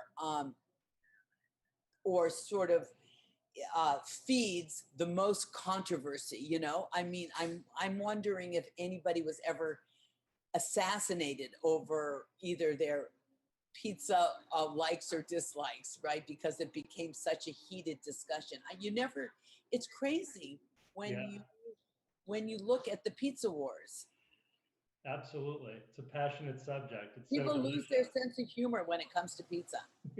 Well, you know, it's funny. I was in Japan a couple of years ago, and a friend of mine who's a pizza consultant was coming to Tokyo, and he said he was coming to Tokyo because he wanted to try what some people were calling the best pizza in the world. And it really speaks to, you know, I kind of shook my head when I heard that because I'd never heard of pizza in Japan. But, you know, the scope of where pizza is being made today is worldwide. You know, absolutely. And I got to tell you, last time I was in Tokyo, I had some of the best Neapolitan style pizza I had ever had at a tiny little pizzeria that I think, you know, no more than 12 people could fit there. And they had a lovely menu, and there was 2 pizzas, tomato and a margarita. That was it. Right. Perfection and focus. Something that is big with you, passion, focus. Those are the kind of adjectives I think of when I think of Nancy Silverton. What is it about the crust, your pizza dough or your pizza crust, that makes your pizza unique? Is it different than, you know, that original Chris Bianco pizza you tried, or is it different than other pizzas? What are you doing specifically? You know, I think that it's not different. I mean, obviously it's different than Chris's because the dough is made differently and what goes on top. But I think what's different about not different in today's world, but different with the sort of the new breed of pizza makers is that we are all putting our focus or our attention into the crust and what goes on top. I think that for a long time, especially what went on top, either the quality of the tomatoes, the sourcing of the cheese, and maybe other ingredients, was not as meticulous as it is now. And so if I had to say what the difference between my pizza, say, and a bad pizza is that my pizza has a lot of care into both the dough and what goes on top. Awesome. So Nancy, what are some of the toppings that people have come to love that maybe are unique to Pizzeria Mozza? Well, I think that, you know, we have our handful of what we call our classics that certainly not only do they sell the best, but I think that they really kind of showcase who we are because there's nothing crazy in it. Look, at one of our most popular is a fennel sausage pizza, and we make our own fennel sausage. We use a tremendous amount, and we finish the pizza with fennel pollen, which is a very aromatic herb that really, really flavors the pizza. We do the fennel sausage. What we spread on the base of the pizza is simply a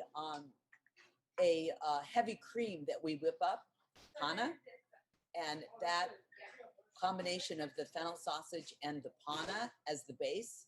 There is some mozzarella in it as well, but the base is this panna. It was something that I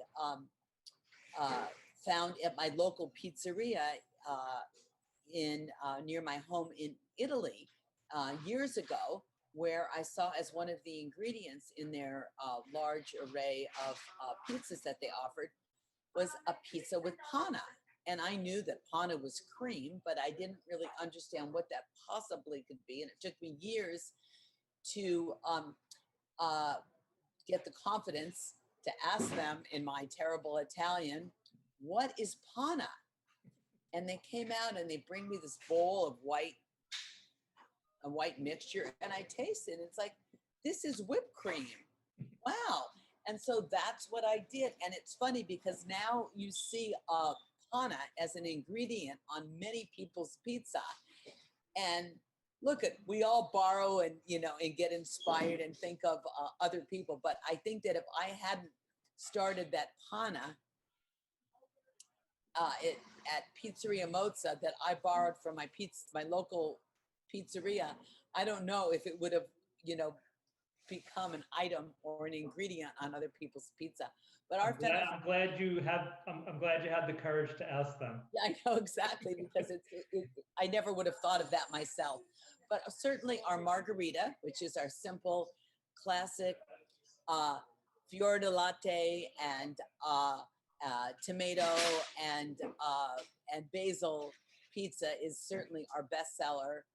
Our pizza with prosciutto and rucola, the salsicce, our funghi. We have a mixed mushroom pizza with fontina, which is really terrific. And we always have seasonal pizzas. Right now we have a pizza with pea shoots and green garlic and peas, which is fantastic. It's our ode to spring. Springtime pizza, We're doing a delicious one. Our newest pizza, I think, is our cacio e pepe, which is done with pecorino and a lot of cracked black pepper. And it's finished with a sheep's milk ricotta from Bellwether Farms. So delicious, but really simple. I think that I don't think more is better in a pizza. Sometimes, you know, I design a pizza because not only the way that it eats, but also the way it looks. And I can always tell when a pizza goes out that somebody adds things to it, because it's like, what the heck is that? You know, and like one of that happens to me all the time that I really can't stand is when people order the margarita, the simple tomato and basil, and, you know, and they add mushrooms, and it just doesn't look right, you know. And I see it always just is so shocking to me when that goes out. Talk to me about the pizza that sticks out in my mind from the meals I've had at Pizzeria Mozza is the squash blossom pizza. How did you get started with that? So, you know, I spend most of my time most of my year that I'm in Italy is spent in the summer, which is the height of squash blossom season. So you find squash blossoms in so many dishes, including pizza. And so I brought that idea back with me to the pizzeria. And the pizza that we do there, and we've done it almost from the beginning, is it's a red pizza. So it's got tomato sauce on the bottom. We open up the squash blossoms and lay them out so they completely cover the base of the pizza, baked in the oven. And then we finish it with burrata, which is the cream stuffed mozzarella on top with a little olive oil. Fantastic. I'm starting to salivate. Okay, 2 more toppings that I know are near and dear to you and myself. The first one is Calabrian chili peppers, and the second one is anchovies. We love to talk about anchovies. We love our anchovies. Are you doing anything with Calabrian chili peppers? I feel like it's so popular these days. We were lucky enough ourselves to go to Calabria a couple of years ago to see where they were growing and how they're produced. Talk to us about Calabrian chili peppers. They're so hot right now. So, you know, the Calabrian chili pepper that we use it, obviously we can't get the fresh Calabrian chili. So this is more a condiment that we get. We call it Calabrian balm because that's what it is. It's a balm full of flavor, and we get them in, you know, rather large tubs from you. And we use a lot of it because we flavor, you know, mayonnaises with it. We make a spicy mayonnaise using Calabrian chili. Yum. In our pizza, we mix it with our tomato paste to make a really spicy tomato, to make a spicy tomato sauce. I mean, just a small amount is a kick.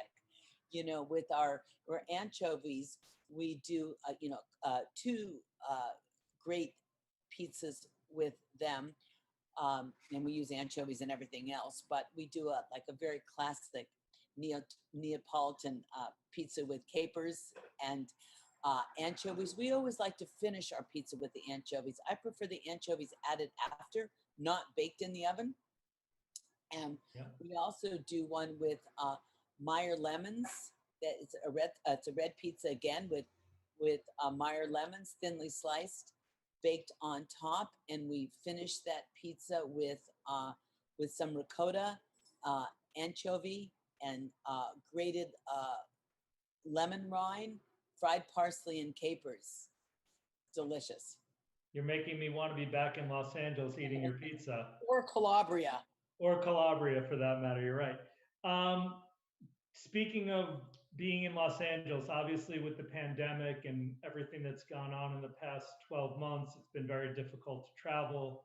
And I would love for you to just share with everybody what your experience was like in 2020, operating multiple restaurants, being forced to close them down.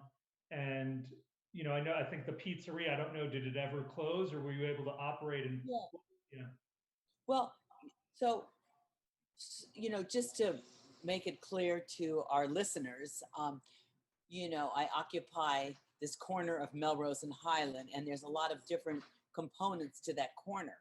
So there's 3 restaurants on the corner and 1 takeout.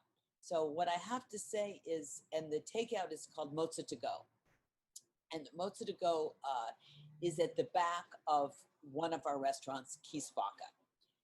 And so when all restaurants were closed down a year ago, March 15th, and only To Go was able to operate, I was sort of one step ahead of most of my fellow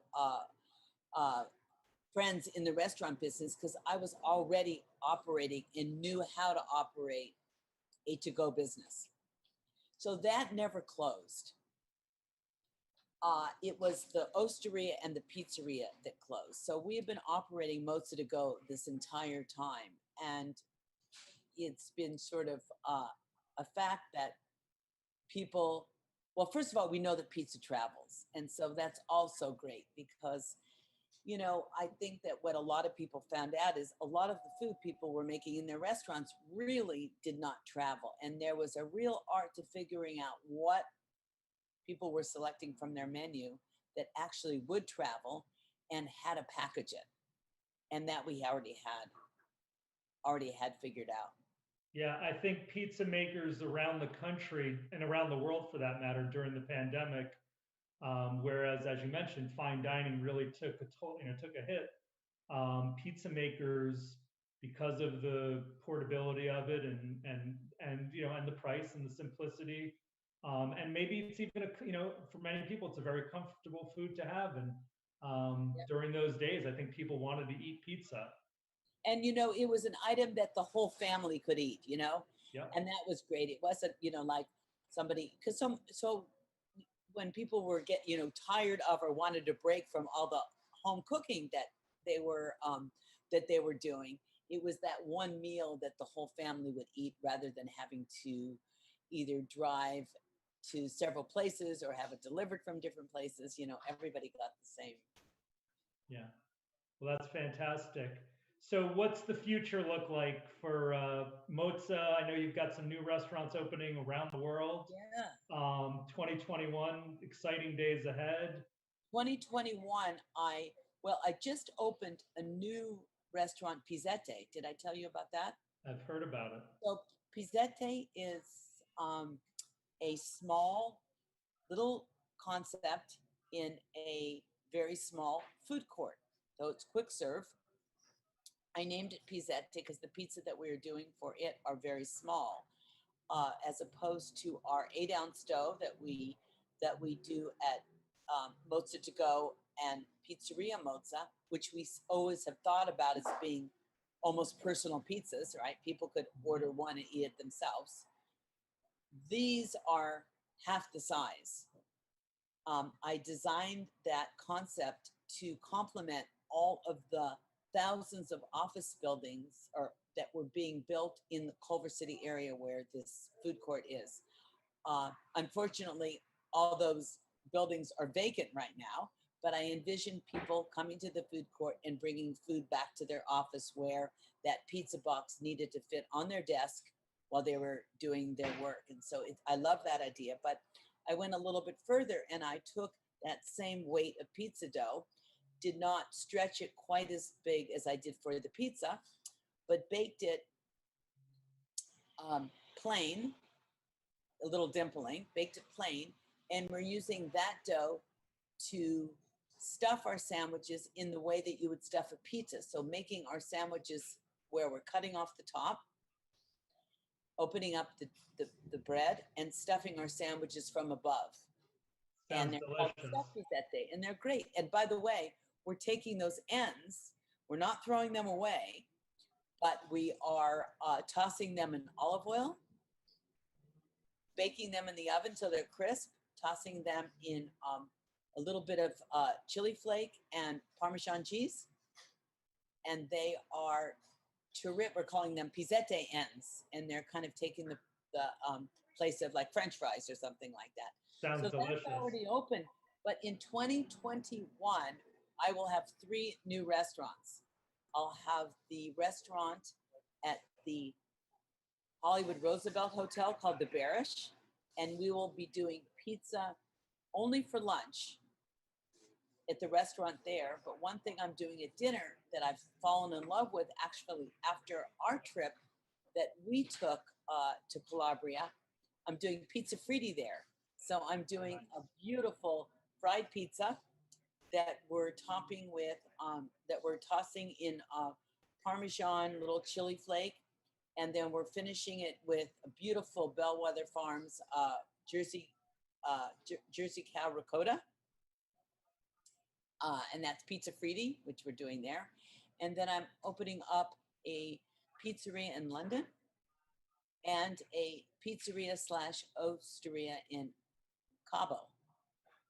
In Mexico. Wow, Yeah. fantastic. So I know it's going to be a busy 2021. Awesome. Well, thanks so much for your time, Nancy. This has been awesome. You're so I've welcome. learned many things.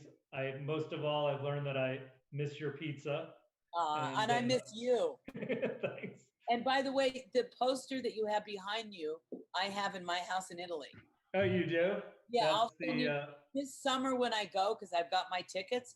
I'm going to take a picture of me with that in the background. It's in That's Italy. hilarious. Yeah, that's a signed original by David Goyens. Mine too. That's awesome. Well, thanks so much. Thank you. It's been a pleasure speaking with you. And I know the New York Pizza Fest 2021 at home edition is happy to have you here and happy to have heard everything you've had to tell us. Thanks, John. Thanks, Nancy. See ya. Bye-bye.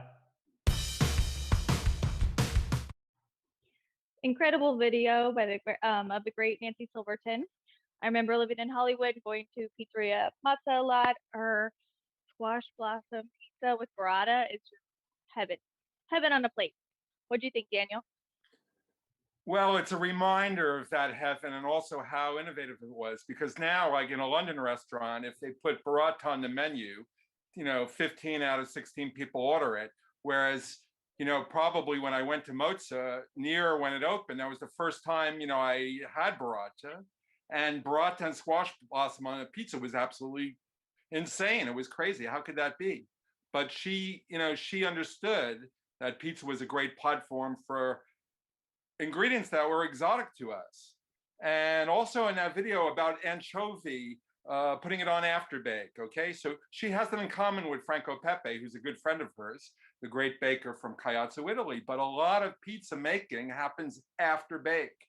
A lot of ingredients you just don't want to expose to that intense, 800-degree heat of that oven. So now it's normal. You go to Paulie G's in Brooklyn and they're, it takes like 10 minutes for them to put the toppings on afterwards, it's after bake. But it's really innovative and innovative. I'm using my British interpretation, but she's, with La Brea Bakery and Mozza, she revolutionized bread baking and pizza baking, but also she set an example for women bakers. And that's a very important legacy. She is an inspiration. I think you saw that in the video. And I think, you know, it's great. We're going to go on to, I think, discussing women in pizza and the important role that women are now playing. Definitely, great point. She's a very strong woman in pizza. So I am here now with the great Alexandra Mortati here. I would say just the founder of Women in Pizza itself. I mean, you call us, you know, like me, Laura Meyer, Nicole Bean, kind of like the founding ambassadors, but it was really your idea concept. So my friend and colleague Casey and I decided to start Women in Pizza when we realized there was this massive underrepresented segment of female pizzaioli out there, and they were all doing these amazing things but not being acknowledged for their contributions to the industry. And we really wanted to create a platform to shine a light on them and to kind of display their talents and showcase all the amazing things that they've been doing. So we created womeninpizza.com and at Women in Pizza on Facebook and Instagram, just to give them a place to come out and show what they're up to. And we hope people follow. No, it's incredible because, like I mentioned yesterday, you know, going to my first expo, it was like I couldn't find another woman, and I come from a very strong mother, strong nana, strong aunts, like a whole family of strong pain in the butt women like myself. And I just love celebrating women in everything they do, including all of the things I'm wearing today. My earrings, great lady on Instagram makes them, some Femme de Bloom is her handle, and she's actually a doctor in real life, which is crazy, you know. I struggle to do like most things. This lady's like a doctor and making jewelry. My dress comes from my friend Lynn in San Diego, Lynn's Rag, in my little sling. So I just think it's important to celebrate, you know, and support other women and especially small business in this time. And yeah, let's see what other women in pizza created for us.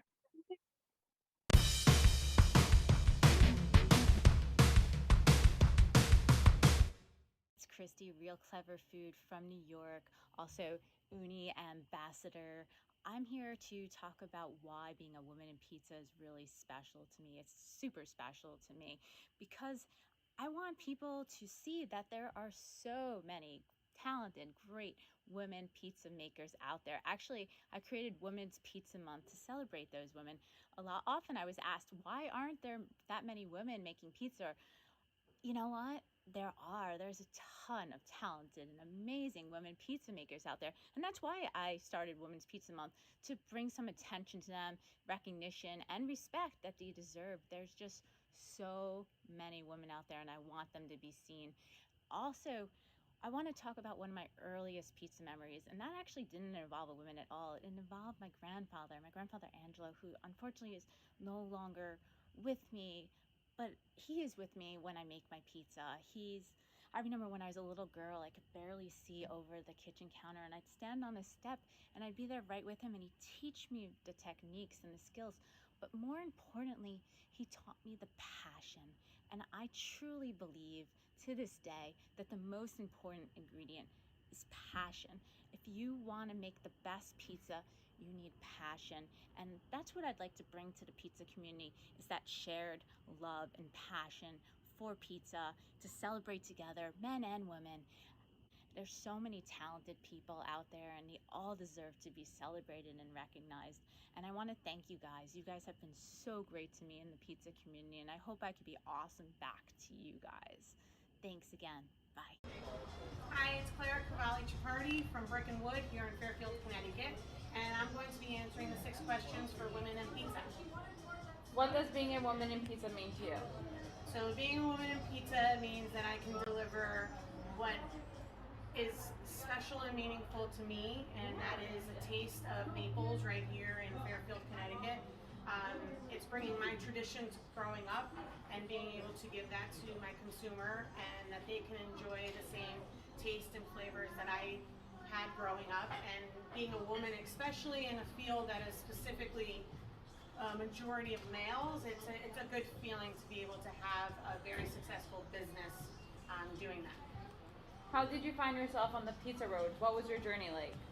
So my journey began about 13 years ago with my husband Paolo at the time, and he grew up in the pizza restaurant business, and his dream was always to open up a Neapolitan pizza place. And he was from Rome and I'm from Naples, so it was my family's background with his family's background. We came together and we created what was down in Dallas, Texas, known as Cavalli Pizza, and we opened that 13 years ago. And we got best pizza in Dallas after being open for 6 months. And then our journey just kept continuing, and we moved up to Fairfield in 2012, and we decided to open up Brick and Wood in 2014. And it's been a journey ever since. What does your experience in the pizza industry been like? The pizza industry has its ups and downs, but overall I truly enjoy making pizza, especially Neapolitan pizza. It's my tradition, it's my family heritage, it's my background, and it's wonderful to be able to bring that heritage to a small town in Connecticut. What is one of your favorite pizza memories? Oh boy. I'd have to say probably one of my favorite pizza memories is just lighting up the wood-fired oven for the very first time and just seeing that amazing venue, just the oven lighting up and giving you that excitement that this is all about to happen. What is something you learned on your pizza journey?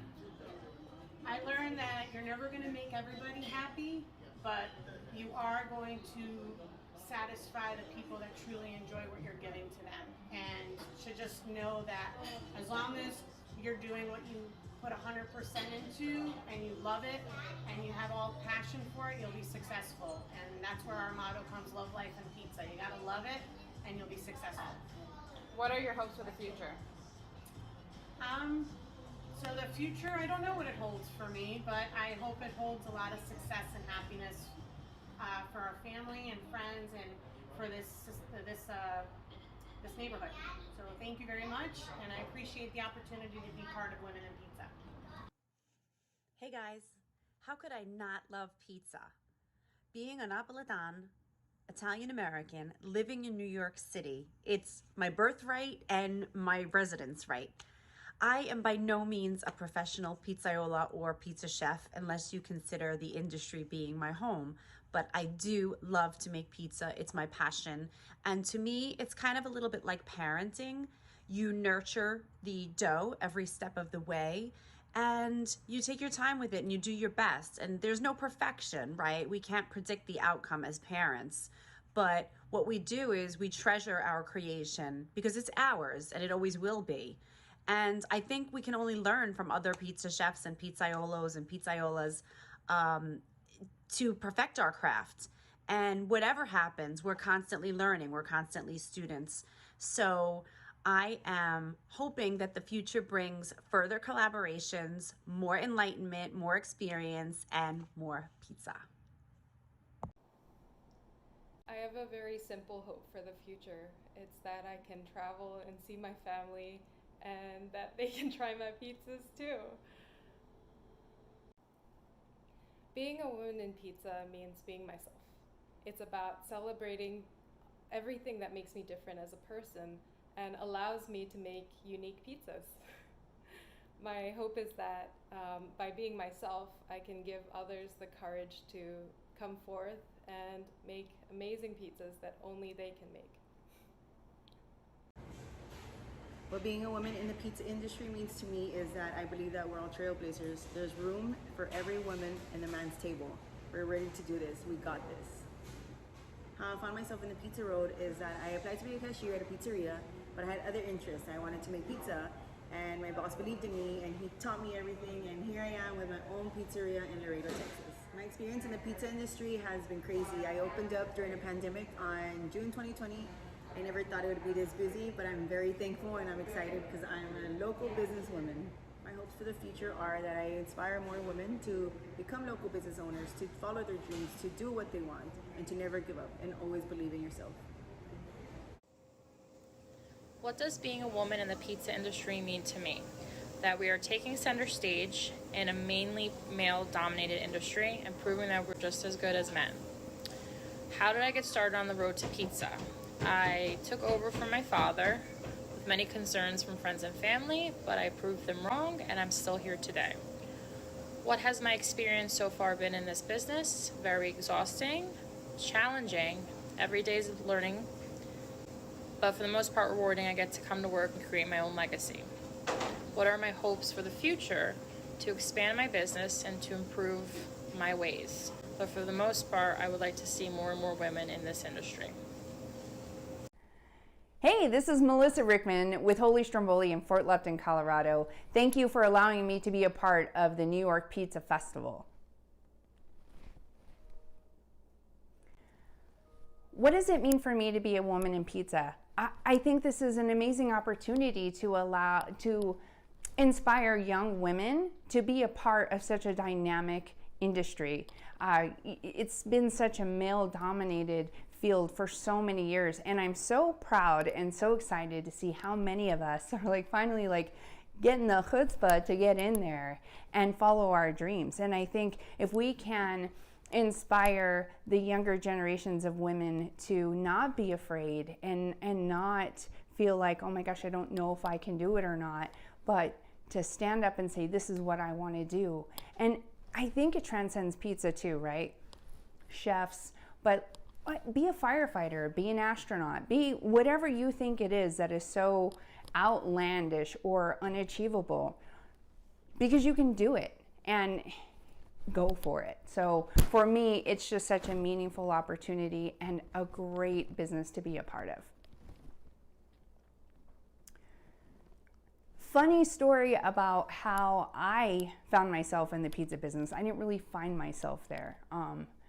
I just knew I wanted to be there. And my journey started, I think I was about 18, and I was sitting on my mom's couch. No, I was like 16. I was sitting on my mom's couch, and I was watching Food Network, and I saw Tony G and Joe Carlucci, and they were competing for the world's highest toss of pizza dough. It was the World Pizza Games, and I was blown away. I thought, I can't believe that this is a thing. You know, pizza's my favorite food anyway, but I was just mesmerized by this thing that they were doing.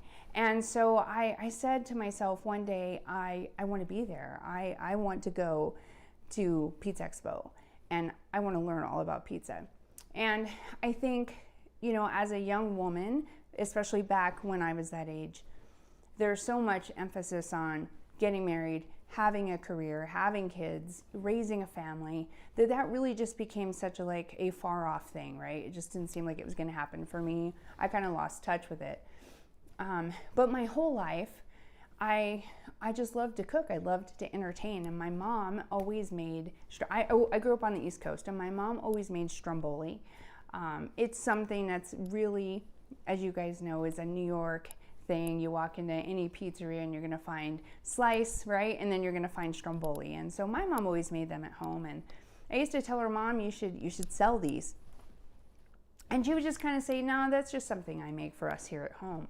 But I really became obsessed with them as well as pizza. And so anytime I had the opportunity, that's what I did. I entertained, and I tried all kinds of different stromboli. And, you know, fast forward, I was in corporate America for 15, 20 years. And I just wasn't finding my place in the world. I felt like I wanted to make a difference in the world. And so I tried lots of things. I stayed in corporate America. I worked at a hospital in the ER at night, and thinking that, I'm gonna help people, I'm gonna change the world, right? And lo and behold, I did not. And I remember sitting at my desk thinking, is this all the world has to offer for me? Is this it?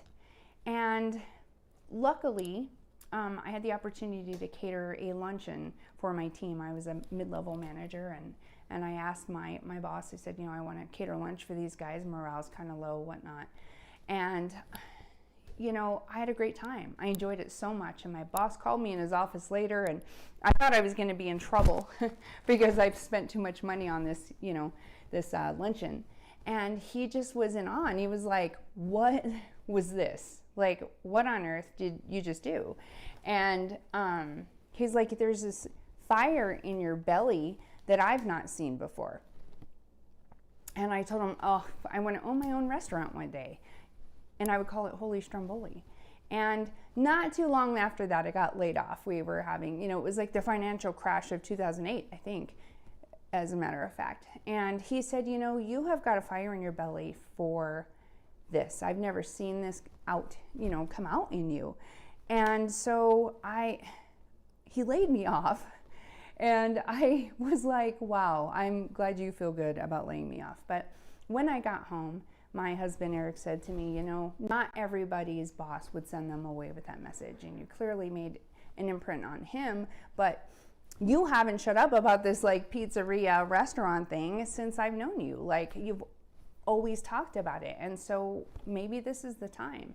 So in the middle of an economic depression, and when restaurants were going out of business left and right, we decided to open Holy Stromboli. And 3 years before we ever opened the restaurant, we started going to Pizza Expo. And when I went to my first expo, I just knew this was my place. This is where I was supposed to be.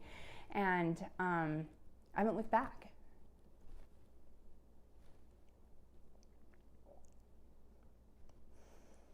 My experience in the pizza industry has been a dream come true. Like, I'm not going to sugarcoat it. It's hard, right? We all know owning a restaurant is sometimes like stubbing your toe on the same piece of furniture every morning. You're like, oh God, the cook called out, or the dishwasher didn't show up, or, you know, whatever our challenges are, I think they're all the same. But once you get past that and you realize all the amazing things that we get to experience and do and what's open to us. I actually met a guy on the plane a couple days ago, and he was a restaurant owner, and of course we struck up conversation, and he said to me, do you love it? And I, without thinking twice, without missing a beat, I said, I wouldn't do anything else. The pizza business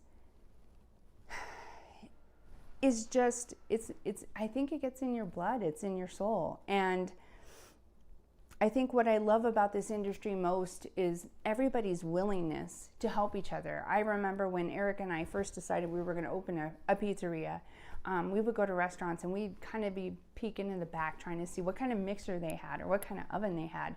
And inevitably, the owner would come out and go, can I help you? And we would say, well, we're just thinking about opening a pizzeria. And he'd be like, oh my God, come back. Let me show you my ovens. Let me show you how we make dough. Let me show you, let me show you, let me show you. And I think it's the very same way within our pizza team and our pizza community. And I don't think you find that, in every industry. I don't see steakhouse owners going, hey, let me show you how I make this really great steak, right? I can't imagine myself doing anything else. Hi, my name is Maya Anitai. I am the owner of Franny's Pizzeria and Restaurant in Highlands, New Jersey, as well as Dynamo in Richmond, Virginia. I got my start in restaurants when I was about 14 years old, and I'm pretty sure my parents fibbed a little bit about how old I was so I could get that first job. And I've been in the restaurant business in some capacity or another ever since. I got my start in pizza specifically just when I finished college, and I was working at Mama Zoo, which was a sort of local legendary red sauce Italian restaurant that was no frills from the outside, even a little dodgy. There was always a line out the door, and when you opened up the door, you were just hit in the face with just these unbelievable waves of garlic. And I lived across the street for a long time, so I remember that smell really well. And there was also this secret menu for those who knew, and on it were these oil press pizzas, just two types really, a couple different toppings, a white and a red. And they were very similar to a bar pie, oil pressed with olive oil. The whites had this incredible nutty fontina cheese, and the reds were finished with mozzarella and grana padano parmesan, and they were just delicious. To this day, still my favorite pizza.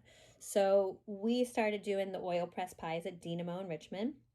And at Franny's, we do some oil press pies, like an oil press grandma and a Sicilian, as well as the flour toss New York style regular.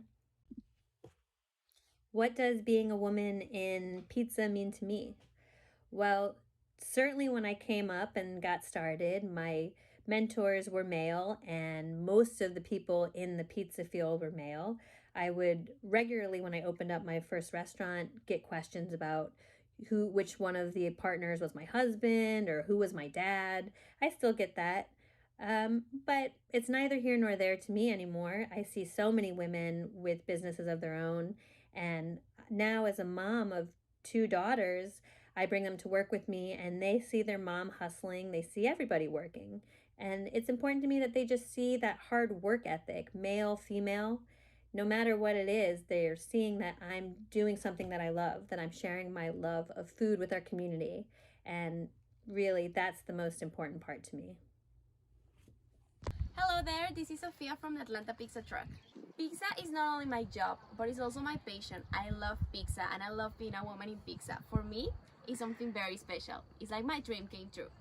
I was not expecting to make pizza at first. However, my husband had the idea to bring this truck directly from Italy, and we decided to start our catering company. It's been such a rewarding journey. I've learned a lot since we started this business.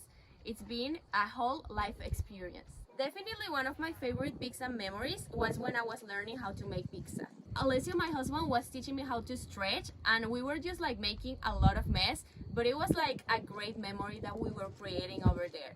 So that was like my first experience and also one of my favorite ones.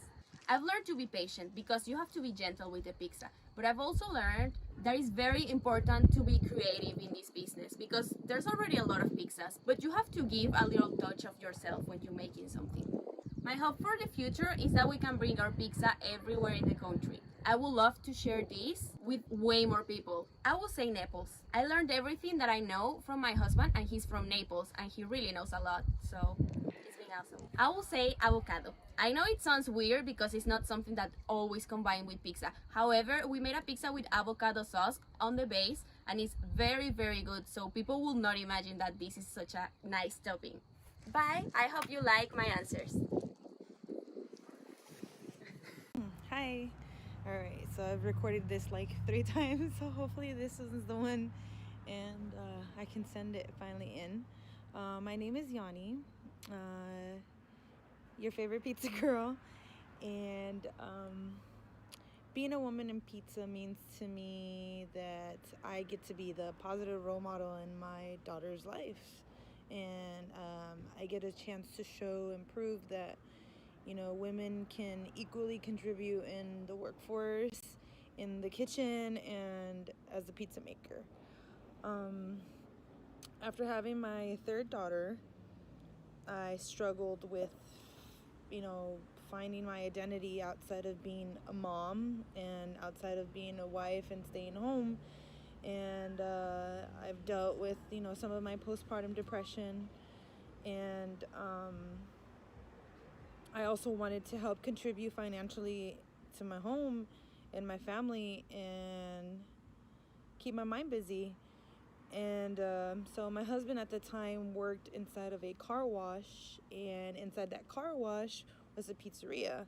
And around the same time, they needed some help, and I helped them out in the front, and I delivered pizza. And I got hired as that. A few years later, they opened a 2nd location, and I knew more about the ins and outs, prep, and stuff like that, so I got more responsibility, and I was asked to step up and become a pizza maker, and I did it, and I was nervous at first. I was like, no, I don't want to always be, like super busy. I thought it was just going to be harder, and I remember Robert Jeter, who was my mentor and is my mentor, and he taught me how to make pizza. He said, you learn how to make pizza, you can take this into any other pizzeria and you become more valuable. And I was like, okay, I want to be valuable. I want to be important where I work. So I started making pizza, and I loved it. I fell in love with it, and that's how I became a pizza maker. Pizza came to me at a time where I needed to learn stability and consistency, and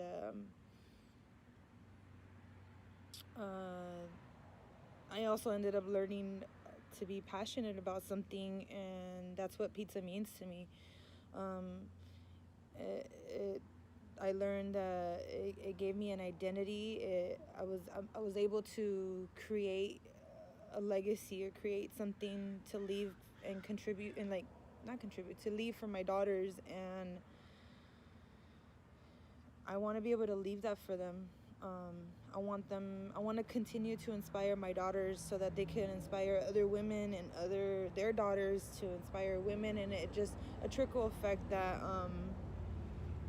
women can also contribute a variety of talents and contribute in taking care of our families and our loved ones and be right there, that's what I learned, in being in pizza. I think by far my favorite pizza memory is when I made my first pizza, like my first good pizza, where it was nice and crispy and a good little bone and the right amount of sauce and cheese, and the toppings were just spread perfectly.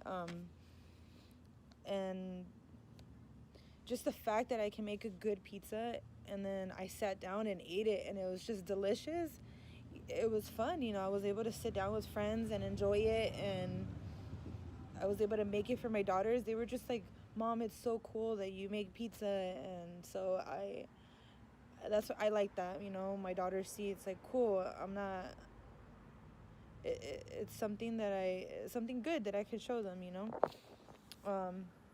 and I think like many other pizza people, well, mostly I don't know if I'm a rare one or what, but people that learned how to make pizza, I feel like we fall in love with it. And me falling in love with pizza, of course, I want to open my own pizza shop. I just want to create new ideas. I want to bring something new to pizza, new flavors other than, our originals. There's nothing like a good old pepperoni pizza or a cheese pizza, but I want to be creative. I want to bring something, maybe, this Mexican cuisine, I don't know, Mexican food on stuff. There's things out there, carne asada and birria pizzas. I come from San Diego, where there's so many types of foods that you can try, and that's one thing I love to do, is trying new kinds of foods. And I just want to be able to open up a shop and leave something behind for my daughters and continue, start a tradition, and I hope that they continue the tradition and continue to be inspiring and motivating to other women and men and people and kids, whoever they meet or whoever comes into the shop. And of course, keep making yummy pizza. But that's a little my story on how I what it means to me to be a woman in pizza and what I've learned and my journey. And I hope you guys like it. Thank you. What an incredible mashup of amazing women across the board, including Christy. She started out the video. I seen her in the comments all weekend, just killing it. So shout out to her. Join us in Women in Pizza. Just go to womeninpizza.com. And kind of going on to our next segment, which is, a little controversial. So I'm just going to start and put Fred on the spot and ask him. So, Fred, what would you say is the capital of pizza? Well, I'm gonna tell you, and I hope that I don't get a lot of haters as a New Yorker, but I think Naples is the capital of pizza, and I've spent so much time there now over the last 20 years, and have this feeling for that city, and really seeing how pizza integrates through all the culture there. To me, that's the capital of pizza. How about you? No, that was never part of the plan. I wasn't supposed to be asked. Yeah. Yeah.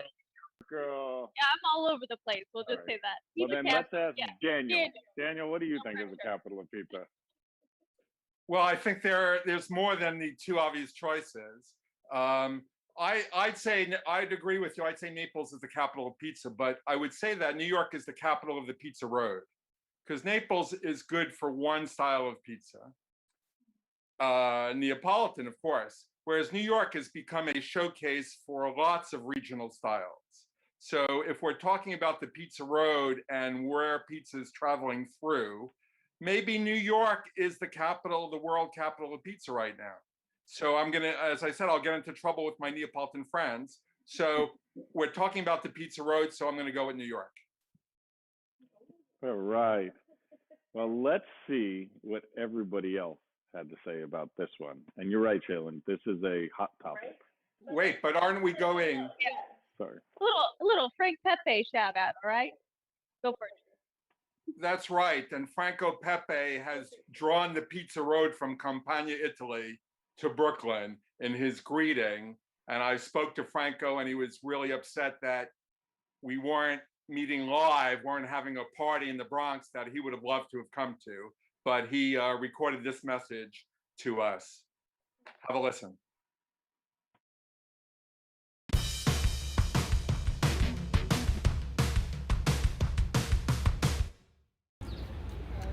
The pizza capital of the world is hands down New York City.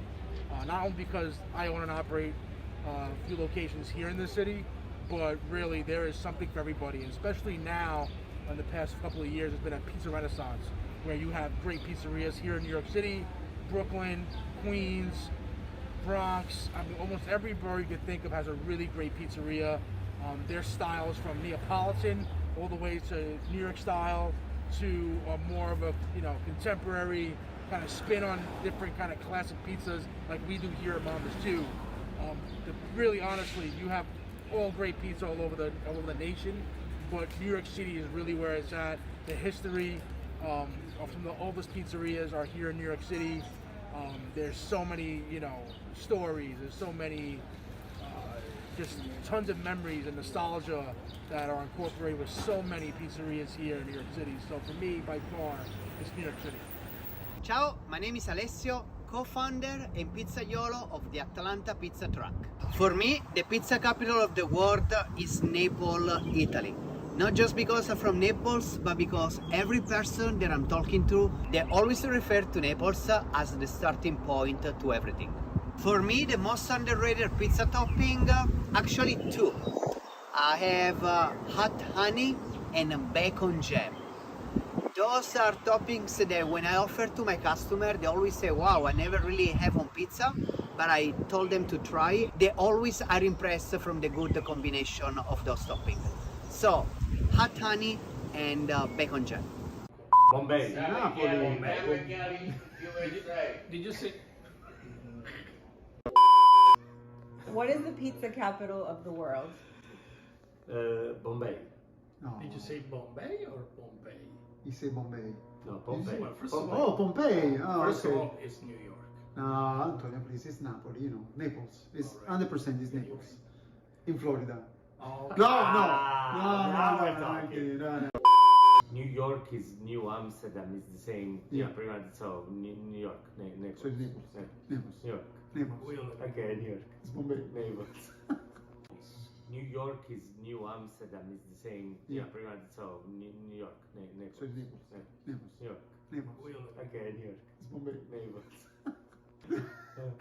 No, io ci facessi bravissimo, senza ridere, non manca ridere. What is the pizza capital of the world? Bombay. No. Did you say Bombay or Bombay? You say Bombay. No, Bombay. Well, Pompeii. Oh, First okay. of all, it's New York. No, Antonio, please, it's Napoli, Naples. It's 100% is Naples. In Florida. Oh. No. Okay, that's Naples in Italy. No. I mean, no. What is the pizza capital of the world? New York, of course. Bombay. Napoli. Did you say? Okay, the question is, what's the pizza capital of the world? It is an impossible question for one to answer. I think in Naples, Italy, they eat probably more pizza than anywhere else. Maybe New York. New York pizza's good. I really like eating pizza in Portland, Oregon. Got amazing places like Lovely's, Pizza Shoals, Scotty's, Gracie's, so many places. I like eating pizza in New York, but honestly, I like eating pizza wherever I am in the world, I eat pizza on my way to make pizza. On my trip to work today, I stopped for an awesome slice in Matawan, New Jersey. Who knew? Pizza capital of the world? I think it's an impossible question for one to answer. So for me, the pizza capital city of the world is a very hard toss-up between New York and Naples, but one thing I can tell you is there's no other city but those two when it comes to pizza. Hello, my name is Felice at Pizza University, and today we're going to answer a couple of questions. The first one, what is the capital of pizza? Well, in my opinion, there is nothing like Naples for a few reasons. First, there is no other place in the world where you can smell pizza at every corner of the city, and no other places in the world where you can eat a pizza quite good like the one that you can have in Naples. There are so many places, and I always suggest anytime you want to try something that is authentic and really good, go to taste the pizza in Naples. The second question, the most underrated topping, I think there are so many, but in general I will say fish. You don't have to think about like throwing a fish on pizza like sushi, but I'm talking something about like white pizzas, like a pizza with salmon. So why don't you think of white pizza with salmon and sour cream and chives? It's very common to eat that pizza in Italy. It's very good. There's another pizza. It was famous in the 80s in Italy. It's called the scacciafiga. It was made with tomato sauce, tuna, onions, olives, a little bit stronger in flavors, but quite good like the other one. Shrimp. Why not white pizza with shrimps and zucchini and some Philadelphia, arugula, lemon? I can keep going on and going on with toppings, but definitely I think that there is not enough pizza with fish in the United States. I know in Connecticut there is a pizza place famous for its clams pizza, and so definitely I will encourage everyone to experiment more about fish on pizza. Thank you. Have a good one. The pizza capital of the world is hands down New York City. Not only because I own and operate a few locations here in the city, but really there is something for everybody, and especially now in the past couple of years there's been a pizza renaissance where you have great pizzerias here in New York City, Brooklyn, Queens, Bronx. I mean, almost every borough you could think of has a really great pizzeria. Their styles from Neapolitan all the way to New York style to more of a contemporary kind of spin on different kind of classic pizzas like we do here at Mama's too. Really honestly, you have all great pizza all over the nation, but New York City is really where it's at. The history of some of the oldest pizzerias are here in New York City. There's so many stories, there's so many just tons of memories and nostalgia that are incorporated with so many pizzerias here in New York City. So for me, by far, it's New York City. So I think that the pizza capital of the world is New York. I know that Naples is really important, obviously, as a city for pizza because everything started there. But for me, it's New York, just because New York is a melting pot of so many different cultures and thus so many different styles of food and pizza. So for me, it's more a matter of availability. Here in New York, you can really find many different kinds of pizzas, so you can really taste so many different things. And that's why I think it's really the pizza capital of the world. Ciao, bonsoir, je m'appelle Gérald, du camion de pizza chez Jay à Marseille, capitale mondiale des camions de pizza depuis 1962. Nos pizzas sont les meilleures car elles sont fabriquées avec passion et dans le respect de la tradition. Je vous donne rendez-vous dans les rues de Marseille pour venir goûter nos pizzas et nos calzones. À très bientôt à Marseille. Bonne soirée, ciao ciao. Ciao ragazzi, sono Jacopo Mercuro da Roma, siamo nella pizzeria a 180 grammi a 100 celle. Questa è la nostra pizza romana, fina e croccante, ripiena di mortadella, e con questa pizza vi auguriamo un grandissimo Pizza Festival di New York. Ci vediamo presto, un caro saluto. Un saluto e un in bocca al lupo a tutti i miei colleghi del New York Pizza Festival. In questo momento ci vuole perché dobbiamo ripartire tutti quanti e alla grande. Un saluto dall'Alto Casertano, da questo fantastico territorio dove c'è Pepingrani, ma a pochi chilometri da Caiazzo c'è Piana di Montevene che ha dato i Natali a Domenico De Marchio, che ha fatto la storia a Brooklyn con il suo Di Fara Pizza. Ciao Domenico, a te e a tutti i tuoi cari. Un abbraccio forte a tutti. Ciao! ピッツァスタジオ玉木 PST の玉木です、PST は2店舗あります。まずお店のご紹介から。ここが1号店です。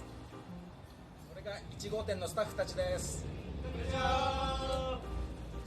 そしてここが2号店です。はい、こちらが六本木のスタッフたちです。はい、PST のピザの特徴は生地の裏に塩気がつくことです。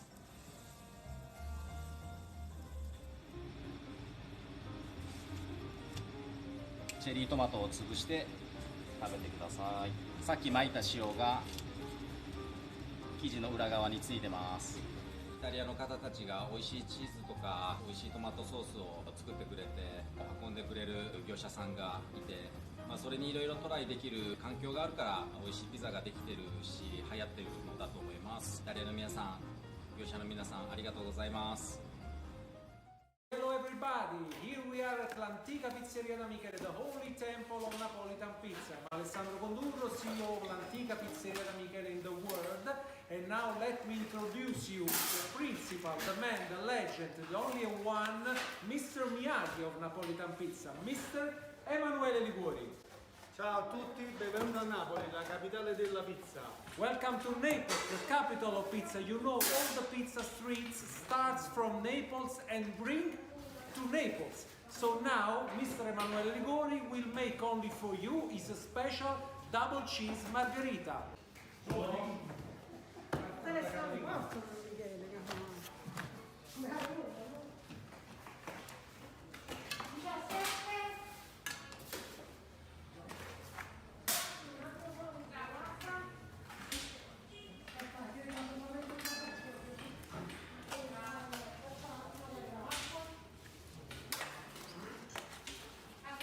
Tutte le strade della pizza partono da Napoli.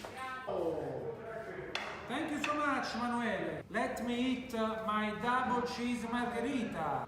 I cannot say nothing. Let me do my best wishes to New York Pizza Festival. E un saluto agli amici del New York Pizza Festival. Ciao. Ciao. Ciao, bonsoir, je m'appelle Gérald, du camion pizza chez J à Marseille, capitale mondiale des camions pizza depuis 1962. Nos pizzas sont les meilleures car elles sont fabriquées avec passion et dans le respect de la tradition. Je vous donne rendez-vous dans les rues de Marseille pour venir goûter nos pizzas et nos calzones. À très bientôt à Marseille. Bonne soirée. Ciao, ciao.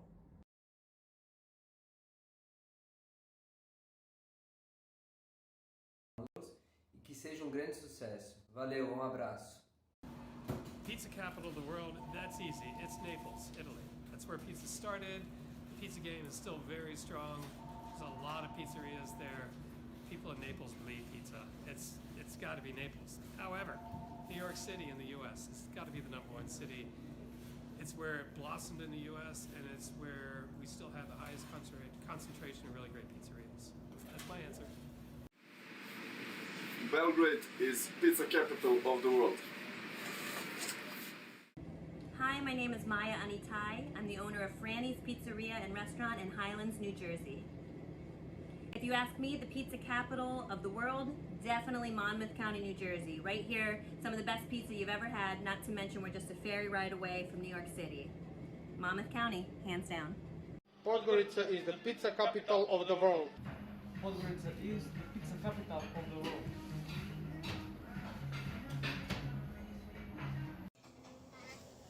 Where is the pizza capital of the world? In my opinion, it would have to be Naples. Ciao, bonsoir, je m'appelle Gérald, du camion pizza chez J à Marseille, capitale mondiale des camions pizza depuis 1962. Nos pizzas sont les meilleures car elles sont fabriquées avec passion et dans le respect de la tradition. Je vous donne rendez-vous dans les rues de Marseille pour venir goûter nos pizzas et nos calzones.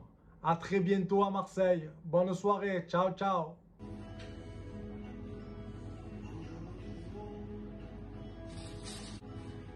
Varsavia is the pizza capital of the world. Yeah, what did you think about that mashup? Although you couldn't see it, you're riding your bike. Where are you? Listen, I'm on a mission right now. I was so inspired by that mashup that I'm on a vision quest right now around Brooklyn to find more answers. You know what? The more answers we get, the more questions come into my mind. You know what I'm saying, Fred? I do, and I have to say there were some confusing parts of that video because some people were seeing 2 times or 3 times. But it is a great mashup because it like brings in the best question: where is the capital? I have to say, I really love what Daniel said. Daniel, you kind of brought this home to the Pizza Road, and actually we're going to each have our last closing comments because it's been 2 amazing days. Daniel, I thought that the video was funny, right? I mean, you saw a lot of different personalities and answers there. It was amazing, and I wanted to thank Drew Milo, who's put on this whole show. He's been our mix master and our video maker and our producer, and he's done an unbelievable job. And that mashup really brought it to the top because that's where the passion is and the argument. I think the argument is what's fun, not the answer to that argument. I love the conversation. I love the debate. I love the anger. That's part of the Pizza Road. You know, families fight the most, and we're all part of the pizza family. So I love that we're together and we agree to disagree. Yeah, we do all the time. I mean, that's part of the pizza business and being Italian. Although, Shay, you and Nino never argue, do you? Don't get me started. No comment, I should say. Well, wait, Scott, are you off the bike for a second? You're making me very nervous going through traffic and everything. So. I'm walking on the street, Shailene. Everything's gonna be cool. Now listen, I gotta say, Final on top of what on the weekend. What's that, Fred? Final thoughts on the weekend. Oh my goodness, I love what Daniel said and what Shailene said. I mean, the whole idea of pizza's a journey, not a destination. You know what I mean? Like every time you have the best pizza you've ever had, you just start looking forward to the one that you're going to have that's better, or the one that you make that's better. I think Andy Mangieri said it, where he's constantly trying to make a better pizza than his last one. I think that's the cool thing about this is that they're not answers; they're just helpful hints along the pizza road. Beautiful. That sums it up really nicely. I hope that everybody had a great time this weekend. I have to give great shout out to Shailene, to Daniel, to Scott, absolutely to Anthony and Drew. You can't see the behind the scenes, everybody at home. You can't see all the work that went into this. Alexandra and her colleague Marcella, all the people that collaborated on this, and our sponsors as well. We have to say that this has been a great fun event of trying to bring people together, celebrating pizza. We really hope that everybody continues to go out, order pizza, support the industry, support the local restaurants. It's important, and we hope that everybody enjoys the slice. And Fred, last word to Daniel. No, Fred, I want to thank you, Fred Mortati, because you are Mr. New York Pizza Festival, and you refused. You had to cancel. It must have broken your heart to cancel the festival in the Bronx twice, so that you came back to do this virtual event and to bring everyone together. It's a massive achievement, and it means so much to the community. And that community is the accomplished pizza makers in America and around the world, and also the accomplished pizza eaters. We're both grateful to you for bringing us together this weekend. A massive thank you from all of us, because it's been a lonely time, this lockdowns, and to come together this weekend has really been a shot in the arm, not a vaccine in the arm, just a shot of energy and hope and excitement about what's to come. And Fred, thanks to you, thanks to Alexandra, thanks to Beth Cormack, who handled social media behind the scenes, and everyone who came on. I learned so much. And I'll throw it back to you and Shaylin, but what a great weekend. Thank you, Daniel. Thank you very much. We really appreciate that. And it's been fun. This has been a great piece of the journey, and we're going to keep going on our journey. Thanks for coming. Thanks for having us. Thanks for helping everybody. And love to Pizza World.